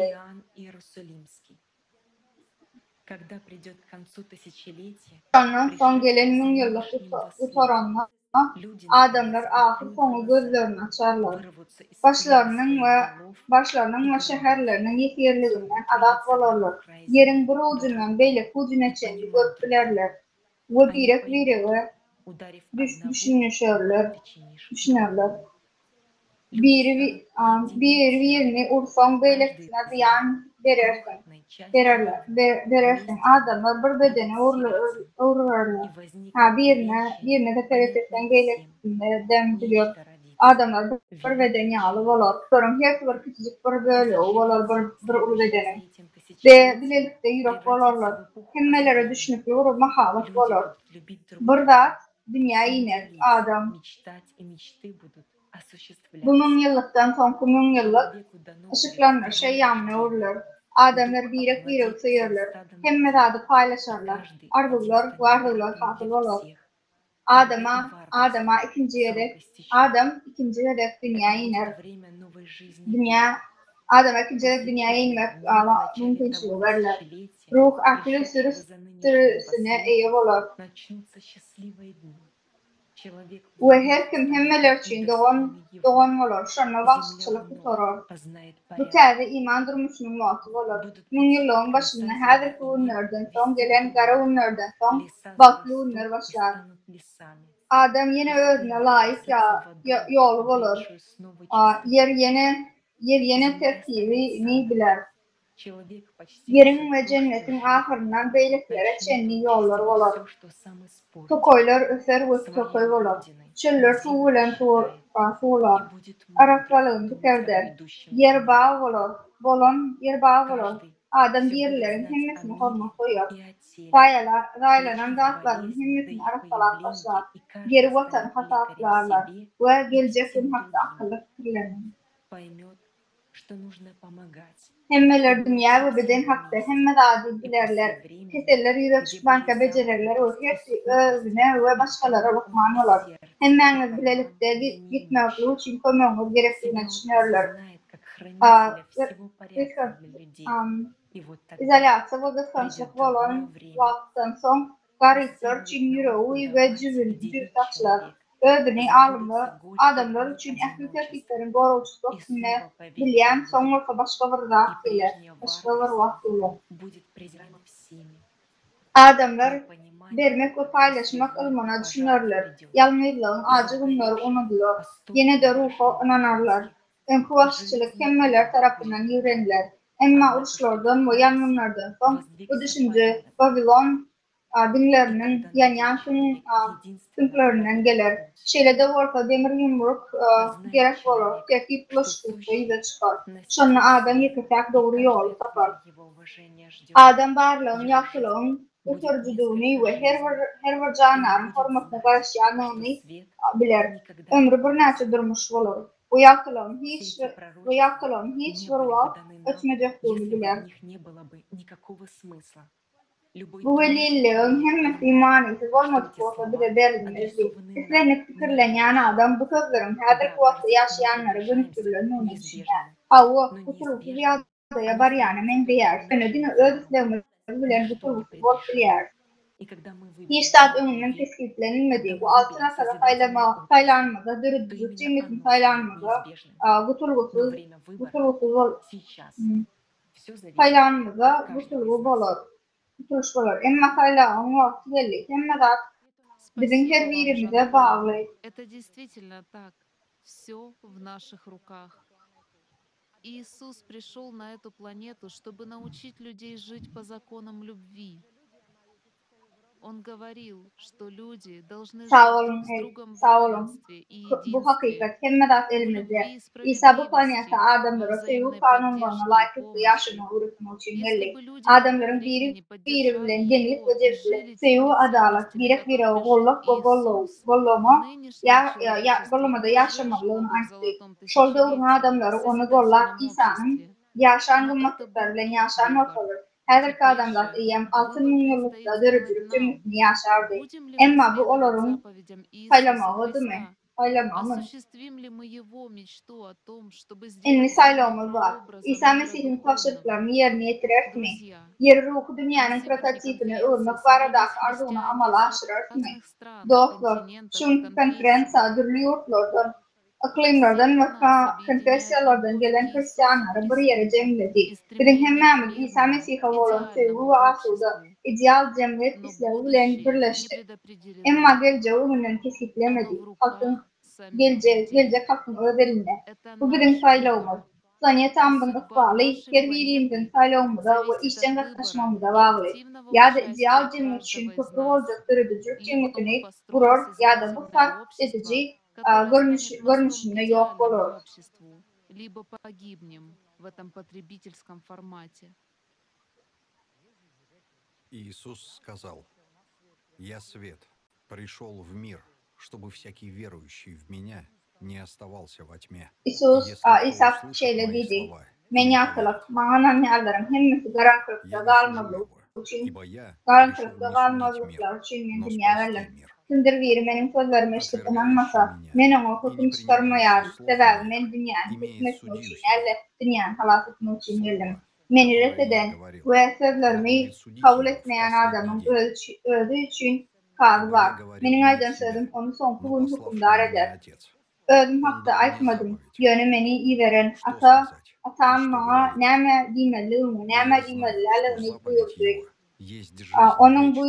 Onun buyruğunun ebedi yaşayışdygyny bilýärdim. Şey dip aydanlarym atamyň aýdyşy ýaly aytýarym. Это факт. Apokalipsis eyyam geldi şu an. Bu hakikat, bu faylama muhakkı.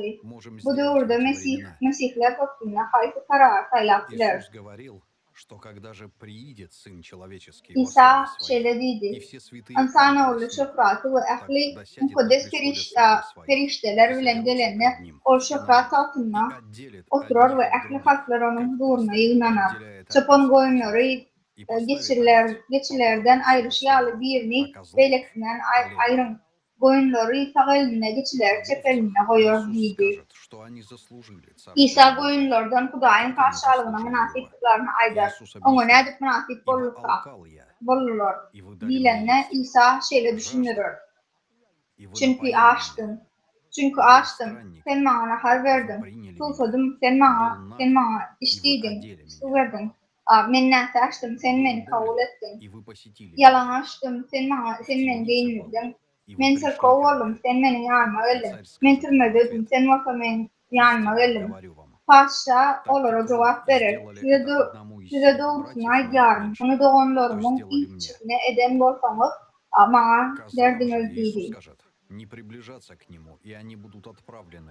İsa geçilere özüne yakınlaşmalılığını maslahat verir ve bakı o da iyi verir onları. Bunun yağlı hukum onlara karşılar. Sebep onlar yeryüzündeki Mesih doğanlarına Hristiyan doğanlarına kaçan etmeliklerini görmediler. İsa şöyle diyer. Size doğrusunu aydıyorum. Sebep onların en küçüsünü ne etmediniz. Bana bunu etmediniz. Komşumuza kömek etmek ya da hiç saadet etmedi. Halat etmek ya da bir pervay lıktır kılma. Bu bizim ıhvalımı küçükleyen ve Mesih'in görülen dağıdır. Komşu kim? Herkesi bir mengeç komşuyumuz.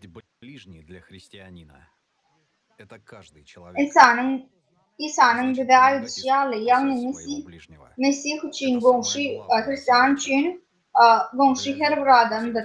Demek komşumuza kömek etmek ve halat etmek Mesih'in ve pahalı inayırcıları için ünlüküm vazife. Hazırki vakitte uğraşlar, krizisler, açlık, hava, vatıklar, sebepli komşularımızın her minutu öleyen dünyasını yaşayar. Kuday uğraşları ve krizisleri yaratmayar. Biz onlar dörtger, biz adamlar dörtger. Aydın, Mesih şöyle dünyanı görüp degen yer dikkarsınız. Komşuların birbirine azap getiren ve birbirini yok eden dünyasını görüp. Bu dünyanı sizin bilen biz yarattırdık. Bu varsa dinesiz ve men emme gadi istedik bilecektiğini temamet yap. Komşularımıza kömek edip onları özümüzü halat edipler. Bunu etmenin yeterlik mümkünçülüğü adama hiç hoş kalmayan adamlar ferahatçılıkta hormat bilen yaşar. Uruş, aşık ve doğruluk olmaz yağlı cemiyet kurmaklıkta. Ahlak kımmatlıklarına esaslanan cemiyet kurmaklıkta. Esası kımmatlık adamın durmuşu olmağından. Bunların hemmesi dine döredicilik cemiyetinde mümkündür. Ferahatçılığı seviyen ve ağzı bir olan bu cemiyet hakkı İsa Mesih düş gördü. İsa Mesih arzu edipti. Dine döredicilik cemiyeti uğraşlardan, krizislerden ve global bütçüklerden halat eder. Dine bilelikte biz bunu şehir devleti döredip grup biliriz. Hem de bizim saylığımıza bağlı. Galı verse de Huday bizi şeyle bir yer verip bize İmmolu soğuk saylağı araklığını verdi. Her bir iştahat etmesi dünyamız yıkılanına bu hem bizim saylağımız boyunca olur. Bu hem de adı bolşiyalı terk etmek, cemiyetin barbaların görmüşünü bollamak giymektir. Hem de adın önünden keskiklenen burada adı düzedip bilmeyecektiğimi de aydık özümü de ahlak biliriz. Onun hem için hem de adın önünden keskiklenen olsa, hem için kıyamet günü hüküm çıkararsınız. Yok, nehir yaşayanlığımızı saylamak adamlar özümüzü düzeyerek bu sayla için cevapkarçılık çekeriz.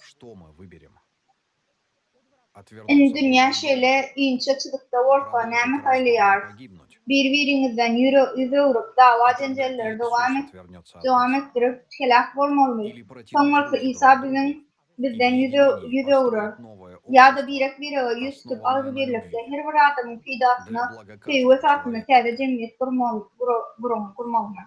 Bilelikde İsa Mesih ardy we döndürüp üçüňizin gurup bileriz.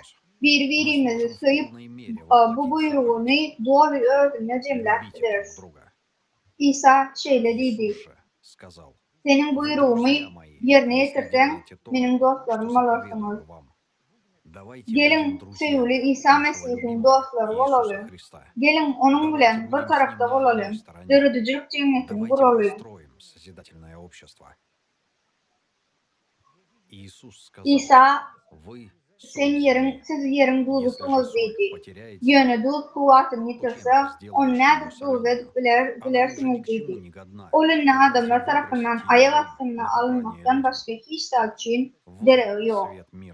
Sen dünýäniň nury, dağın sünäti şäher gizlenip bilmeýär. Şem yapan soňlar onu geminiň aşagyna goýmam, şemiň üstüne goýýarlar we bu jaýdaklaryň hemmesini ýakyp berýär.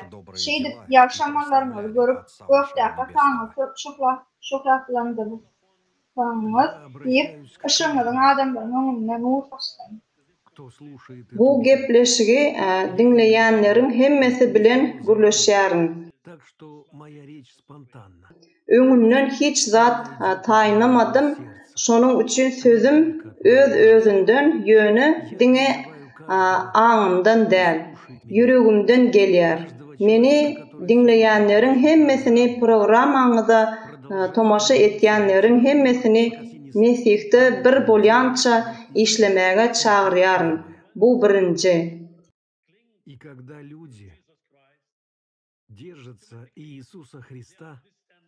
Adamlar İsa Mesih'e yapşanlarında dünýäniň käbir jemgyýetlerinde bolup geçýän wakalardan awtomatiki usulda daşlaşýarlar.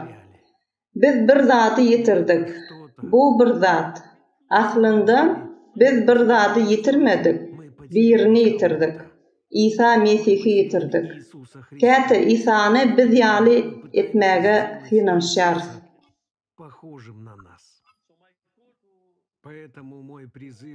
Şonuň üçin siziň tarapyňyzdan we dünýäniň dürli künjeklerinden ähli uýalarymyza we doganlarymyza hiç bolmazdan oýanmaga, İsany Reb we Halaskar hökmünde gözlemäge, İsanyň dilek edişi ýaly hristianlaryň agdy birligi üçin dua etmäge çağırşyn. Ol goý hemmesi bir bolsun, sen ata, mende, menim sende.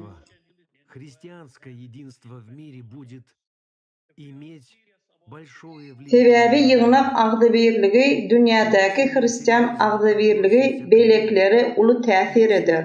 Eger imana çynnakay çemeleşýän bolsak, İsanyň hakykat we ýol durmuşdygyna hakykatdan inanýan bolsak, onda birleşmelidir ve häzirki ýaly bölünmezligimiz zerur.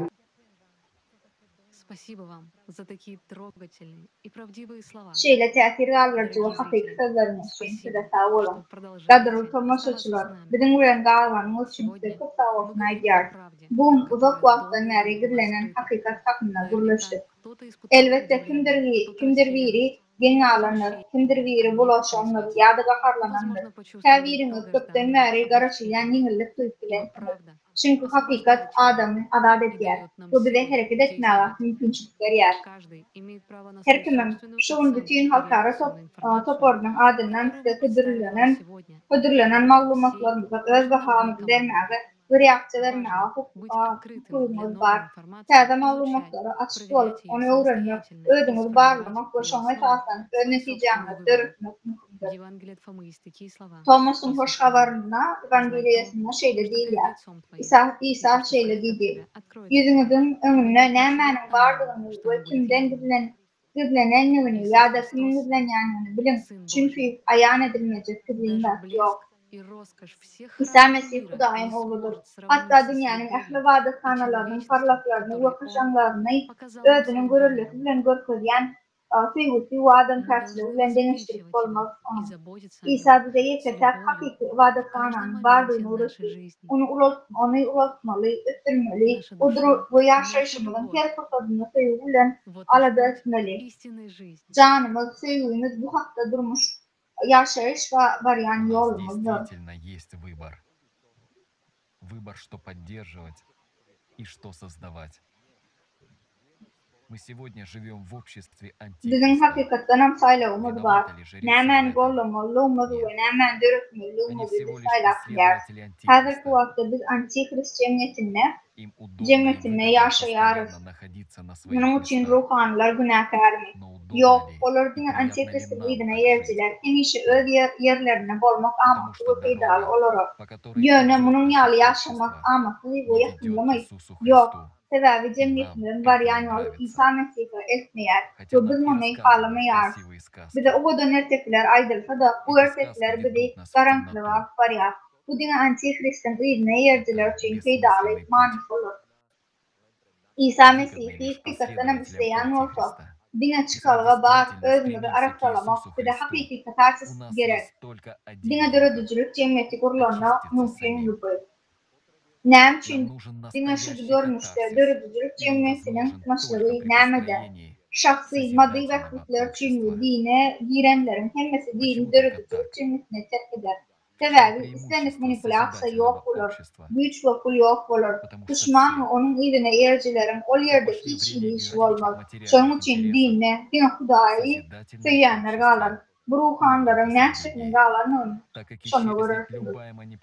Cemiyetin terk edici forması var olsa, güç ve kul var olsa, ruhanlar öz gücü ve kulu için istenir, usul ve mümkünçlükler için görüşürler. Onlar bir bilen ve her türlü dissidentler bilen savaşırlar ve güçlerini korarlar. Uruşlar ve kan döküşükler olur.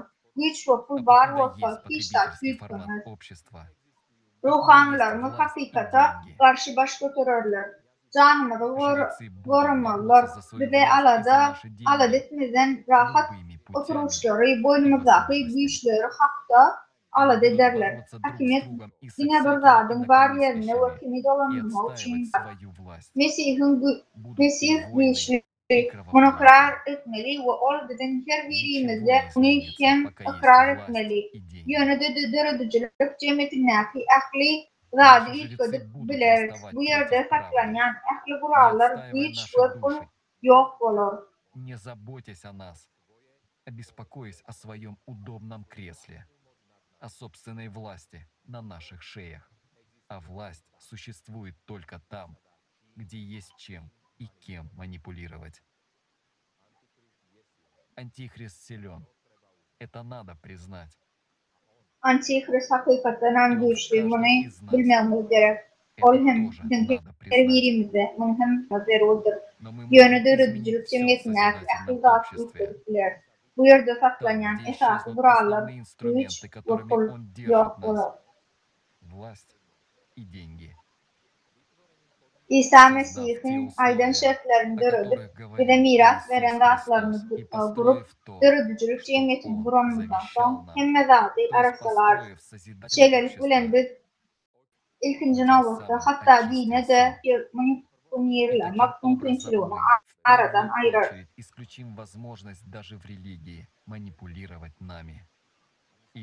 Hem mezat sonra arasalarlar ve çeşmeye kaydık verir. Haçanla Antikrist'in lidine yerciler gidip dine Huda için yürüktür söyleyen ve ona umtalanlar kalsa tutuşu adamdadın katarsisi olur. Huda'ya, Tanrı'nın söylüsüne, İsa Mesih'in bize miras kaldıran Allah'ı söylüsüne, dinliğine ve doğunluğuna alıp arayan çeşmeye ve arasa bilimlere kaydık biliriz. Равенству и братству, который завещал нам Иисус Христос.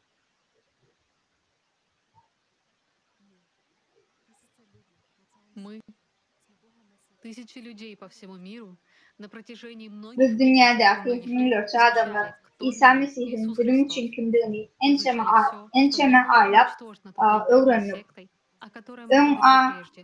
ön aydan totalitar mezhebimiz tarafından yol edilmedik zatların hemmesini öğrenip vakaları idarladık, hareketlerin öbür taraftan bağlanışıklarına dolayladık bu İsa Mesih'in sözlerinin yönetiliğini düşündük. Birin konferansımızın üstünde işlem milyonlarca milletinçilerin akli işlerinin manisidir bu. Hristiyançılığın esası cedeli hemişe İsa Mesih'in kimliği varada. Ol Huday, ruh Hudayın oğlu ya da Hudayın periştesi ulaşıma menteşleri. Emma bu cedellerin manisi nemedir? Gelin halkara terörçülük ile meşgulanan totaliter ekstremist mezhebinin bize kalan kampıklığına ayrılayım ve İsa Mesih'in öz aydanlarına seyredelim. Galı verse de bu hakikat onun sözlerindedir. O nemediydi.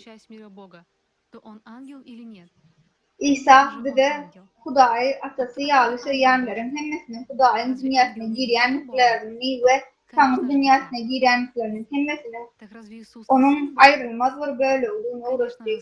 İsa Tanrı'nın dünyasının ayrılmaz bir böyle olsa onu perişte değil mi? Elbette o perişte. Hudayın periştesi kim? Perişte Hudayın çağası değil mi? Elbette çağası. Onunla İsa Hudayın oğlu değil mi? Elbette oğlu. Bunların hemmesi Mesih'in bir manisi için başka bir dürüldürü ağızlar. Onun sorları da için başka sözler bolsa nem haktadır cedel ediyor. İsa Mesih'in getiren hakikati bilen örtülen sözler sebepli tanıklıklar bilen cedel ediyor. Bölünyer ve teoşiyer. Dediğine düşünmüşleri, çaklamaları bilen gağlarlar. İsa Mesih'in sözlerini eşitip bilmer. Sebebi İsa Mesih'in özünü yattan çıkarıp İsa Mesih'in aydanlarını düşünülen yanlış kitaplardan suç kitapları ve dogmaları okuyar. Hemmedaki yönetmeyi İsa'nın Hudayın oğlunu inkar edenler onu görüklüğe gelirler. Onu görüklüğe gelirler. Huday'a galvancaklığa gelirler. Mesih'i inkar ederler. Onun Hudayın oğlunu inkar ederler. İsa Mesih Tanrı dünyasının ayrılmaz böyle olur. Üstesine de İsa her kimin bu dünyanın bir böyle olup bilecekliğini anlattı. Ecesi ve doğumları İsa'nın vaat edilen vaadethanesinden alıp komşularının bilmediği için değerli alıp geleneklerini yadınızdan çıkarmak. Sonra vaadethana girip İsa var ecen ve doğumların geldiler. İsa onlara ne diyeceğini yadınıza düşürün. Şagirdlerine elini vurkadıp yine ecem ve doğumlarım için göktaka tamam isteğini yerine getiriyen benim doğumum ayarlığımı ecemdir.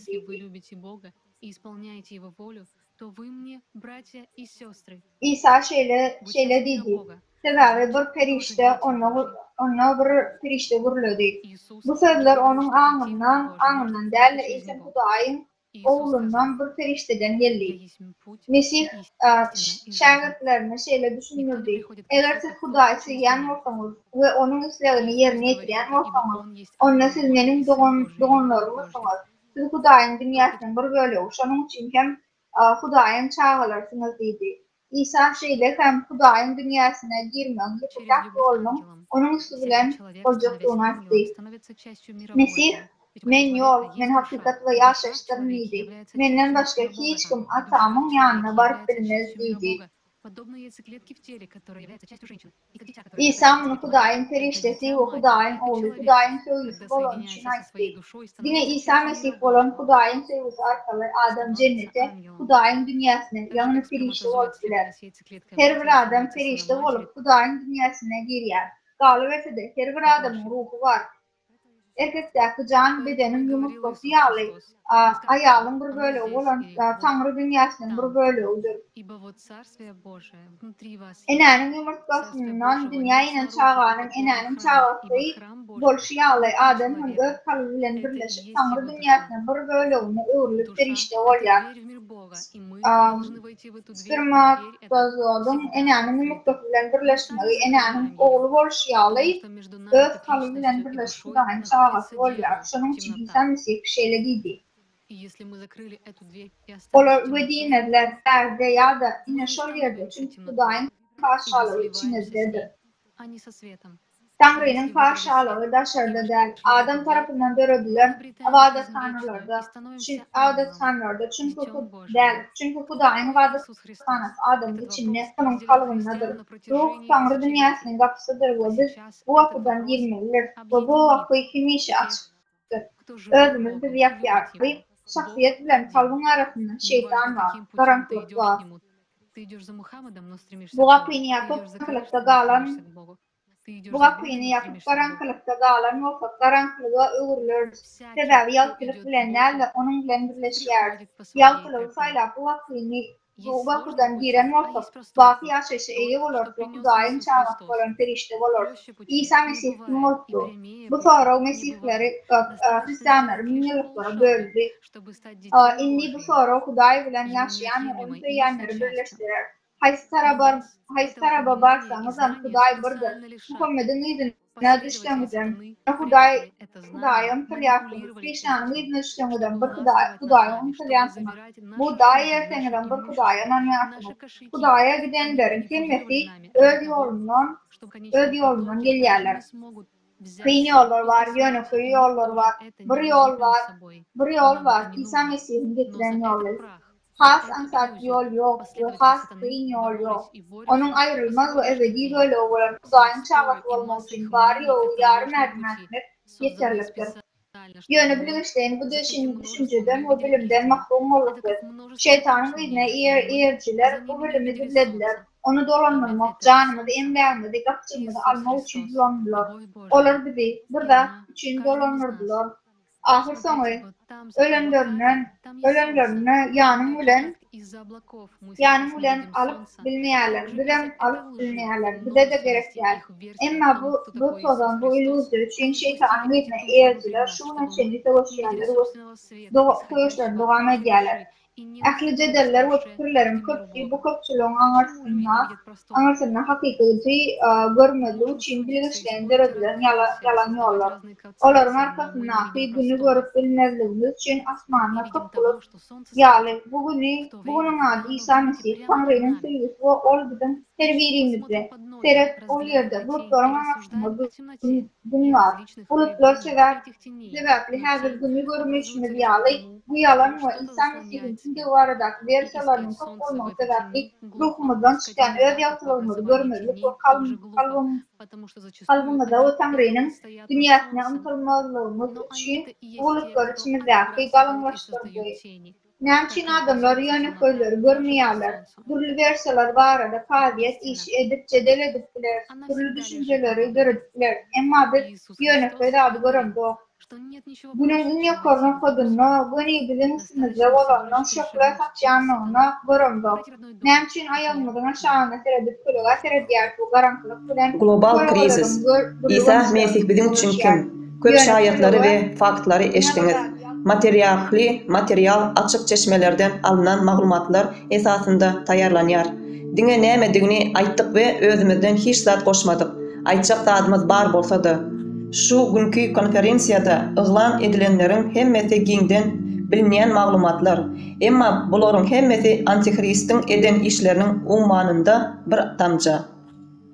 Häzirki döwürde maksadymyz hakykat aýtmak. Bu adamzatyň katarisisi, howada bolup geçen zatlar geljegimizi kaldırmadlığı mümkün. Şonuň üçin şu wagt yalanlardan arasalanmaly we hakykat bilen yüzbe-yüz bolmalydygyna ananýarys. Zatlary dogry atlary bilen atlandyrýarys. Hiç bir ýagdaýda imanlaryň duýgularyny kemsitmek islemeýändigimizi ýene bir gezek nyktaýarys. Biziň maksadymyz hristiýançylyga ýa-da başga bir dine garşy çykmak däl. Biz bu konferensiýa gatnaşyjylar we guramaçylar, dürli konferensiýalaryň hristiýanlarydyryz. Hormatly musulman sözlejimizden we bu konferensiýany taýarlamaga kömek eden dünýäniň dürli künçeklerinden müňlerçe dindar meýletçilerden başga häzirki wagtda ýüze çykan meseleleriň beýleki dinlerde de görnýändigine hemmemiz düşünýäris. Biz adamzat hökmünde munyň häzirki jemgyýetde näme üçin bolup geçýändigini hakda pikirlenmeli.